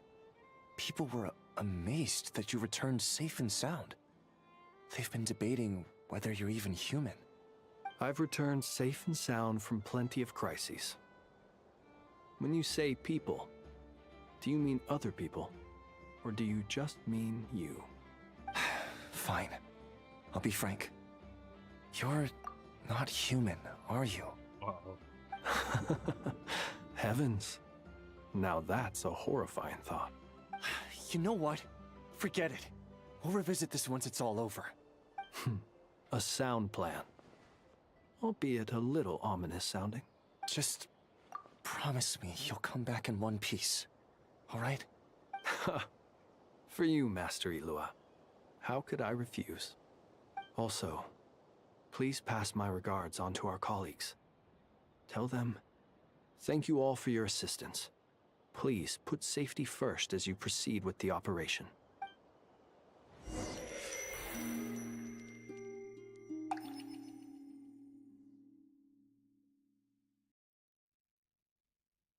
Yeah, the story seems to be I have to going all keep over the searching place. for a path toward reality.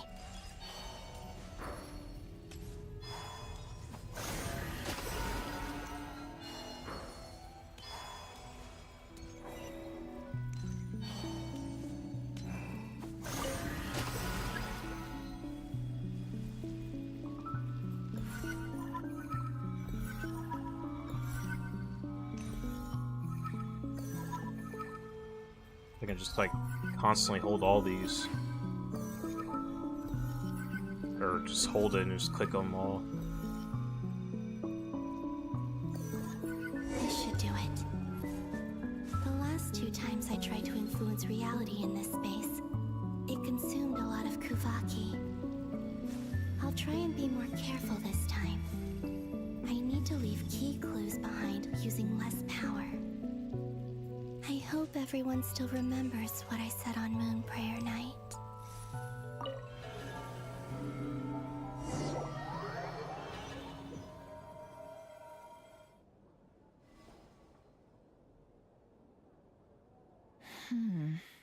Nothing here either. Flint's? Ah, Miss Nefer. What are you doing here? Unless... I just spoke with Ilua about arrangements for the search and came for a walk nearby. As for you, why would... It appears we think along similar lines. And neither of us likes to accept things at face value. As well as figuring out how to gather intel on the Traveler, I wanted to confirm some of my own suspicions. Also, we'll need to bring a lot of force to bear against Ettore, even if we're only looking to rescue the Traveler. We can't leave anything to chance. You don't think Columbina perished either, do you? I'm merely considering the possibility that she survived, just as you are. How much can we really know about a deity like her anyway?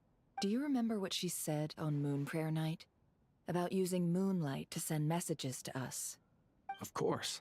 I think that's why we're both here. Where have you checked so far?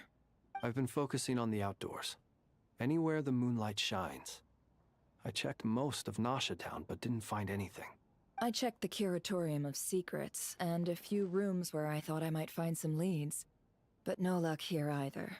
The only places I haven't looked yet are the rooms in the flagship. But process of elimination isn't the only thing that brought me here. Oh, really? What's your other reason?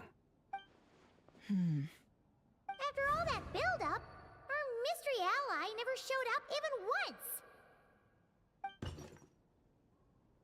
Huh? Am I imagining things?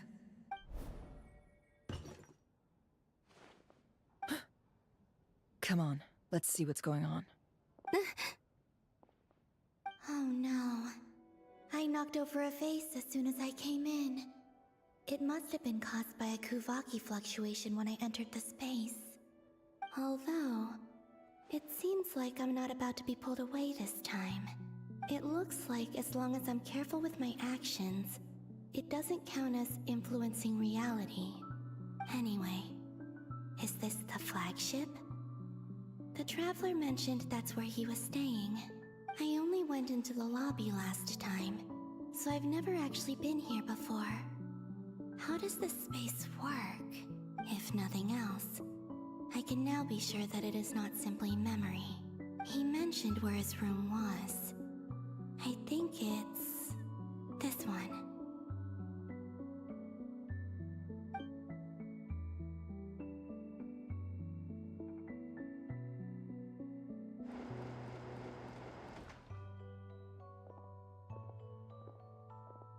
The door is closed. But if this is anything like when I disappeared, then maybe...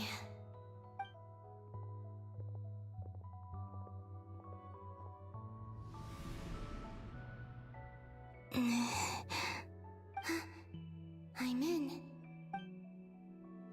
He and Paimon aren't here at the moment. I hope he's okay. I wonder what happened to him after that battle with Dottore. Best not to dwell on that for now. I need to try and leave them some clues. Please, Traveler. I really hope you find this.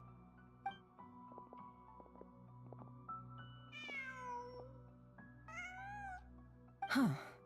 Just a cat. Nothing else here strikes me as noteworthy. Didn't you stay here for a couple of nights once? Before Rerir showed himself, yes. It's also where the Traveler and I first met. Did you notice anything unusual during your stay? I remember thinking how much noisier the flagship is at night compared to the graveyard. Other than that, no. The Traveler and Paimon were most congenial neighbors. This is where they've been staying, yes? Over here?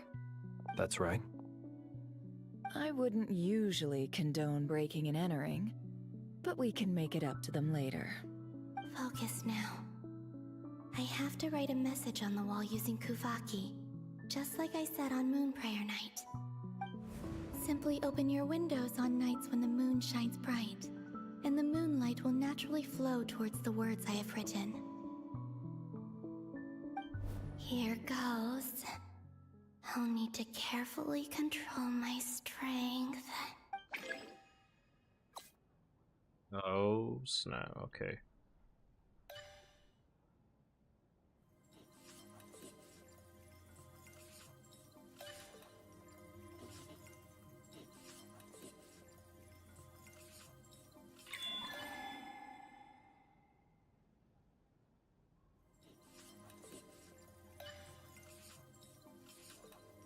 There.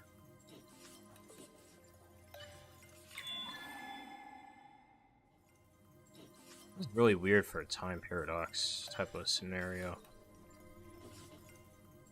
Well, if it even is a time paradox.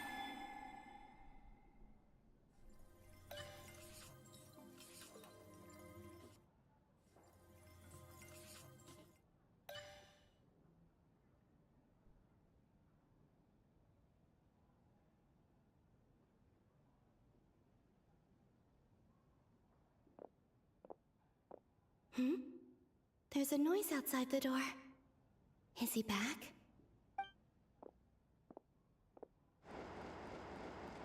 Please, you have to see these words.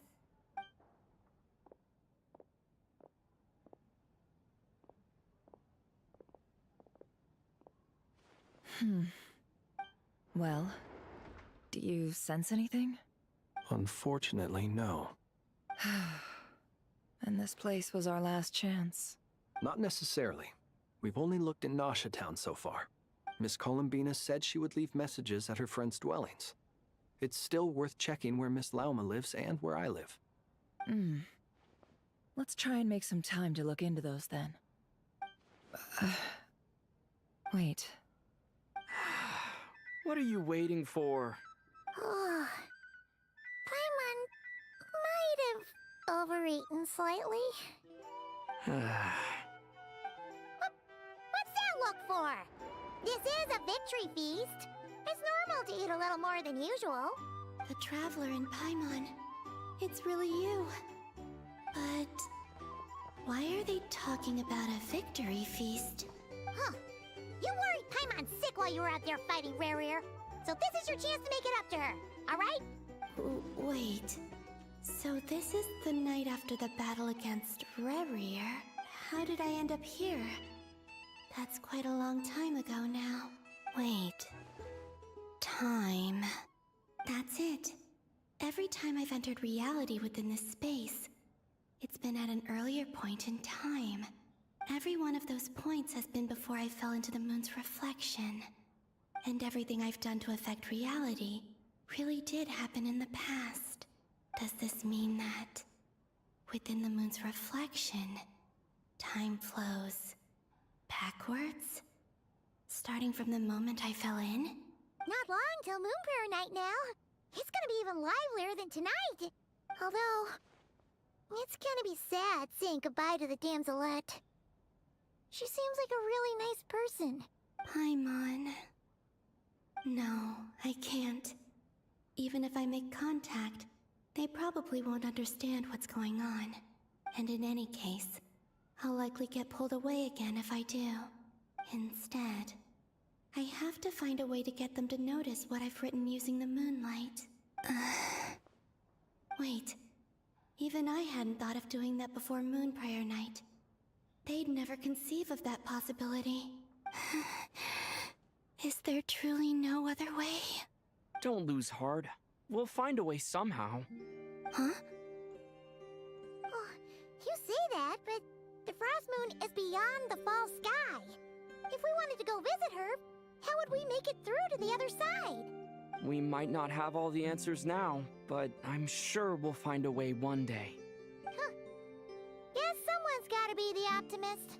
The present. The future. Go back in time. That's right. There are still things I can do. What's your plan?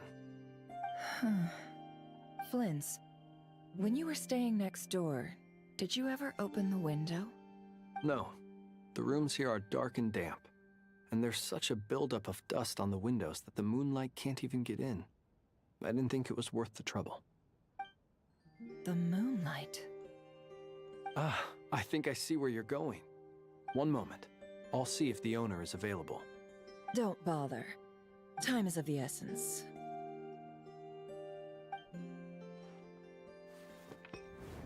Time. Even if no one sees what I've written at this moment, maybe someone will remember what I said after Moon Prayer Night. I need to write down as much information as I can. And maybe one day...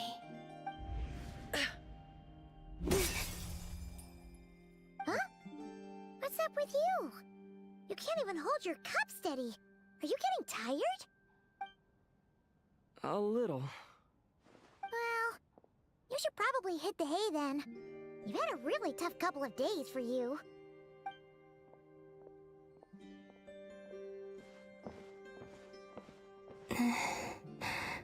You truly have. You helped defeat Rare, helped me reclaim my name, and you helped the others organize Moon Prayer Night. Wherever you are right now, I'm sure you're still fighting against the injustices of fate. This is all I can leave for them. How I wish I could stay here, but it's time for me to go. I hope to see you again in the next time, and if the opportunity presents itself. I will surely return to your side. Huh. Columbina. She's alive. Not only that, but she's left us an entire wall's worth of clues. She even wrote down what would happen on Moon Prayer Night. It's just a shame we found it too late. I am here. Time in this place flows backwards. I am constantly moving forward. It sounds like she's found a way to influence the past using Kuvaki. But her future is our past. So, these words have been here ever since we defeated the Ray Hero Solnari. We just never discovered them. Which came first, the chicken or the egg? Do you ever mull over questions like that? Only when I'm in a good mood. And at leisure. Well, I never do. Everything that has happened already belongs to the realm of fact. As a business person, and especially an intel broker, what I do is extrapolate from those facts to try and read the future. An admirable philosophy. It's a means of survival. Let's go. We have a wall's worth of clues to share with the others.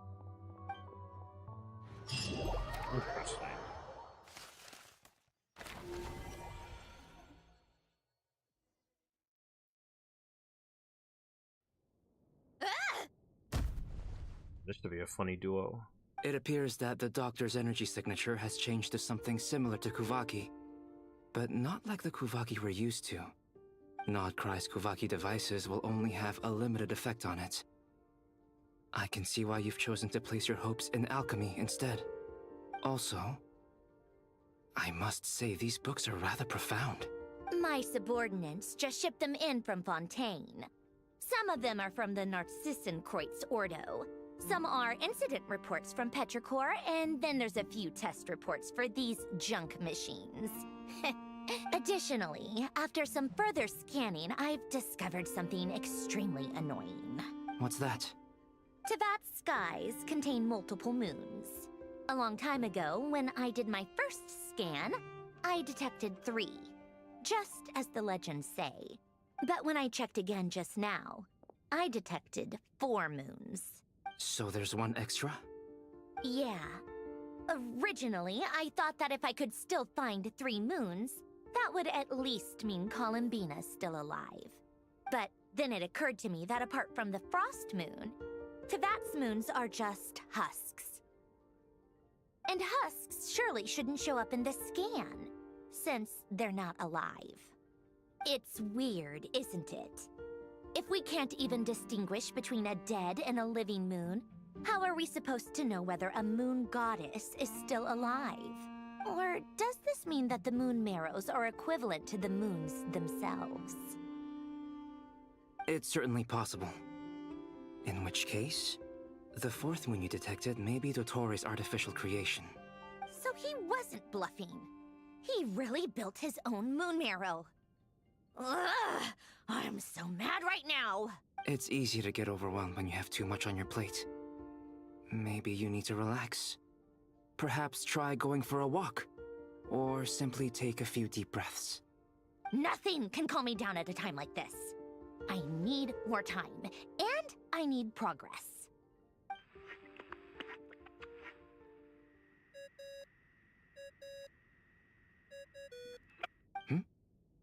It's Mr. Flynn's.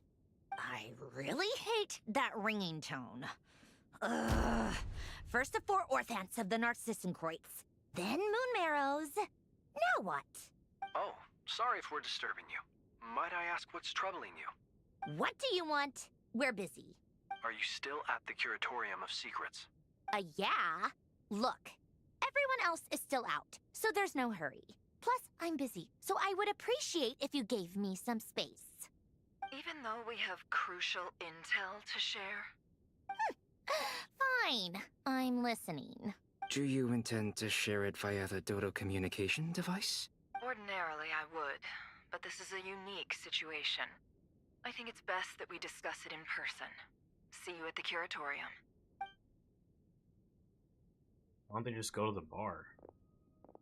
All right then. So, what's the situation? The rest of the team is still out working on their missions and evacuations. But we've decided to fill you in on the most crucial information first. Sandrone, you were right. Columbina is most likely still alive. That's the best news we've received in a while. By a long way.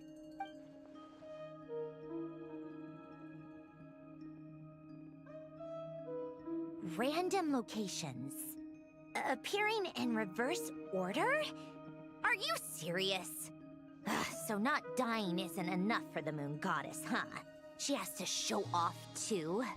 Anyway, does this mean we can deduce her condition from the moon marrows? Miss Androne, there's nothing wrong with simply admitting that you're happy to hear the good news. I'm not. And she's the least of our problems. We're facing a huge crisis. If she can't control the flow of time in there, she's just gonna keep moving backwards. Different points in time won't intersect, and she'll never find a way out. Let's say life begins with a drop of water. When did time begin? The moment this planet came into being? No, that's not right. Her final destination would be the moment at which the space she is in was created. But it doesn't seem like we can influence that space from the outside world. So how can we help her? Also, if she's alive, Rarier and Thalindus might be too. But as far as we know, neither of them have come back out. That space may not have an exit at all. I'm afraid I must concur with Miss Nefer in this. Can't exactly argue with that. Let's leave it there for now. I've taken notes on everything you said. Will it help with your research? I doubt it's gonna help with breaking Dotori's energy fields. But who knows when it might come in handy. Better to have it all written down than try to remember everything when I need it. All right, I need to get back to my research. Mr. Albedo has made a lot of suggestions that will require my undivided attention. Sure, I'll stay here. I have things to work on. She's gonna crash out.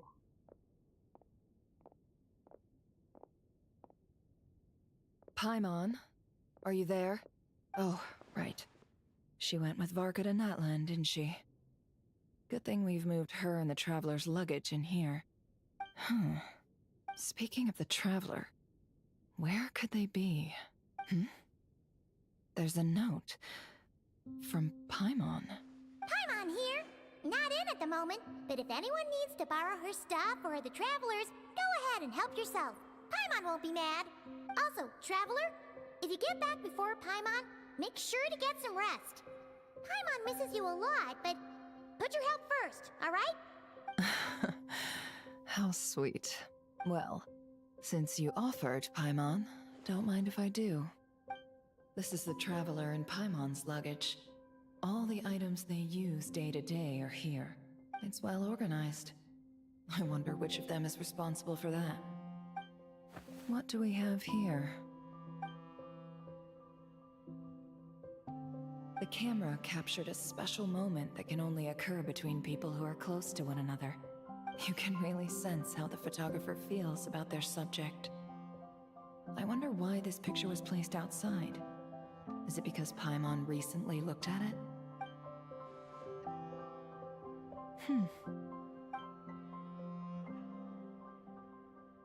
This must belong to the Traveler. Perfect. I'll use this. Hang in there. We'll find you.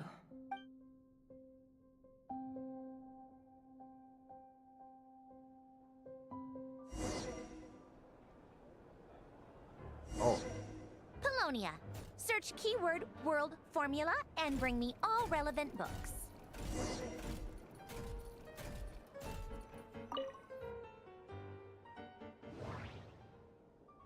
Scanning.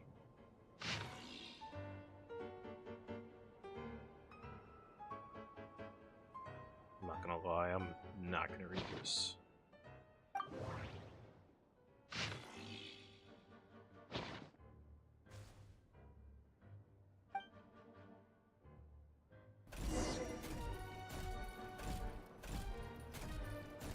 It'd be pretty cool if he was playable in her kit. Let's see. This one is on Tonki's sermon dictation concerning the apocalypse. I believe that the correct term for this is Fortuna. This was an ancient Romorian technology, a wisdom unparalleled. I never imagined that Romorian ideas would be so similar to the diagram I have named, the world formula. This is strong evidence that human civilization should gradually shed possibilities as it continues to explore and evolve. The end of humankind may well be upon us right now. The sparks of civilization shall run out, unless we consider introducing variables from outside the system. Variables. Surely that can only mean one thing. Descenders? Dottore likely captured the Traveler because of his descender status. But the Three Moons' authority comes from the world itself. Why would Dottore need anything beyond that? Where does this variable factor in? The world formula calculates the fate of an entire world. Introducing a variable would therefore give us...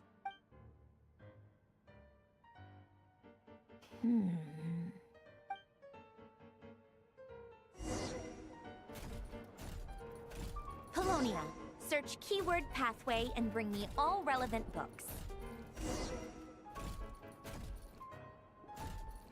With the books. Oh, this way.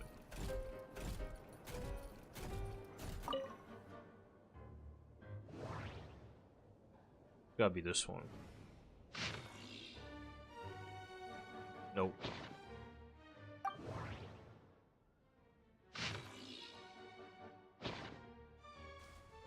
Oh.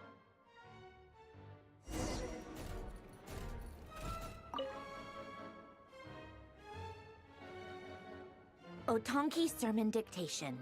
Explications on the Chemical Marriage. These titles are pretty esoteric. Observe and compute the pathway displayed in the guidance diagram. Deconstructing and reversing its effects could generate potential ideas. So, it's one of Renee's draft lectures. Deconstructing the pathway. I suppose that could lead to a breakthrough.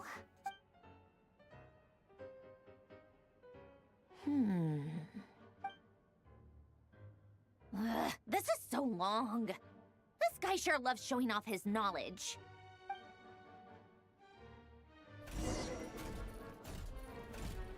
Polonia, search keyword tree model and bring me all relevant books. Tree model?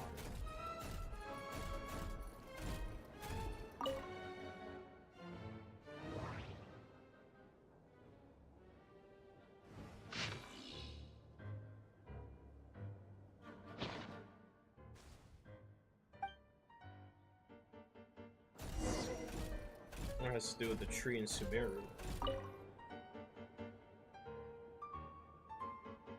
Most of the experimental devices proposed by the Lilia Crucis Ordo are built based on the simple and basic logical structure of a tree model.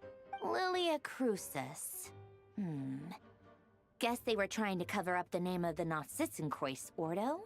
When Duke St. Germanus departed, he said, "It seems that there's no going back." Alas, he is only a genius when it comes to machines. In all other things, he is but ordinary. Excuse me? I'm sorry. That's just ridiculous.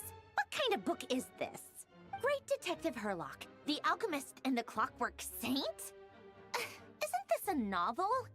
Come on.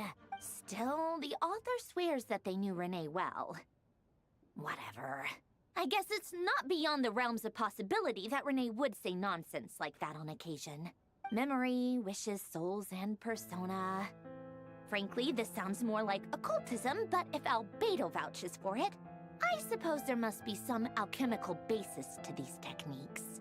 The way Alain Guillotin saw it, the world was comprised of machines.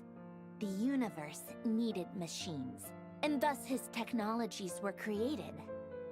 That's why I was born. René, his full name was René de Petrichor, if I recall correctly. Sounds like he and the town must be intricately connected. That place was also the source of most of our information regarding Remurian civilization. Seems like some of his projects were based on their technology. The cutting of souls and storing them in vessels. These seemingly unrelated techniques underpinned René's research. Assuming that the four orthants correspond to alchemical categories. the chemical marriage model. Alen would have scoffed at that. He never would have let those theories or parameters anywhere near his mathematical formulas.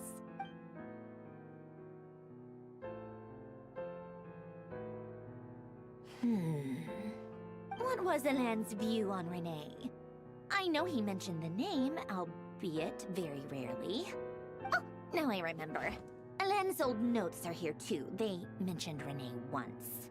Renee seemed most out of sorts when he spoke to me. A lack of sweet foods has dulled his mind, I should think. Either way, his words are not to be believed. Yep, that sounds like Alan. My subordinates actually did a half-decent job digging out all these materials. Makes a change. Good for them. Some of Alan's old files are completely consistent with these records. He must have gotten them from the Tower of Gestalt. I never knew he got his hands on Renee's records that early. Heh, he may have kept them, but he never even attempted to use them. Didn't believe a word they said. Come to think of it, Renee's world formula was filled with calculations of constants. That shows he believed that the fate of the world to be predetermined. As for Alan, it's been too long. I forget what he said. What would he have said? A guy like him, fervent believer in machines, but not headstrong enough. The world can be changed. It is worth persevering. Yes, that's how he used to think at least. He created that procedure to save this world. Yet the scale of the world's fate proved too enormous. The result was beyond his ability to calculate. He died having never seen the outcome. And there I was, left behind in the ashes of his dreams. Did you really never take a close look at Renee's research? Or did you read it but deem his philosophy incompatible with your model? The very thought of trying to incorporate his ideas probably made you feel sick to the stomach. Well, don't worry, because there's a whole new category of lunatic in town. Next to Dottore, every other madman looks sane. You once asked me what I wished for. Should have asked him instead. He's the one pining for things you'd sooner die than witness.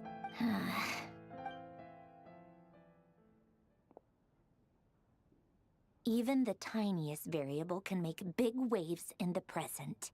Now then, allow me to put these incompatible fragments together in your stead. First, establish and verify the existence of the Great Circle. Absolute nihil on one end, absolute reality on the other. Now, search between these two extremes. Then, the construction criteria. Variables. The sparks of civilization shall run out unless we consider introducing variables from outside the system. Input variables. Traverse the world, space-time, and civilization. Then extract the essential nodes from the records to determine which variables they point to. The primordial power that differentiated itself from the void. The power of light. Yes, light. Records. Hyperborea. This is horrendously complicated. After all that, I'm still missing a few variables. I need to think this through again. How do you think it looks, Polonia? Like the frenzied scrawlings of a madwoman? Fine, keep it to yourself. It's not like you can talk anyway. I'll assume you gave it a passing grade. I jest. But true madness does often start with trying to save the world. What would Arlecchino and Columbina think if they saw this incomprehensible hen scratch? They'd probably have me institutionalized. So would Rosaline. She's been dead for a while now. When I close my eyes and think back, I can still see her face. And that enormous dress she used to wear. Such a bizarre choice. What possessed her? Oh, and the clack-clack of those heels used to drive me insane. No one's asking me, obviously, but I hope you all know that I never wanted to save the world. I'm not crazy. I don't have delusional ambitions, and that's a clinical fact. The world needs a solution. But I don't need the world's validation. It's the world begging me for answers.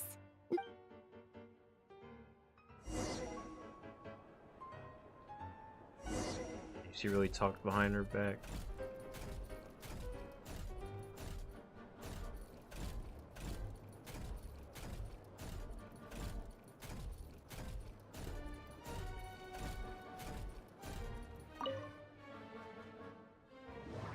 I still think she's gonna come back though, once Snezhnaya is here.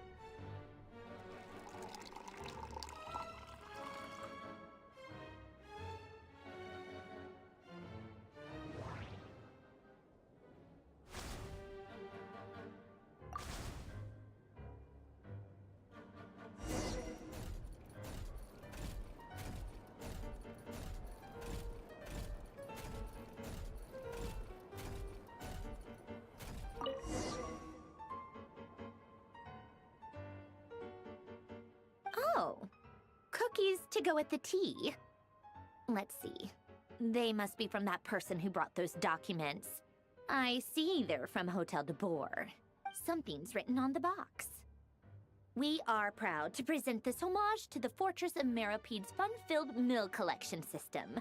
Fortune cookies. Have a lucky start to your day. Sounds like a dumb gimmick to me. Be early to bed and early to rise. Get plenty of sun and drink plenty of water. Then things will surely go well for you. What? Are you kidding me? Somehow I doubt that an early night and a glass of water is magically gonna save a world on the brink of existential peril.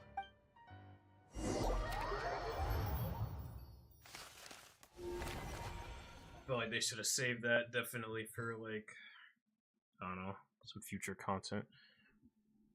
Lady Arlecchino, word has reached us that Lady Marionette's troops are all in position. They are ready to act as soon as the order is given. Excellent. The only thing is, they are fewer in number than we expected. It looks like many of them must have lost their lives at the hand of the monsters released by the Doctor. Can't be helped. Allow them to join our ranks, and keep in contact. As you wish. Where is this at? There's a key thing over there. Or, I guess I never got it.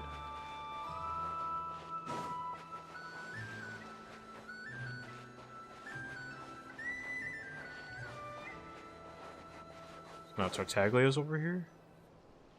It's been a while, Arlecchino. You Oh, look well. snap. Did Dottore really have to build his lab right on the sole path between Snezhnaya and Nod-Krai? Had to go on a huge detour to stay out of its line of sight. Sounds like an arduous journey. I assume you've brought word from Her Majesty? Of course, all part of the job. Firstly, the Tsaritsa has authorized Fatui Internal Affairs to review Dottore's case. They will reach a formal verdict on whether he has turned traitor and whether he poses a threat to Snezhnaya. While they're working on that, I've been ordered to come and receive the refugees from Nod-Krai. They are nearby. My team will escort you to them shortly. Great. Aside from that, Her Majesty has a message for you and Sandrone personally. Huh? Where is Sandrone? She stayed behind to work since I was making the trip anyway. It seemed sensible to have one person on standby at base while the other came out to meet you. All right, guess that's just how she rolls. In that case, tell her that the Tsaritsa's decree this time is pretty awesome sounding. I think she'll like this one. Still, I wonder what... Wait, what's that? Did one of our troops turn into a monster? Take him out. The heck?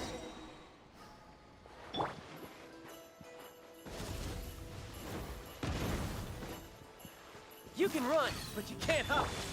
Transfixed.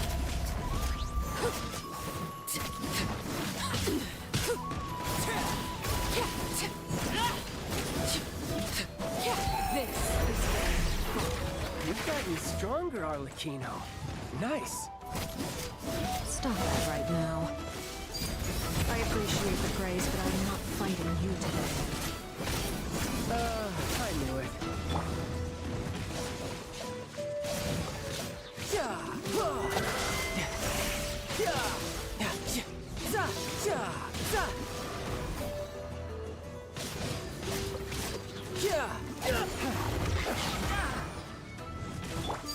Laid to bear.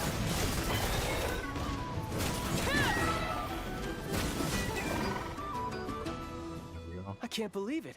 He was a living, breathing human one moment, and the next. Another fine piece of work by our dear colleague, I'm afraid. What in the world has been going on in Nod-Krai? A lot. But long story short, Dottore stole 2 moon marrows that should have belonged to Columbina, then built a 3rd moon marrow of his own to concentrate the Tri-Lunar Authority in his hands. What? What do you mean he built a moon marrow? People build roads and houses, not moon marrows. What's his next DIY project? He's gonna build a god? You could stand to be less surprised. We are harbingers. The work we are engaged in makes the creation of gods seem mundane by comparison. I tell everyone who asks that you once crossed swords with Rex Lapis while serving as a key supporter for Rosaline's plan. But right now, you're acting like a common adventurer. Thanks for speaking up for me. Those 2 really took me for a ride back then. Then again, surely no common adventurer would manage to get tangled up with them the way I did. That's gotta count in my favor, right? It almost sounds like you wish to repeat the experience. I might have to lower my opinion of you. No. I'll stop talking. Please, go on. Dottore is currently still experimenting with his newfound power in ways that continue to corrode the outside world. As for the human mutation, I believe this is simply a consequence of his experiments, and not a strategic move. That radiant beast was once a subordinate of Sandrone's. I suspect he was only allowed to live so that he could become an experimental subject. Also, those of us who fought Dottore have been afflicted with a curse. As such, I cannot leave Nod-Krai. This is so much worse than I thought. No wonder Her Majesty's decree is so extreme. While these exceptional circumstances persist, the Harbingers are hereby authorized to use unilateral executive powers. Should Dottore pose a threat, Arlecchino and Sandrone are permitted to eliminate him. My thanks to Her Majesty. I will pass these good tidings on to Sandrone. Her Majesty has also declared that she will refrain from launching an attack on the now evacuated Nod-Krai due to the presence of unretrieved research material. A wise decision. By the way, how's my old partner doing? I'm assuming they're with you? Partner? You mean the Traveler? I'm afraid I have bad news. He was captured after our failed assault in Dottore's lab. His whereabouts are currently unknown. What? Why? Since when does Dottore have a bone to pick with him? That is indeed the question. I'm not sure he does. He must have some other goal in mind. This won't do. I have to rescue him. You can't. We have no idea where the Traveler is. What am I supposed to do then? Stand here twiddling my thumbs? Sandrone is working on it. The best thing you can do right now is complete your mission. Fine. I guess I'll leave this to you then. One last thing. Tell the Rooster to get the message out to the gods and citizens of every nation in Teyvat. Beware. An uncontrollable pollution is spreading forth from Nod-Krai. The source of that pollution is a madman drunk on the success of his experiments. The Fatui and our allies will endeavor to contain the threat. However, if Nod-Krai falls, things are likely to escalate. Considering Dottore is one of our own, all Fatui stationed in Nod-Krai consider it our duty to stay and fight him to the bitter end. Whatever the cost. Hey, don't be too pessimistic. If it comes to it, I'm sure Her Majesty won't stand by and do nothing. I hope you're right.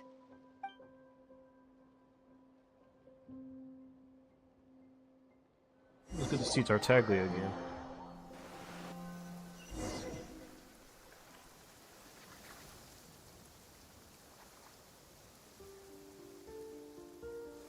You're right on time. Thanks. Hey, do you think I'll get that gliding exam exemption? I made sure I was on my best behavior in Mondstadt. I landed well outside the city and walked in through the gates. I'll help you apply, don't worry. For now, let's see what we have here. What are the doctor's energy fields even made from? The usual attract and repel principles that govern Kuvaki don't seem to apply to them. They are very mysterious, but ultimately, they appear to be comprised of energies from the three realms. Thanks to research by Master and the Hexen Circle, we know that Tevat's 7 elements are derived from the more primordial power of the Light Realm, which is antagonistic with the power of the Void Realm. Since you have the power of the Dragon Durin within you, I'm sure you can already tell that this energy field contains no abyssal energy. That's true. It's not abyssal energy. It's something pure, wild, and untamed. I've been thinking about something. Do you still remember the device that Dory supplied from the Academia when you and Miss Columbina fought Raria? That was one of the most marvelous feats of ingenuity I've ever seen. The design, the craftsmanship, the material selection. I couldn't fault any of it. Not to mention the operating principles. Surely the most ingenious feature of all. Dory didn't go into detail on how it functions, but I have a working theory. The clue was that Miss Columbina was somehow able to use the pyro energy that you provided, despite the fact that, as a moon goddess, she should only be able to use Light Realm energy in principle. Now, all elemental energy is, of course, derived from Light Realm energy to begin with. Hence, I suspect that the device works by restoring elemental energy to its original state. This presumes a theoretical model of the 7 elements akin to that of light refracted through a prism. Perhaps it is no mere analogy. Maybe there is indeed a prism in this model. I almost wonder if the idea for the device was conceived based on direct observations of said prism. It would explain how such an ironclad design concept was achieved. It is at once a masterwork of engineering and a groundbreaking application of the Academia's latest elemental theories. I suspect only Lesser Lord Kusanali herself could have devised such an ambitious technology. But back to the energy field before us. If this is pure Light Realm energy, its relation to elemental energy is one of integration versus division. Or you could say that the former contains the latter. Could this mean that elemental energy can dilute the power of the Light Realm? Should we give it a try? We should.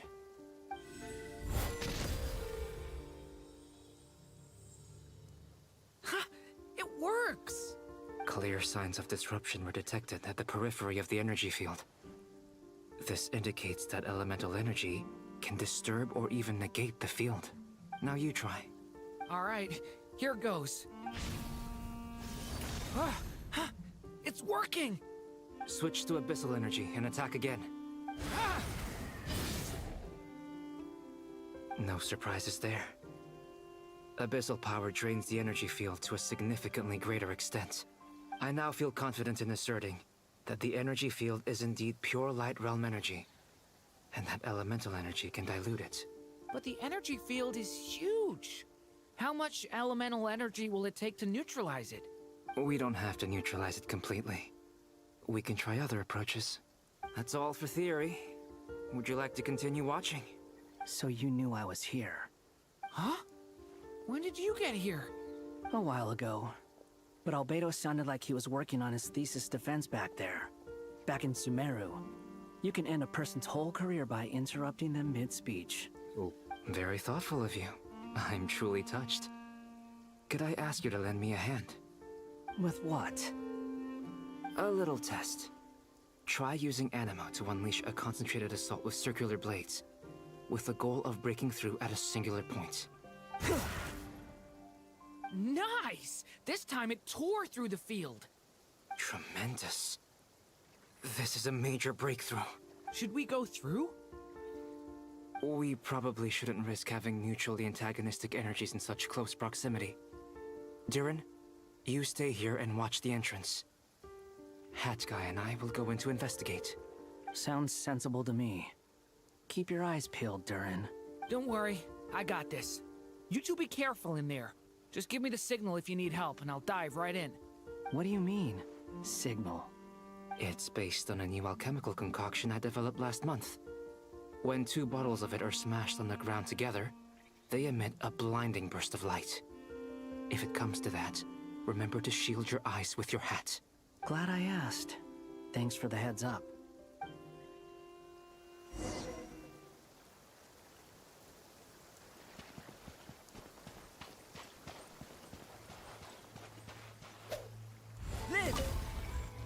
Like I thought. Beyond a certain distance, we can't see the opening where we came in. Maybe that's to prevent people from escaping. Sounds like Dottore style to me. Not much has changed. Things are basically the same here as they were before the energy field appeared.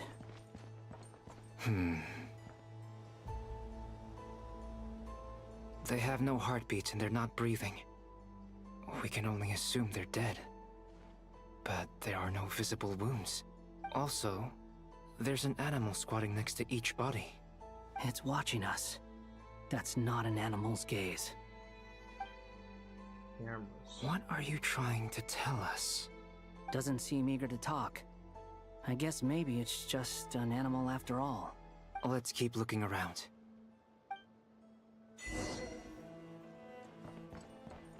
Look how the map's glitched out. It's kind of cool.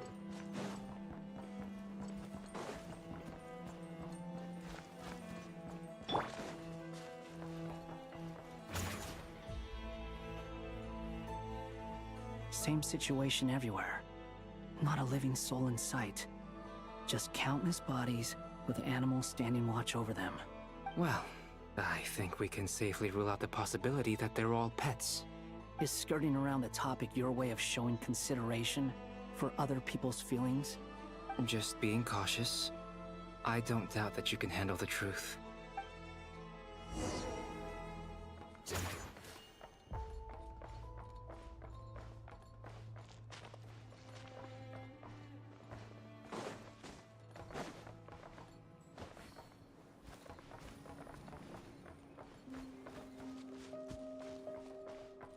The wind rises. Careful. Please. Help us. Please. Over there. I hear a voice. Glitchy.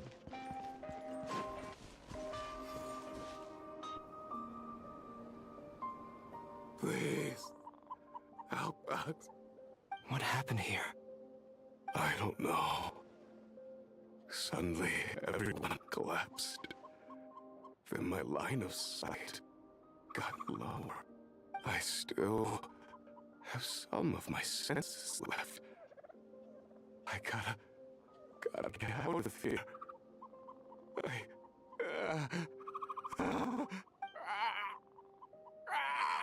It looks like there's a huge experiment going on inside this energy field. Maybe each energy field is its own giant experiment. Vile. He's swapping human minds with those of animals. Even without the other circumstances, this would be an extremely radical experiment. Those people may have lost their sense of selves, but they are not fully animals either. If they were, they would have left. But instead, their instincts are driving them to remain by their dead bodies. We should go. No sense in sticking around here longer than we need to. Agreed.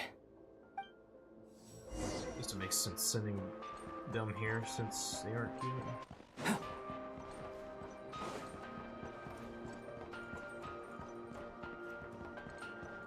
Alright, Darren. Hey man, I appreciate you sticking around. Yeah, this was a very long quest.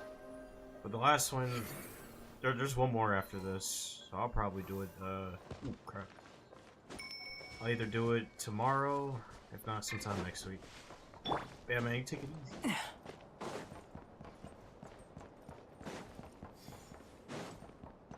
I just killed myself with fall damage. I guess I'm supposed to go back.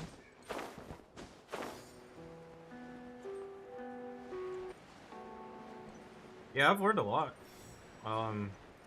It was really nostalgic, seeing a lot of this stuff.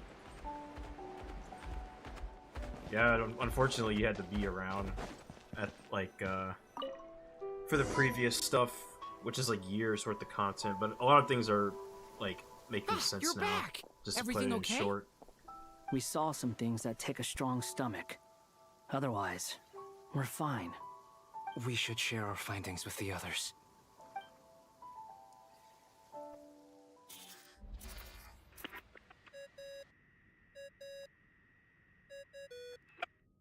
Yes? Who is it? Alright, take it easy, man. Miss Nefer, we found a way to break through the energy fields. With enough control, it's possible to tear them open using elemental energy. Also, we managed to take a look inside. Dottore is carrying out his cruel experiments on an immense scale. Any residents who have failed to evacuate in time will likely meet a grisly end. Sounds like he's living down to our expectations. Might I ask how things are proceeding on your end? I'm just about to get started. I'll be in touch once I have a result. Understood. Stay safe. I will.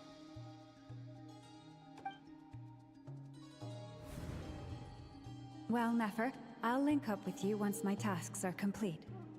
What makes you think I'd need you to do that? I'll need it.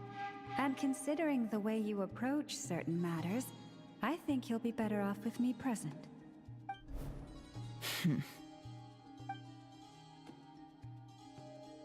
Let's begin.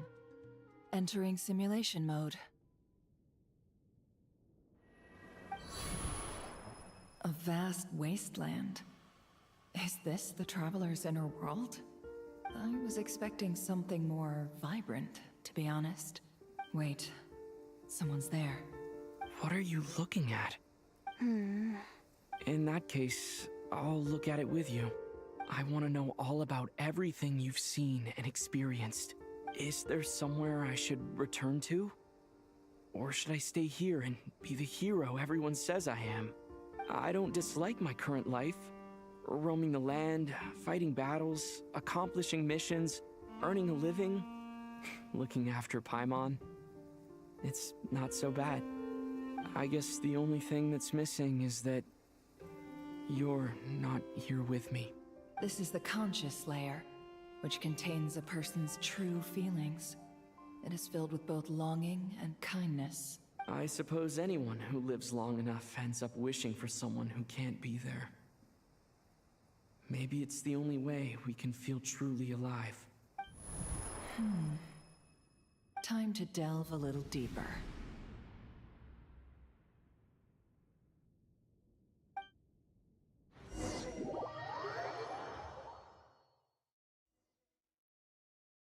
Nasha Town is hardly the optimal choice for a place to live, but it has character and a reasonable population density. What are you trying to say? Oh, don't be nervous. I was just thinking where might make a good starting point for your journey. Perhaps I should send you further afield. Conria, perhaps. Conria ceased to exist long ago. Once again, you fail to understand the possibilities that the Tri-Lune creates. Anything that has existed in the past, I can now recreate. You simply do not wish to see that happen.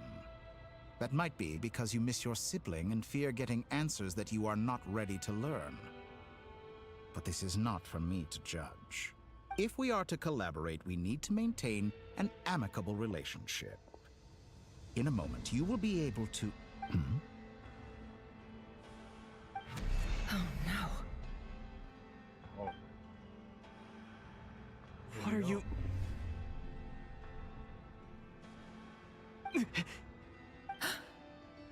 What are you gonna do?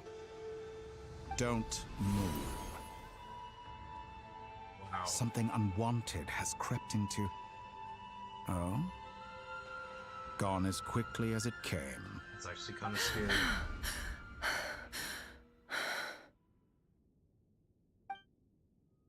Did you save me? If I hadn't cut the connection, Dottore might have caught you from the other side and destroyed you. This was a good idea, but once is plenty. You were exceptionally brave. Excellent work. Thanks, but now's not the time for that.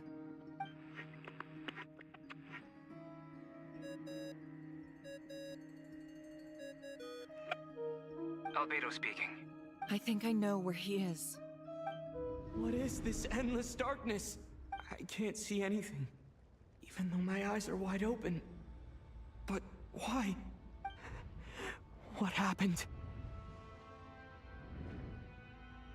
Ah, sorry about that. Actually, it's scary that he has powers like that. I take it you didn't notice. Just now, a friend of yours took a little peek into your mind. Could it be Nefer? How did she do it? Did she use something as a medium to connect to me? Do you think she's aware of your current circumstances? Oh dear. Have I stunned you into silence? I only wanted to slow down your time a little so I could stop your intruder in her tracks. It would have been nice to capture the spy. I must say, I'm finding the ability to adjust the flow of time rather intriguing. The moment you closed your eyes, time seemed to grow impossibly viscous, didn't it? A whole month passed before you opened your eyes again, but only for you. No one else was affected. I dare say this is something only a god can achieve. Point taken. You've proven once again that you have god-tier powers. Oh, you misunderstand. This wasn't about proving a point. I was testing things out. I find I learn best by doing, and I have to admit, time is not the easiest dimension to control. I only wanted to make you sleep for a short while, but it ended up lasting a whole month. Clearly some finesse is required to wield the authority over time as I wish. I hope you're not angry with me. It was only a month's discrepancy, nothing too serious. Had I been off by a year, a decade, or even a century, that would have been quite a different story. You could have frozen me for millions of years. So much for collaboration. You aren't showing much sincerity. Millions of years? To what end? I wonder if you don't understand humans all that well. They are very pragmatic creatures who understand only that which they can perceive with their senses.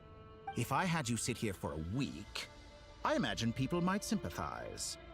But if I left you here for 100, 1,000, or 10,000 years, the sheer size of that number would cause it to lose all meaning to them. They would not have the capacity to comprehend your suffering, and thus they could not empathize. Unfortunately, while gods do exist in Teyvat, it is ordinary humans that account for most of the population. Their lifespans are so limited, their bodies so fragile. Did you ever really hope that they could begin to understand someone like you? Your long life and unique origins make you fundamentally different from them. How long will it be before they start to treat you like the alien you are? Before you are ostracized, outcast? Alien? Even I feel bad for you sometimes. This world has made you into a slave. So many times you have served its will, and not once have the powers that be ever thought to grant you the one simple thing you wish for. You have been treated most unfairly. I can change that. I will grant you special privileges, and give you back the status you rightly deserve as a descender.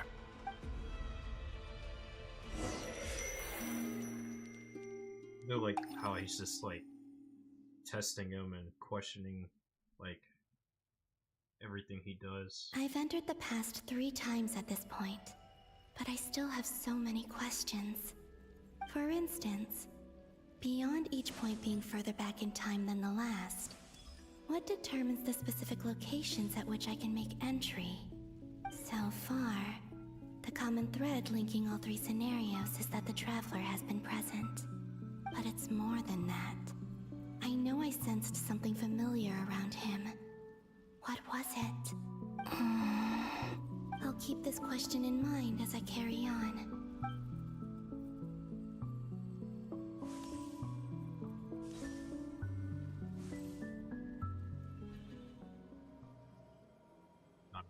Humans, you never change.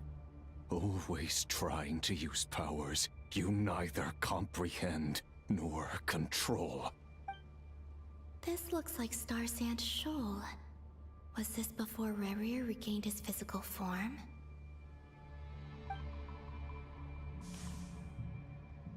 with the cannon again, huh? Sorry, but this round's not gonna go your way. The cannon. That's right. I was at Silver Moon Hall and I sensed an abnormal Kuvaki fluctuation coming from Nasha Town. And right after that, came an ominous power emanating from Star Sand Shoal. My body was once torn into countless pieces and hurled into the swirling chaos of time itself. But even so, my life and will were not extinguished. I wonder if I could try to prevent his resurrection. But how would I do it? What can I do, here and now? Traveler, behind you! Look at that light! No, I won't make it in time. He's using the Kuvaki shield, like I taught him. Is he going to use it to block the cannon's beam? He's strong. I'm sure he can manage. But the force released when the beam impacts the shield might lead to collateral damage. EC Island. The Frost Moon Scions will be exposed to lethal levels of Kuvaki. A question, if I may. Kind Miss Columbina. When the cannon's Kuvaki beam was deflected earlier, I saw several bolts of energy streak toward Hisi Island, only to be blocked. Did you also have a hand in that? Maybe that really was me after all. Well, future me. But I don't know if I have enough power left. Sigi sato pasa sais, nititi potofutos. There's no time. Osestikos paratini tiran to risuiku, topia to aithion feraton. I have to make it. Oh, Frost Moon. Oh, great land. Oh, slumbering moonlight of Nod-Krai. If you can hear me, if you can sense my call, then please, heed me once more!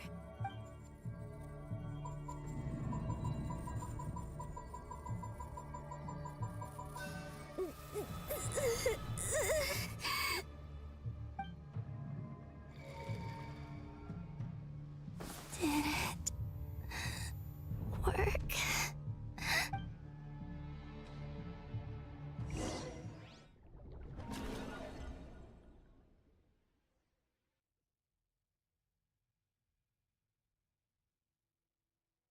Hey, wake up.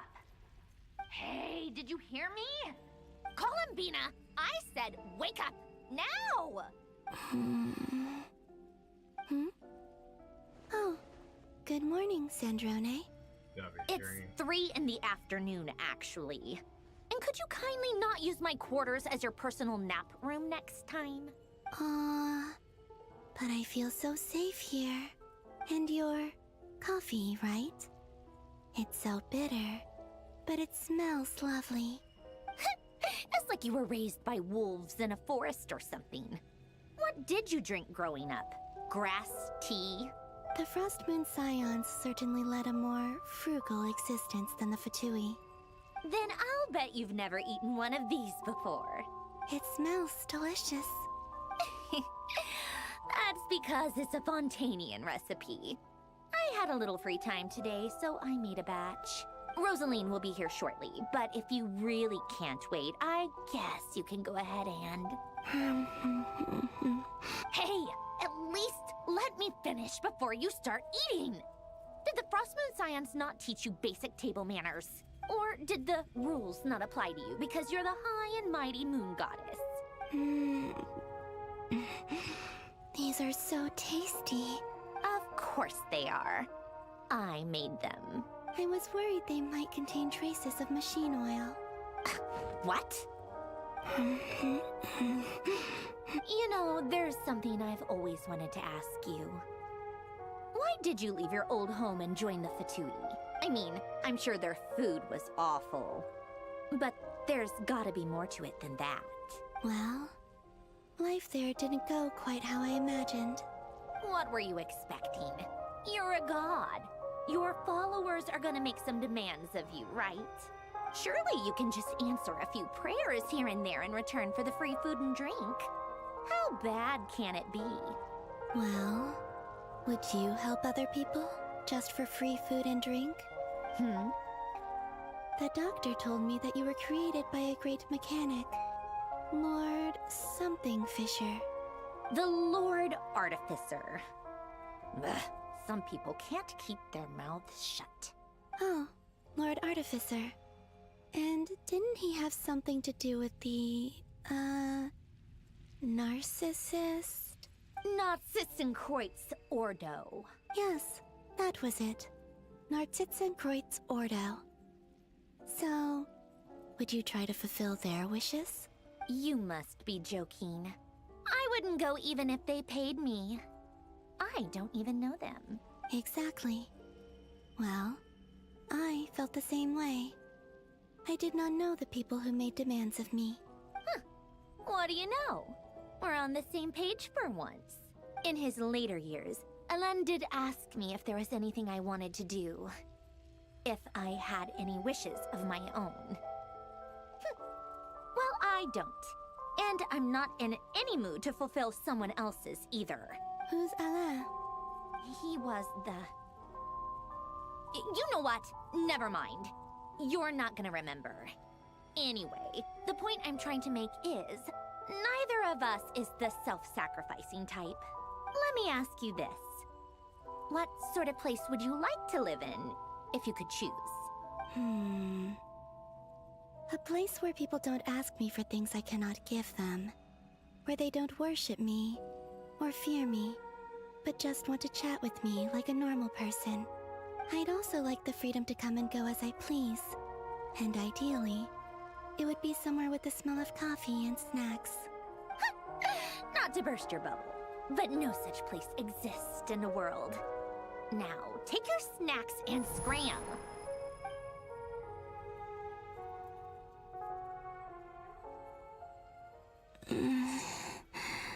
Did I pass out? Of course. I'm back here again. I dreamed of events from my past. Sandrone, I miss you all so much. Back there. I guess I managed to harness all the Kuvaki energy on Hisi Island.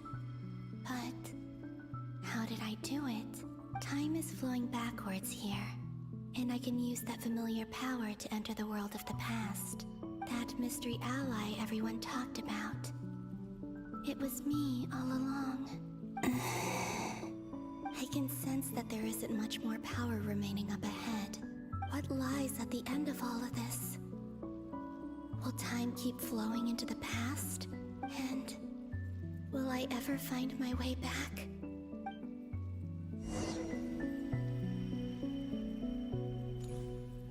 What happens when she goes too far in the past?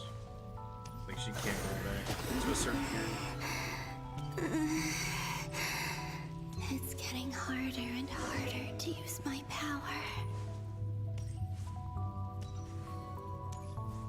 I'm no match for the Abyss in this state. I need to avoid the contaminated fragments.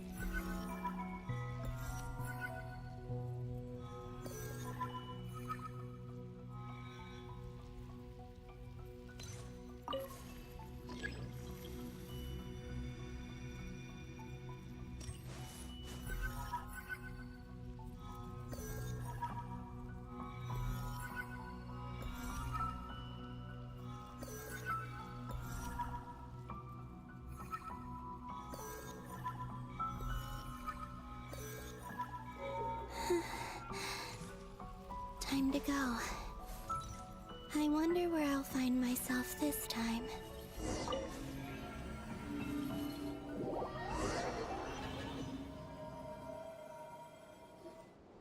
The Final Night Cemetery. This is where Flint's is based. Or not! How are we supposed to read through this many files? Difficult, yes. But it is also our most efficient option. Seems like they're searching for information. Oh, I remember. Flint's and Varga talked about some files on the Wild Hunt. Was this my doing too? To expose the true intentions of this Rerir, we need to dive into Nod-Krai's history. Are my actions changing the past? Or are they simply completing a process? Is all of this inevitable? Or am I the one making these decisions? If I choose not to help them now, will it change how things turn out? Hope we don't land on our heads then. They're my friends. I can't not help them.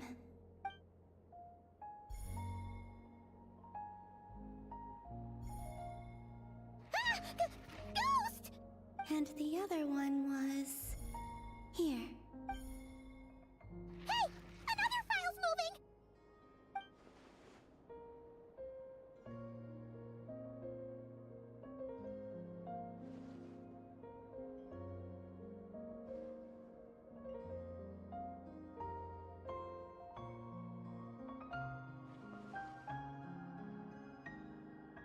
That should do it. Luanatar? You can sense my presence? Wait!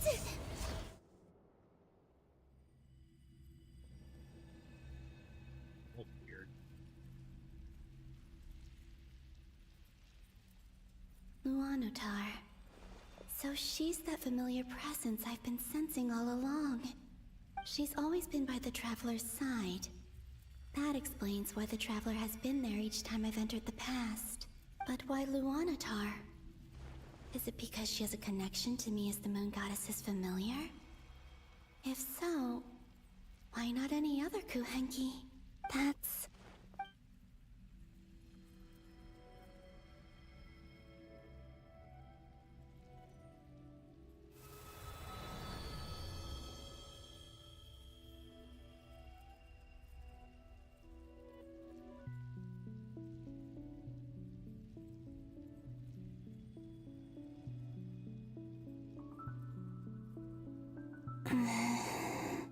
I cannot sense any power up ahead.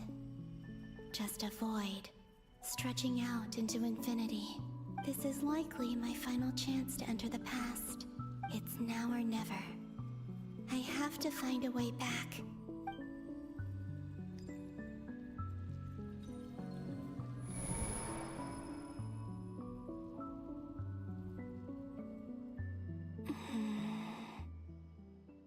Hisi Island? How far back in time is this? Where's Luanatar? I can't sense her presence this time. So when I first showed up, I thought... Seeing Enefa and Aino reunited like that sure was heartwarming. No. Stay calm. I don't have much power left to change things. I don't even have that much time left here. Think, Columbina. How do I find a way back? A way back... to where? Do I go back to Moon Prayer Night? Or to the future that followed? And if I return in my current state, what will become of me then? Dotori's actions that day proved that he'd been planning that for a long time. He had already seized the power of 2 moon marrows before capturing me. Even if I managed to get back, how can I fight against him when he wields the Tri-Lune authority? I can't. If I go back like this, I'll be playing right into his hands. I have to find some way of rivaling the power he has usurped. Wait. Time flowing backwards. The Tri-Lune authority. Does that mean... I think I know what the final destination of this lunar reflection might be. I know what I must do.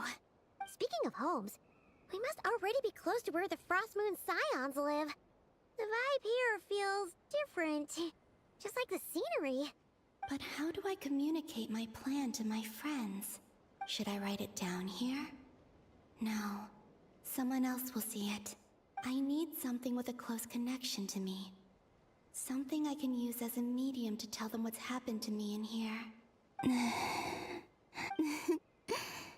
Now it makes sense.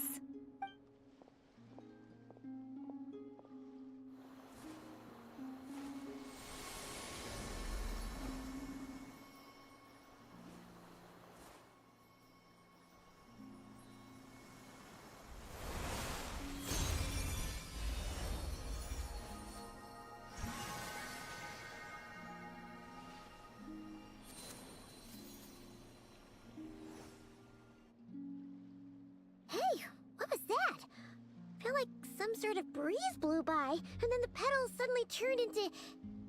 Huh? It was I who brought Luanatar into being. I gave up a piece of my own soul to create her. That's why I could sense a familiar power from the moment I entered this space. It also explains why she's been present in every past location that I've entered. Because we have a deep connection. Hey there! What's your name? And the reason why there are no more gates to the past after this point is that Luanatar hadn't been born then. No wonder I sensed the trace of a blessing when we first met. But I still didn't recognize the soul hidden within you. Back then, I was just a little lost dove. I had yet to become Columbina Hyposelenia. Go on now. We've got stuff to do. Best you find someone else to hang out with. Hey, you scared it off. I'll be counting on you. Remember to stay by the traveler's side, guide him, and help him in my stead. Oh, and bring him to the garden where the moon prayer blossoms grow. There's a little lost dove there who will need his help. Go on.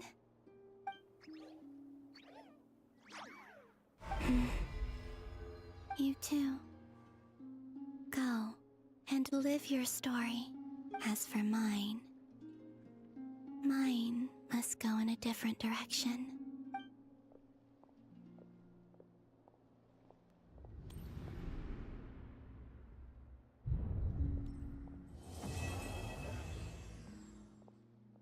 Oh, it's over?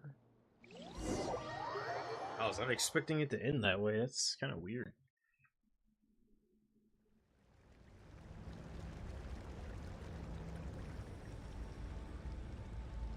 How would you like to experience the thrill of never being held accountable for your actions? You could crush people like ants without consequence, or tear off their heads or limbs as you please. Believe me, such a life is but one small step away. What point is he trying to make? Freedom? But the freedom to kill? To do evil and get away with it? Why would you offer me that? The creation of a world is the ultimate scientific experiment. I have taken my research to the highest level, where I shall be not just a god, but also a servant to many sacred spirits. I shall heed the truth and perform holy deeds. A god's laboratory is the perfect playground. But it needs the right occupant to explore its full potential. Mortals are found everywhere one looks. Not so with Descenders. I'd prefer my first guest to be a distinguished individual such as yourself. And I know you could make the most of the opportunities it offers. So the condition for entering the new world is to take innocent lives. The same dilemma that Rerir once faced. Could I really bring myself to kill others for my own benefit? Rerir did. And look where it got him. Have you made up your mind? I can't do it. Your playground is no place for me. You're putting your hopes in the wrong person. But we both know I'm not quite the hero you say I am either. I have my own reasons for the journey I'm on. And they aren't all selfless. You've grown a lot since we last met. But there are still things you are unwilling to compromise on. This will only hinder you. Why don't I lower my requirements a little as a gesture of goodwill? I'll give you a little time to learn to be a less noble soul. That'll make things much easier for you. I really doubt I could live that sort of life. And yet you already sound less defiant than a moment ago. The benefits appeal to you because you can read the signs of the times. Why don't we return to my research facility? Your last visit was so rushed. There is much that I have yet to show you.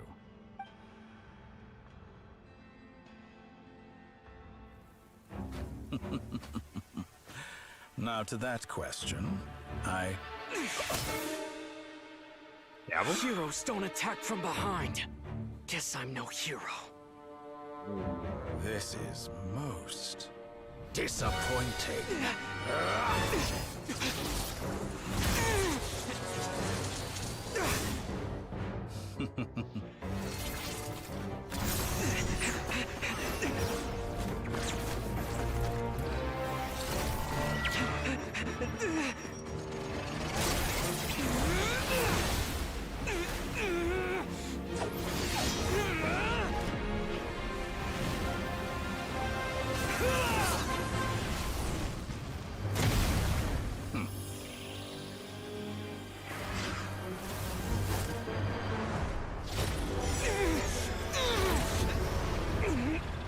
Got it.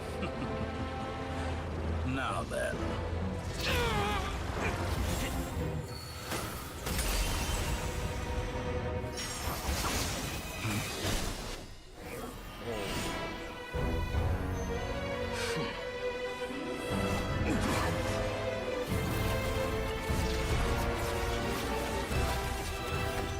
A new face.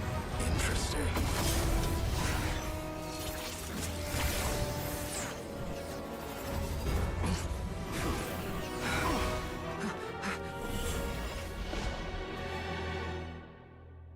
Came in clutch.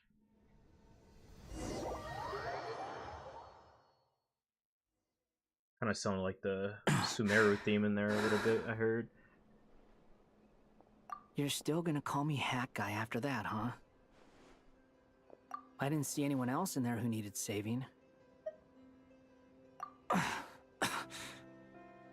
It's nothing. I'll be fine. Why are you looking at me like that? Is it that shocking that I'd come to your rescue? I owed you a favor back in Sumeru. Now we're even. Distracting Dotori was tough. I won't lie. He's not gonna fall for the same trick twice. That was my one shot. I'd hoped to use it to take him out. Ugh. I never wanted to obliterate someone more than I do right now. Dotori doesn't recognize me.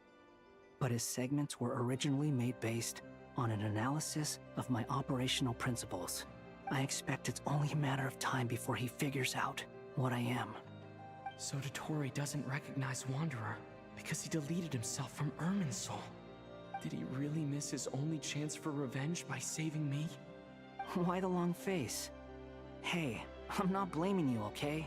And I'm not complaining either. Rescuing you and killing Dotori are equally important goals. Everyone would be pretty stuck without you. It's best you live to fight another day. How are you holding up? Are you all right? Hat Guy said to put safety first, so we agreed to run as far away as we could after leaving the energy field, and only meet up once it was safe. You don't look injured. It seems that Dotori didn't do anything to you. All right. Rescue operation complete. Let's head back.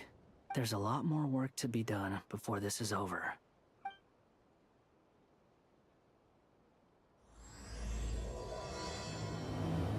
Moon.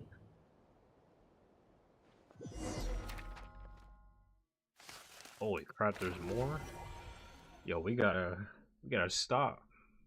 Hopefully this might be it. I didn't think they would just like put all these together. Understood. I will bear the Tsaritsa's decree in mind. I don't see what's so awesome about it, though. Does he really think everyone else is as immature as him? I'm not stooping to Tartaglia's level. I thought you might say that. How's your progress? Quite promising, actually. That alchemist Albedo gave me a few ideas. Remember how I asked you to look up some files for me? That stuff on the Nod-Krai Institute. René de Petrichor and Jakob Ingold. Elungilton despised René's theories and methods, but he never managed to come up with better alternatives either. So I adopted some of René's ideas. I thought Alain was like a father to you. He and René were mortal enemies, were they not? And what would you say if Linny and his friends one day learned something useful from someone you utterly detested? I would applaud them for it. That would mean that they have surpassed me. For all we know, Alan Giltan might have thought the same thing. Not that it matters, though. He's dead, and I'm alive. So it's my call to make. Once you die, it doesn't matter how great you were in life. Only the living get to decide what happens next. Hey, come on out. They're back. Huh?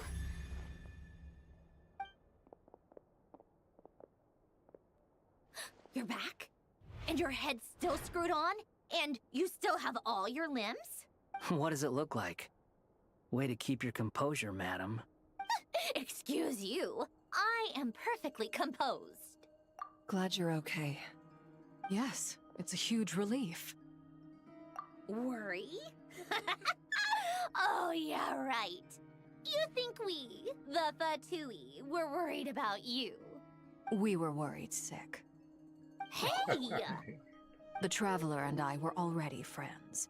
You are free to join this mission in whatever capacity you please. Much like your tea parties. It's a laugh a minute with you guys. I must say, I was quite surprised when Mr. Albedo told me he would need no additional aid. We discussed this on our way back as well. I am rarely so unequivocal, but in this case, we had full confidence in Hat Guy. He said he knew what he was doing. Albedo and I pretty much had to just wait outside on standby. Meanwhile, Hat Guy broke into the energy field and rescued the Traveler solo. You didn't have to mention that. Well, I'm thoroughly impressed. You are a force to be reckoned with, Hat Guy. Is he back? Is he really back? Traveler! It's really you! Oh, thank goodness! Paimon missed you so much! You can finally breathe easy, Paimon. It's great to have you back in one piece! Oh, Paimon's been having nightmares the whole time you were gone! Look at them. You know, once you reach my age, there's nothing better than watching a misty-eyed reunion between friends. It's nothing. Same goes when you get to my age, too. I bet Aino and Anefa would be tearing up as well if they were here. Varka, I'm not sure Anefa can cry. Oh, yeah, good point.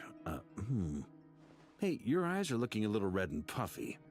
Come here. Let's hug it out. What? Ew, no! No, thank you. You're not my dad, okay? Knock it off! Ain't work. Everyone, I'm sorry for all the trouble I caused you. But the silver lining is, I didn't come away from this ordeal empty-handed. While I was being held captive, I learned a lot about Dotori's current capabilities, and what he plans to do with them. Allow me to explain.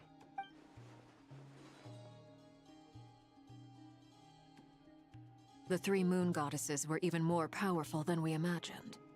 No wonder Dottore believes himself to be equal to the gods. Maybe even superior. Utter blasphemy. While everyone was gone, Nefer and I made an interesting discovery. And I believe Miss Sandrone has something to share too. Ma'am, perhaps you could do the honors? Called it. Getting rid of a pesky troublemaker like her is like trying to clean up after a crumbly cake. It always comes back to haunt you. Our next step is to find a way to bring her back. A place where time flows backwards, with no destination in sight. Surely it must have been created for a specific purpose.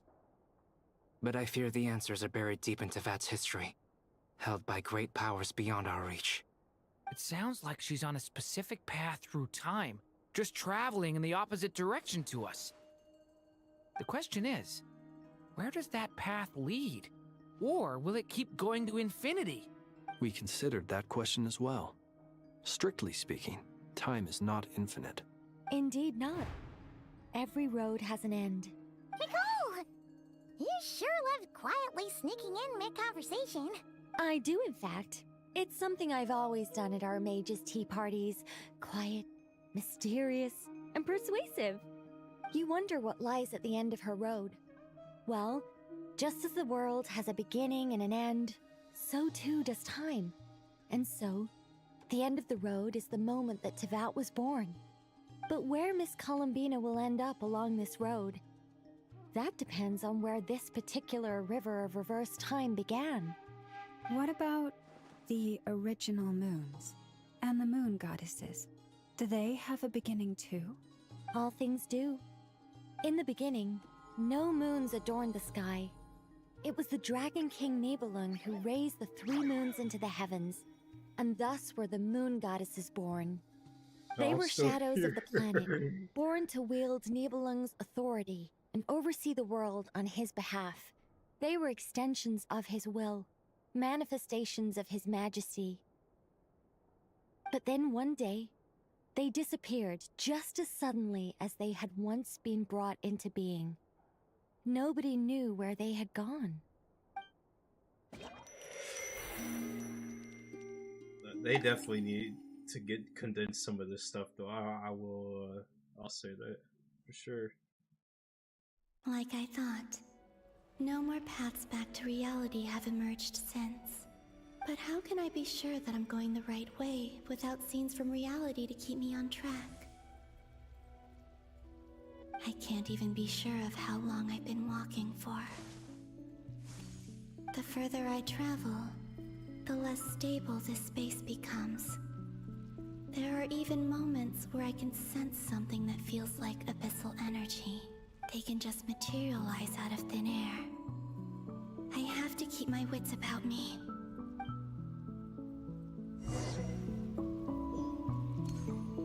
I guess you can't go back.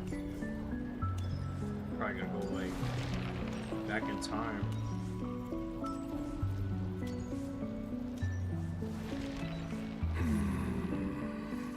That was Rapier? Is that the ray here of Sonari? It's gonna be awkward. You are the moon goddess. But how? No, you'd be alright. Please, there's no need. I'm not interested in fighting anymore. I find that a little difficult to believe. Yeah. Honestly, so do I. The way you used my own power against me was... It was a brilliant strategy. And then, in the final moment before I was thrown into this space, I got to see an old friend. Mr. Dainsleif. Right. It was so long ago now. But we were friends once. And when I first got here, I was filled with hatred, remorse, and rage. How I cursed and devoured. I tore everything here apart. I was consumed by the desire to leave this place and have my vengeance. But to no avail. This is a place with no exit. This is the second time I've entered this space. Though I have no memory of the first. I was torn to shreds the moment I entered. But this time I survived. It must be partly because of this new body.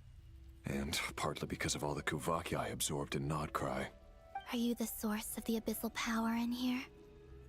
Not all of it. Some is from when I first arrived here and tried to destroy everything. But there was already a degree of abyssal power here, before I entered. And like a venomous snake baking in the merciless sun, it tried to slither into my shadow. Tried to? So, you rejected it? Yes.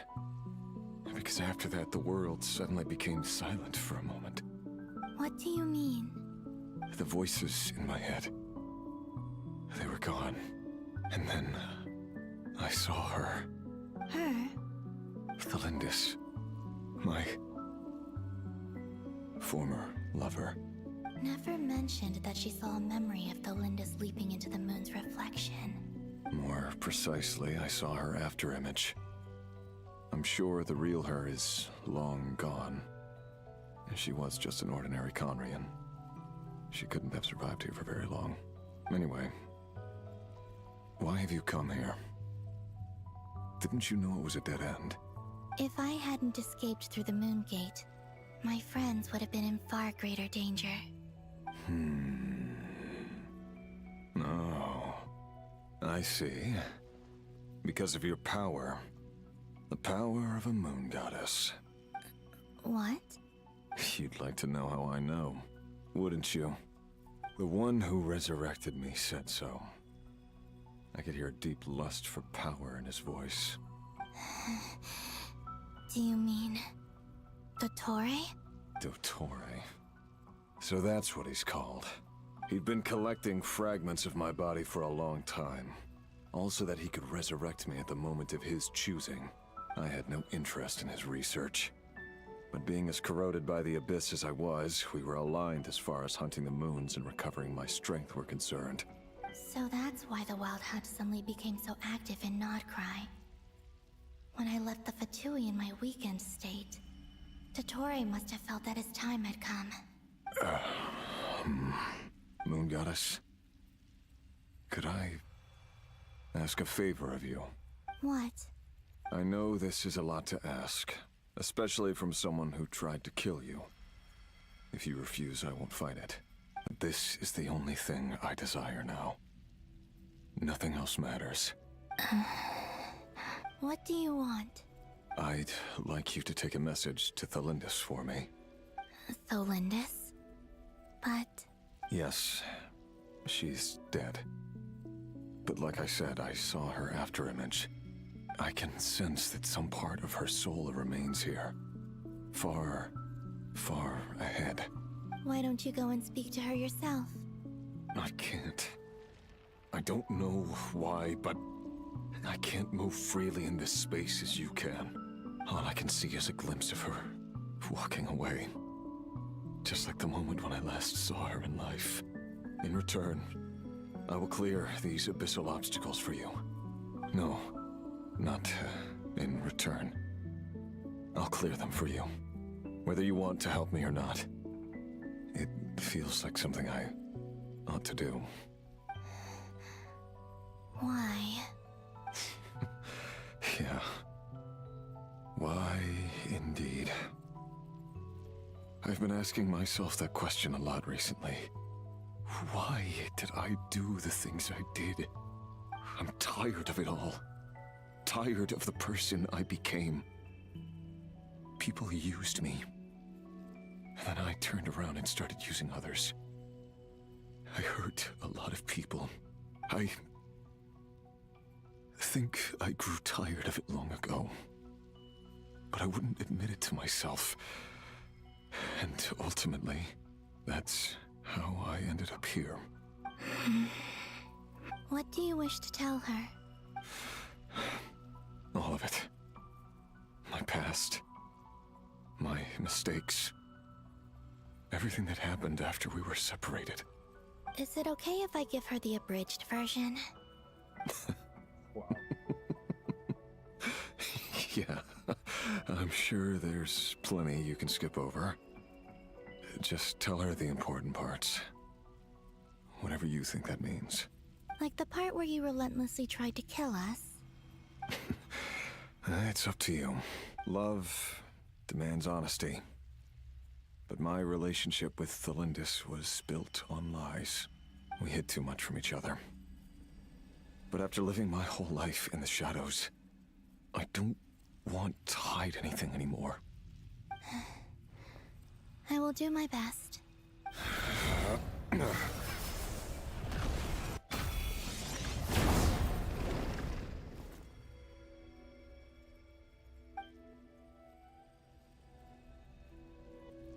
There. The Abyss will no longer stand in your way. Even though Mr. Dainsliff felt he had to fight you, I think he still regarded you as a friend. Dane? He said that you betrayed him. But he also felt great remorse at never having understood what you were truly going through. Why tell me this? Because... if he'd known that someone could take a message to you, I believe that's what he would have said. Thank you. It means a lot. I know this will sound strange coming from me, but don't die, Moon Goddess. I can tell that you're determined to get out of here.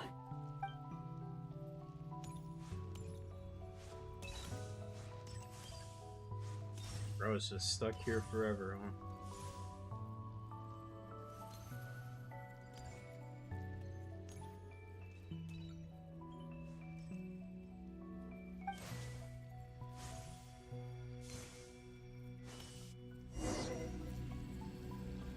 He's gotta be a playable character in the future. He kept his word. The abyss is no longer obstructing my path.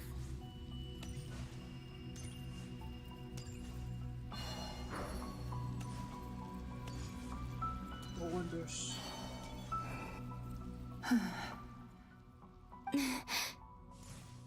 Is that the Lindis?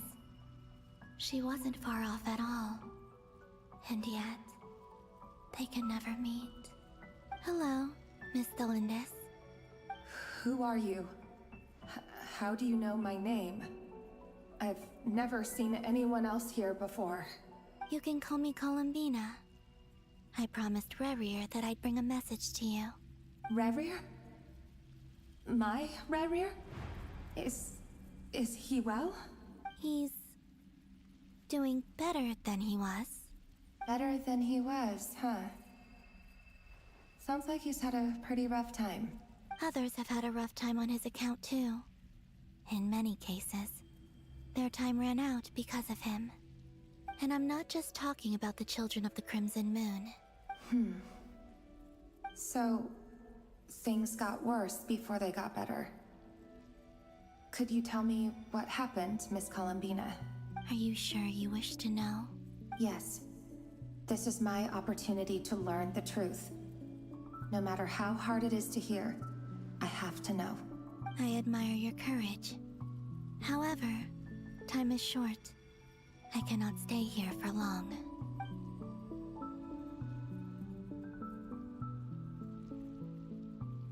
Rerir had seeds of hatred in his heart, and many people nursed them for their own ends. On some level, everything he did was to try and find a way to see you again. But in the end, he came to regret his mistakes. He wanted to apologize for hiding his past from you. Beyond that, he did not say specifically what it was he wished to convey to you, but I'm sure that you've always been on his mind. You are what has kept him going over all these years.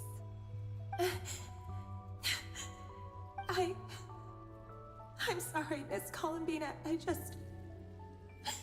This is so upsetting. I'm not sure how to put my feelings into words. It's all right. I understand. Well, that's everything from me. So, I guess I'll be... Wait. One moment. Time flows backwards here. The road ahead only leads further and further into the past. I know. I intend to reach the end of that road. Without a moon marrow, without the 3 moons' power, you won't make it far. Wait, unless... Are you one of the moon goddesses? You could say that. I see. I often think to myself, if life is like a train ride, why haven't I reached the terminus? Where am I even going? And it's not just me, it's this whole place. Wherever it is, it seems like it's existed forever. It's such a mystery. Where is it going? I must seem so ridiculous. I can't answer these basic questions, and yet I jumped right in here without hesitating, only to be torn apart the moment I entered by powerful energy currents. Only my soul remains now. Thinking back, I was suddenly overcome with fear and terror in that moment. Perhaps I too became bewitched by the abyss. I may have been the leverage it needed to control Rerir. I used to be a researcher at the Universitas Magistrorum in Conriad. researching the iridescent moon's marrow. Eventually, I came to the conclusion that time in here flows in reverse. Rerir was one of the Finster King's retainers. With me, he was in an impossible position. It plagued him constantly. I wanted to help him escape his lot in life.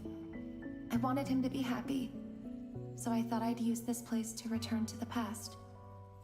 At the time, I thought I could just go back to the day that the Finster King first found the princess. It was only after meeting the princess that the Finster King started going too far with his research into the Abyss. That was the day all of our woes began. I thought I could stop the king from ever meeting her and solve everything. I couldn't kill the Finster King himself, so I had to find another way to save Rerir. That's why I wanted to go back, to kill the person who had brought new possibilities to our realm. I'm sure it was a futile endeavor, but the Abyss probably enhances the basest human desires. So I naively hoped I could change everything, but I was simply too weak. Like a speck of dust against the whole universe. Look at me. I didn't even survive the journey here. Not physically, at least. I know I'm never getting out of here. But you're different. You can make it, and I want to help you. I owe you that much.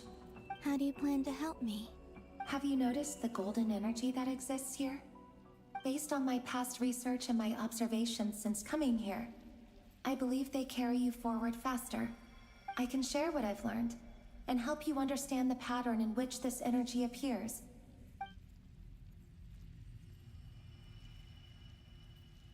I think you just might... Now, I know you will be able to change the past. Also, I've been speculating about where this phase ends. The documentation was scanned, but from what I know of the legends about the moons, the oldest ones seem to begin with Nibelung, king of dragonkind. I have no way of verifying any of it by this point. But if it's true, you might be able to reach that era if you keep walking.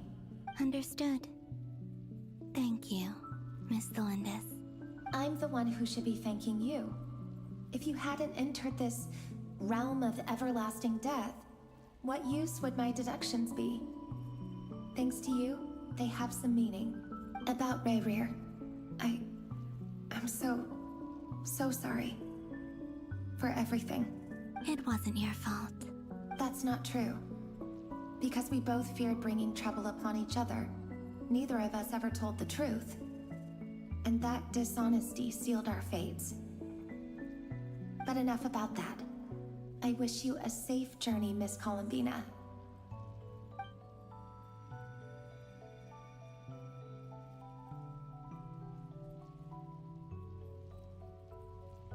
And may the outside world never have to experience pain like this again. Rerir, you're there, aren't you? I cannot see you, because you exist in the future. I expect we'll be trapped in this prison of space-time for all eternity. But please, gaze upon the past, and then sit for a while. Let's find a place to sit down together, just like we did when we first met. Dang, that's sad, bro.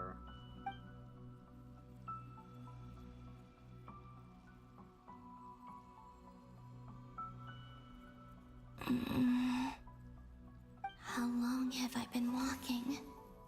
How much further till I reach the end? Is there even an end to be found? Everything's getting blurry.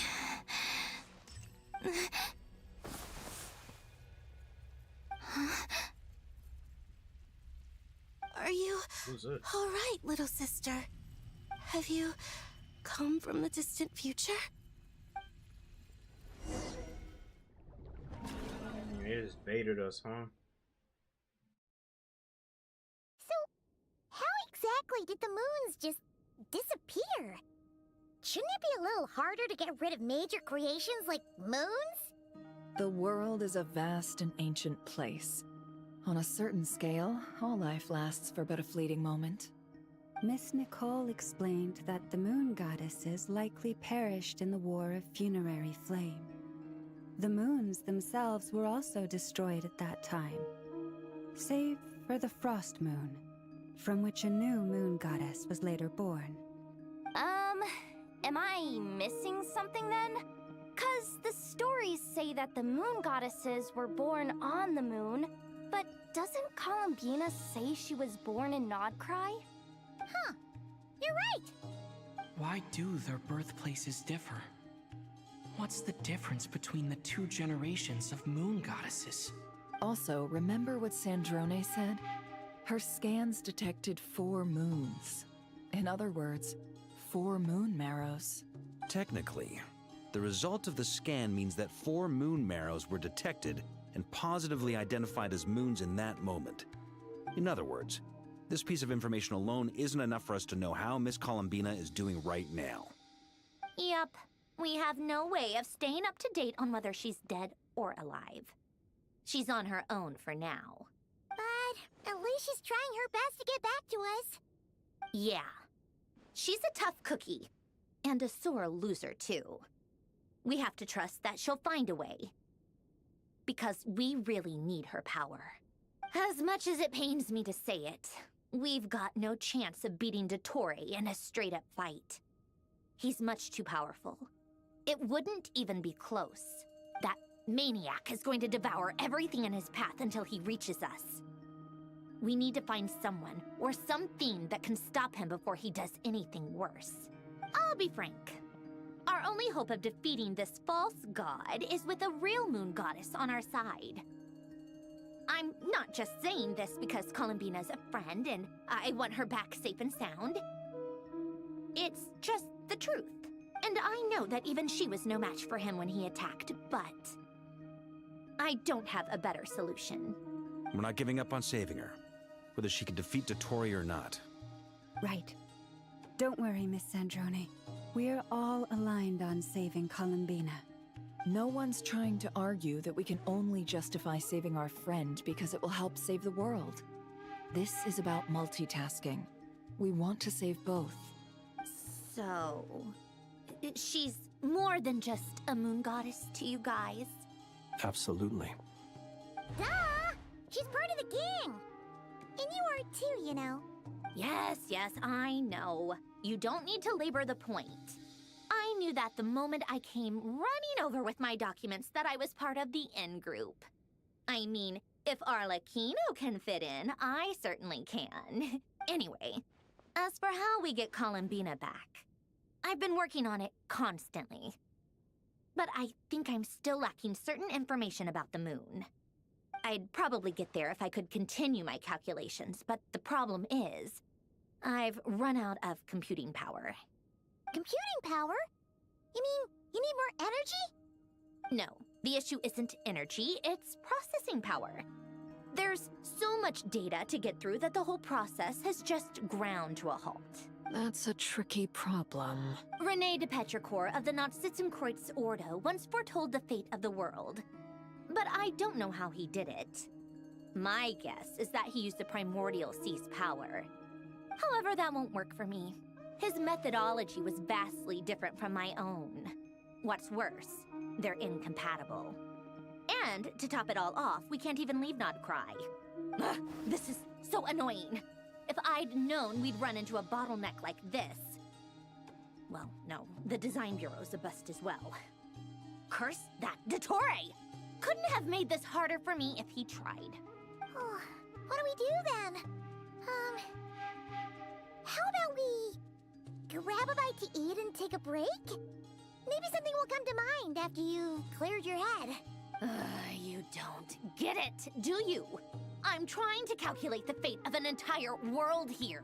And I need accurate results, not vague prophecies. Where the heck am I gonna find the computing power for that? Ahem. Anyway, time to shelve the discussion on technical difficulties. Being a killjoy isn't very ladylike, after all. Either way, we've done what we can. Rest well, everyone. Remember to let us know if anything new comes up. Hat guy? Is he hinting that we should talk outside? Let's go somewhere a little more private.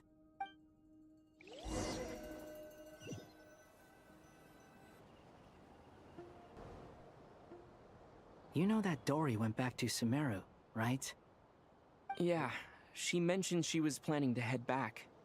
Things aren't looking good for Nod-Krai. She's gone to spread the word so that Sumeru has a chance to prepare for the worst. From what I know of Dottore, there are two possible reasons why he hasn't made a move yet. One is that he's still working through some kinks in his new powers.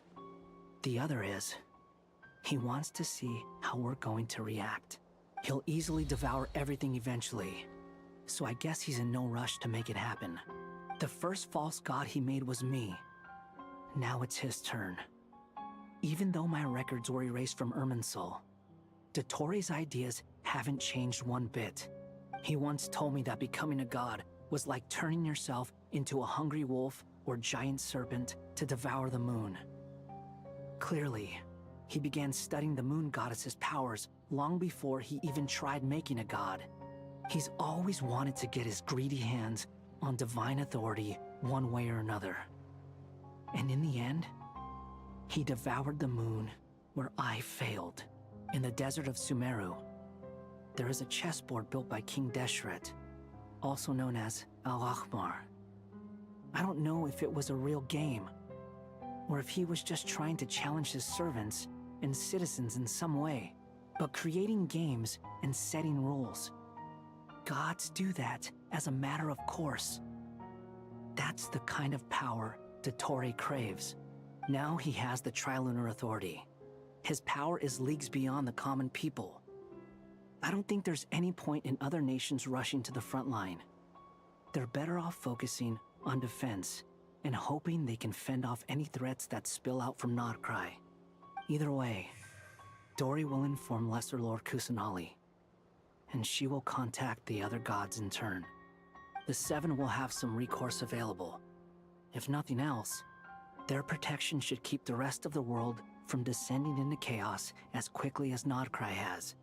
So on the bright side, even if Nod-Krai is doomed, your friends in other nations won't be in any immediate peril. That's good to know. But I'm not ready to give up on Nod-Krai yet. There's a word for people who refuse to let anything go. It's called being greedy. Maybe it sounds greedy to you, and probably naive too. But whatever you call it, that's what gives me the determination to keep fighting. Battles are fleeting, but the will to fight is a long-term commitment. Give up for even a moment, and your resolve will shatter. Why do you always feel the need to do the right thing? No one is born to be a savior. I mean, who's gonna criticize you if you fail, or give up? Don't take this the wrong way, but Dottore said something similar to me. I guess the Fatui attracts people who don't believe in saviors. Not necessarily. It's less about belief for me. I just want to know how determined you really are. After all, I don't owe anything to anyone else here.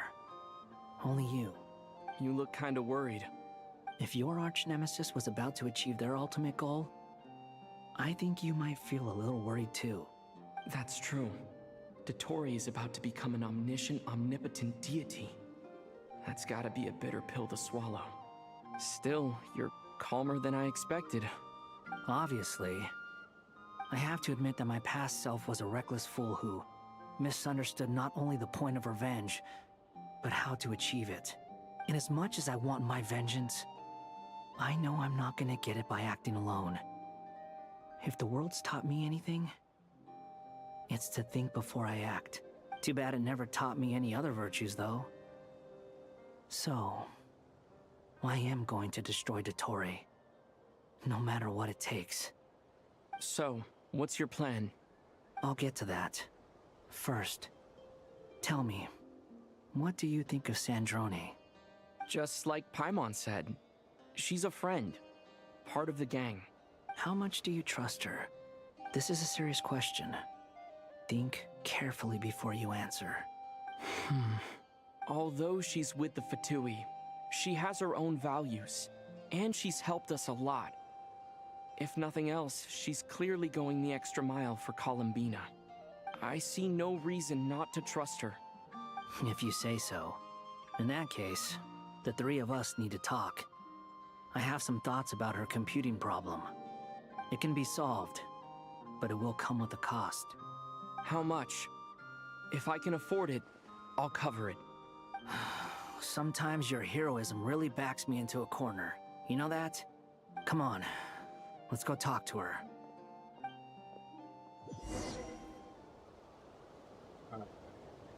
We gotta stop there, man. We were supposed to stop like... Oh, wait. Can I stop?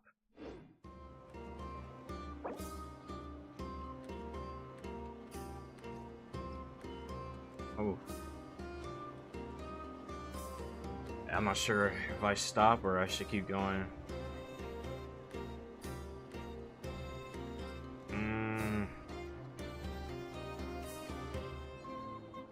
Dang it, man. I hate how they did the story. Like, it should have ended on the 7th act and then just stopped. I don't know why it kept going. Like, they didn't give anybody, like, or not anybody, but they just didn't give, like, a break at all. Oh, man.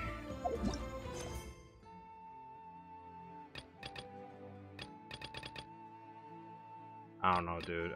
I don't know if I should keep going or if I should stop.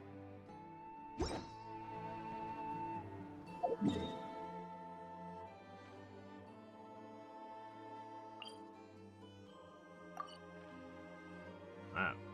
Whole map got messed up.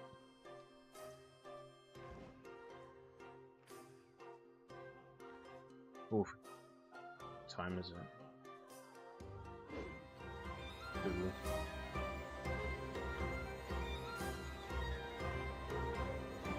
And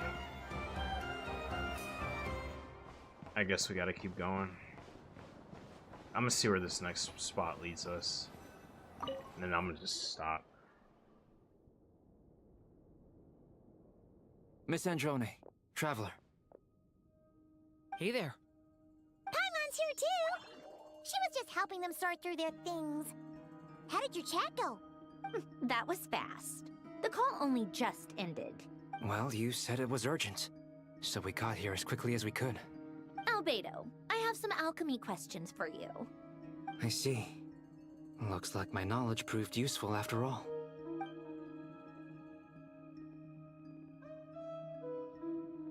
If I might ask, what is the end goal for the modified formula you'll be using? I needed to predict the future of the entire world. But I've run into some teething issues since trying to implement Renee's theory of the 4 Orthians. I see. I'll have a look at it. Still, computing power is the real issue here. How do you plan to solve it? About that, it's been sorted.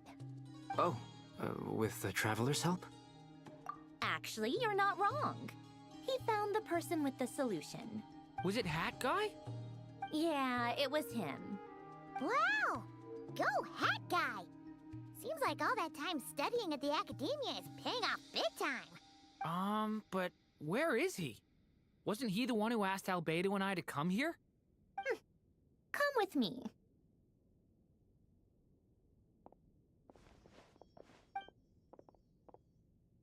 Hat Guy? He's meditating. What's happened to him? Hat Guy! Can you hear us? No response. I guess he's in hibernation. Hat Guy mentioned that he was a puppet. It seems that his functions are currently shut down. I presume this has something to do with the solution to your computing problem.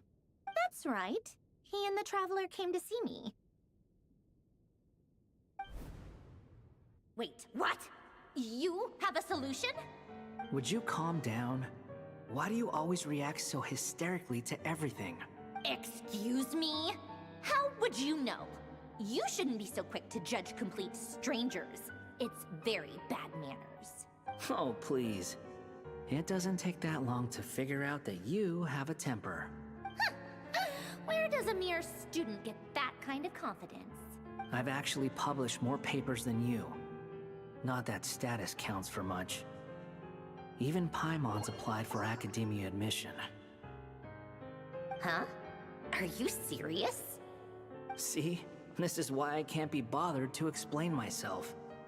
She recognizes no one's skills but her own. Okay, fine. I'll hear you out. So, tell me, how do you propose to solve my computing power problem? This world itself is constantly processing all kinds of information.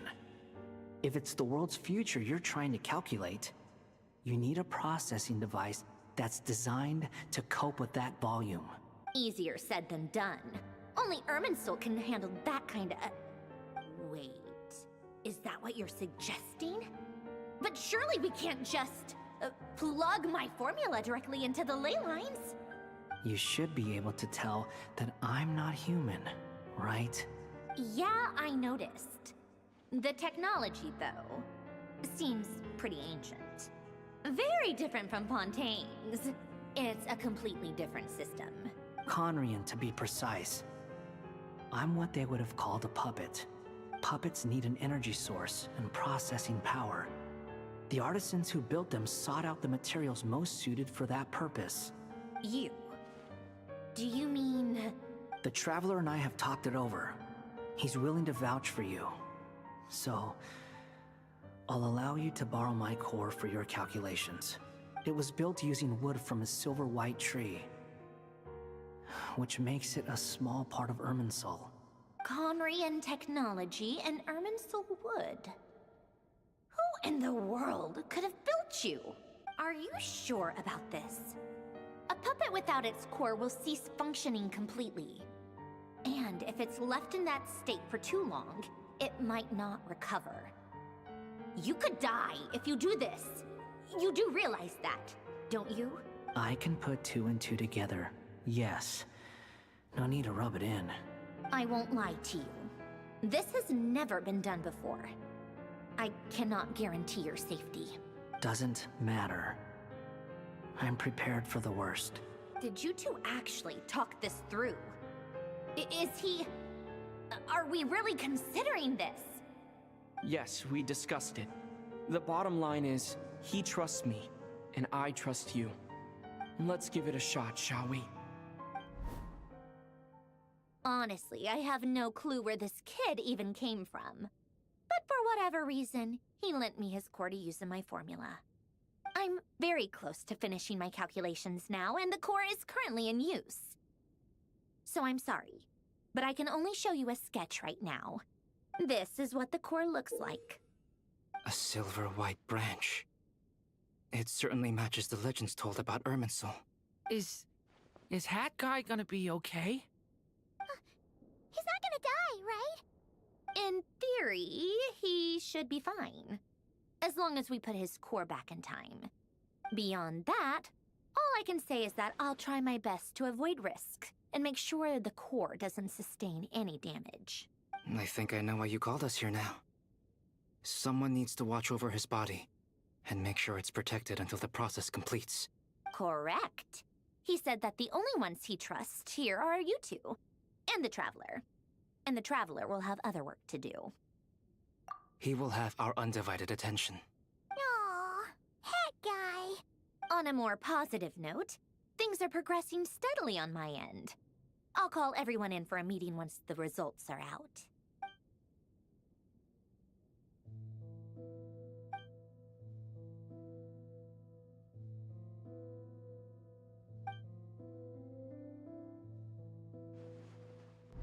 The worst case scenario with the core removal is either a system reset or a total loss of function. But I'm not afraid. A quiet death should have been my fate long ago. A core is completely different from a heart. It's like another vital organ entirely. I never believed it could be a true replacement for what I sought. But in the end, it turns out the core was more useful to me. Pretty funny when you think about it. It's like the punchline of my entire life. Do you think there's any difference between a puppet and a human? If not, then this would just be another samsara. I have already experienced both a past life and a next life. Part of me wonders whether I'm only capable of making this decision because I've become a real human. What's with that expression? Isn't this a good thing? Sanjoni will succeed, won't she? She has to. She will. We all have to persevere until this is over. That's right. And I'll protect you all until a moment of victory arrives.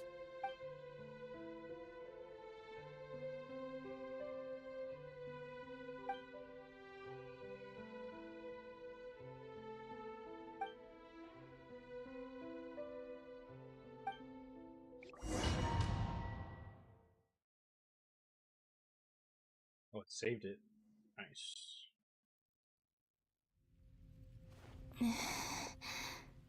Who are you? Call me Sonnet. Oh. You have the same power as Canon. Sonnet.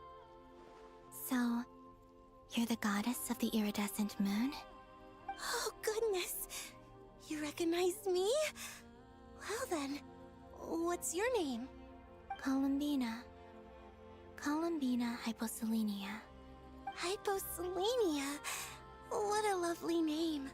Did you choose it yourself? It was a joint effort between me and my friends. Friends? You mean your friends in the heavens? Huh? Oh, sorry. You must be exhausted. I apologize. Hang in there. Let me introduce you to my older sisters. Do you mean the other two moon goddesses? Arya and Canon? Wow, you sure know a lot. Hey, does that mean that our story goes on into the future? Oh, I guess that wasn't the best question to ask. It's alright. We were prepared for that possibility. You could say we were too prepared. I can't even remember how long my sisters and I have been here by this point. When did you get here? How long has it been? I can't say for sure, but it feels like it's been forever.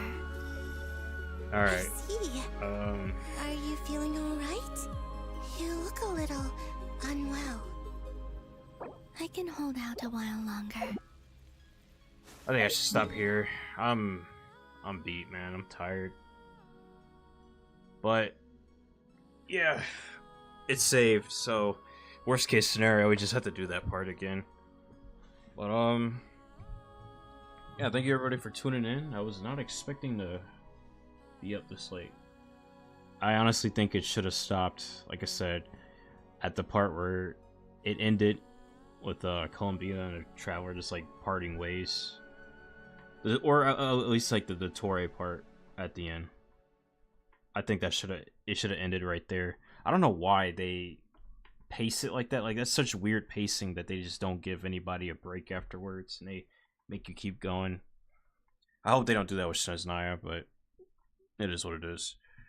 I'll probably stream tomorrow and yeah, get this done. Yeah, appreciate everyone stopping by. Like what you saw, leave a follow, and yeah, see you next time.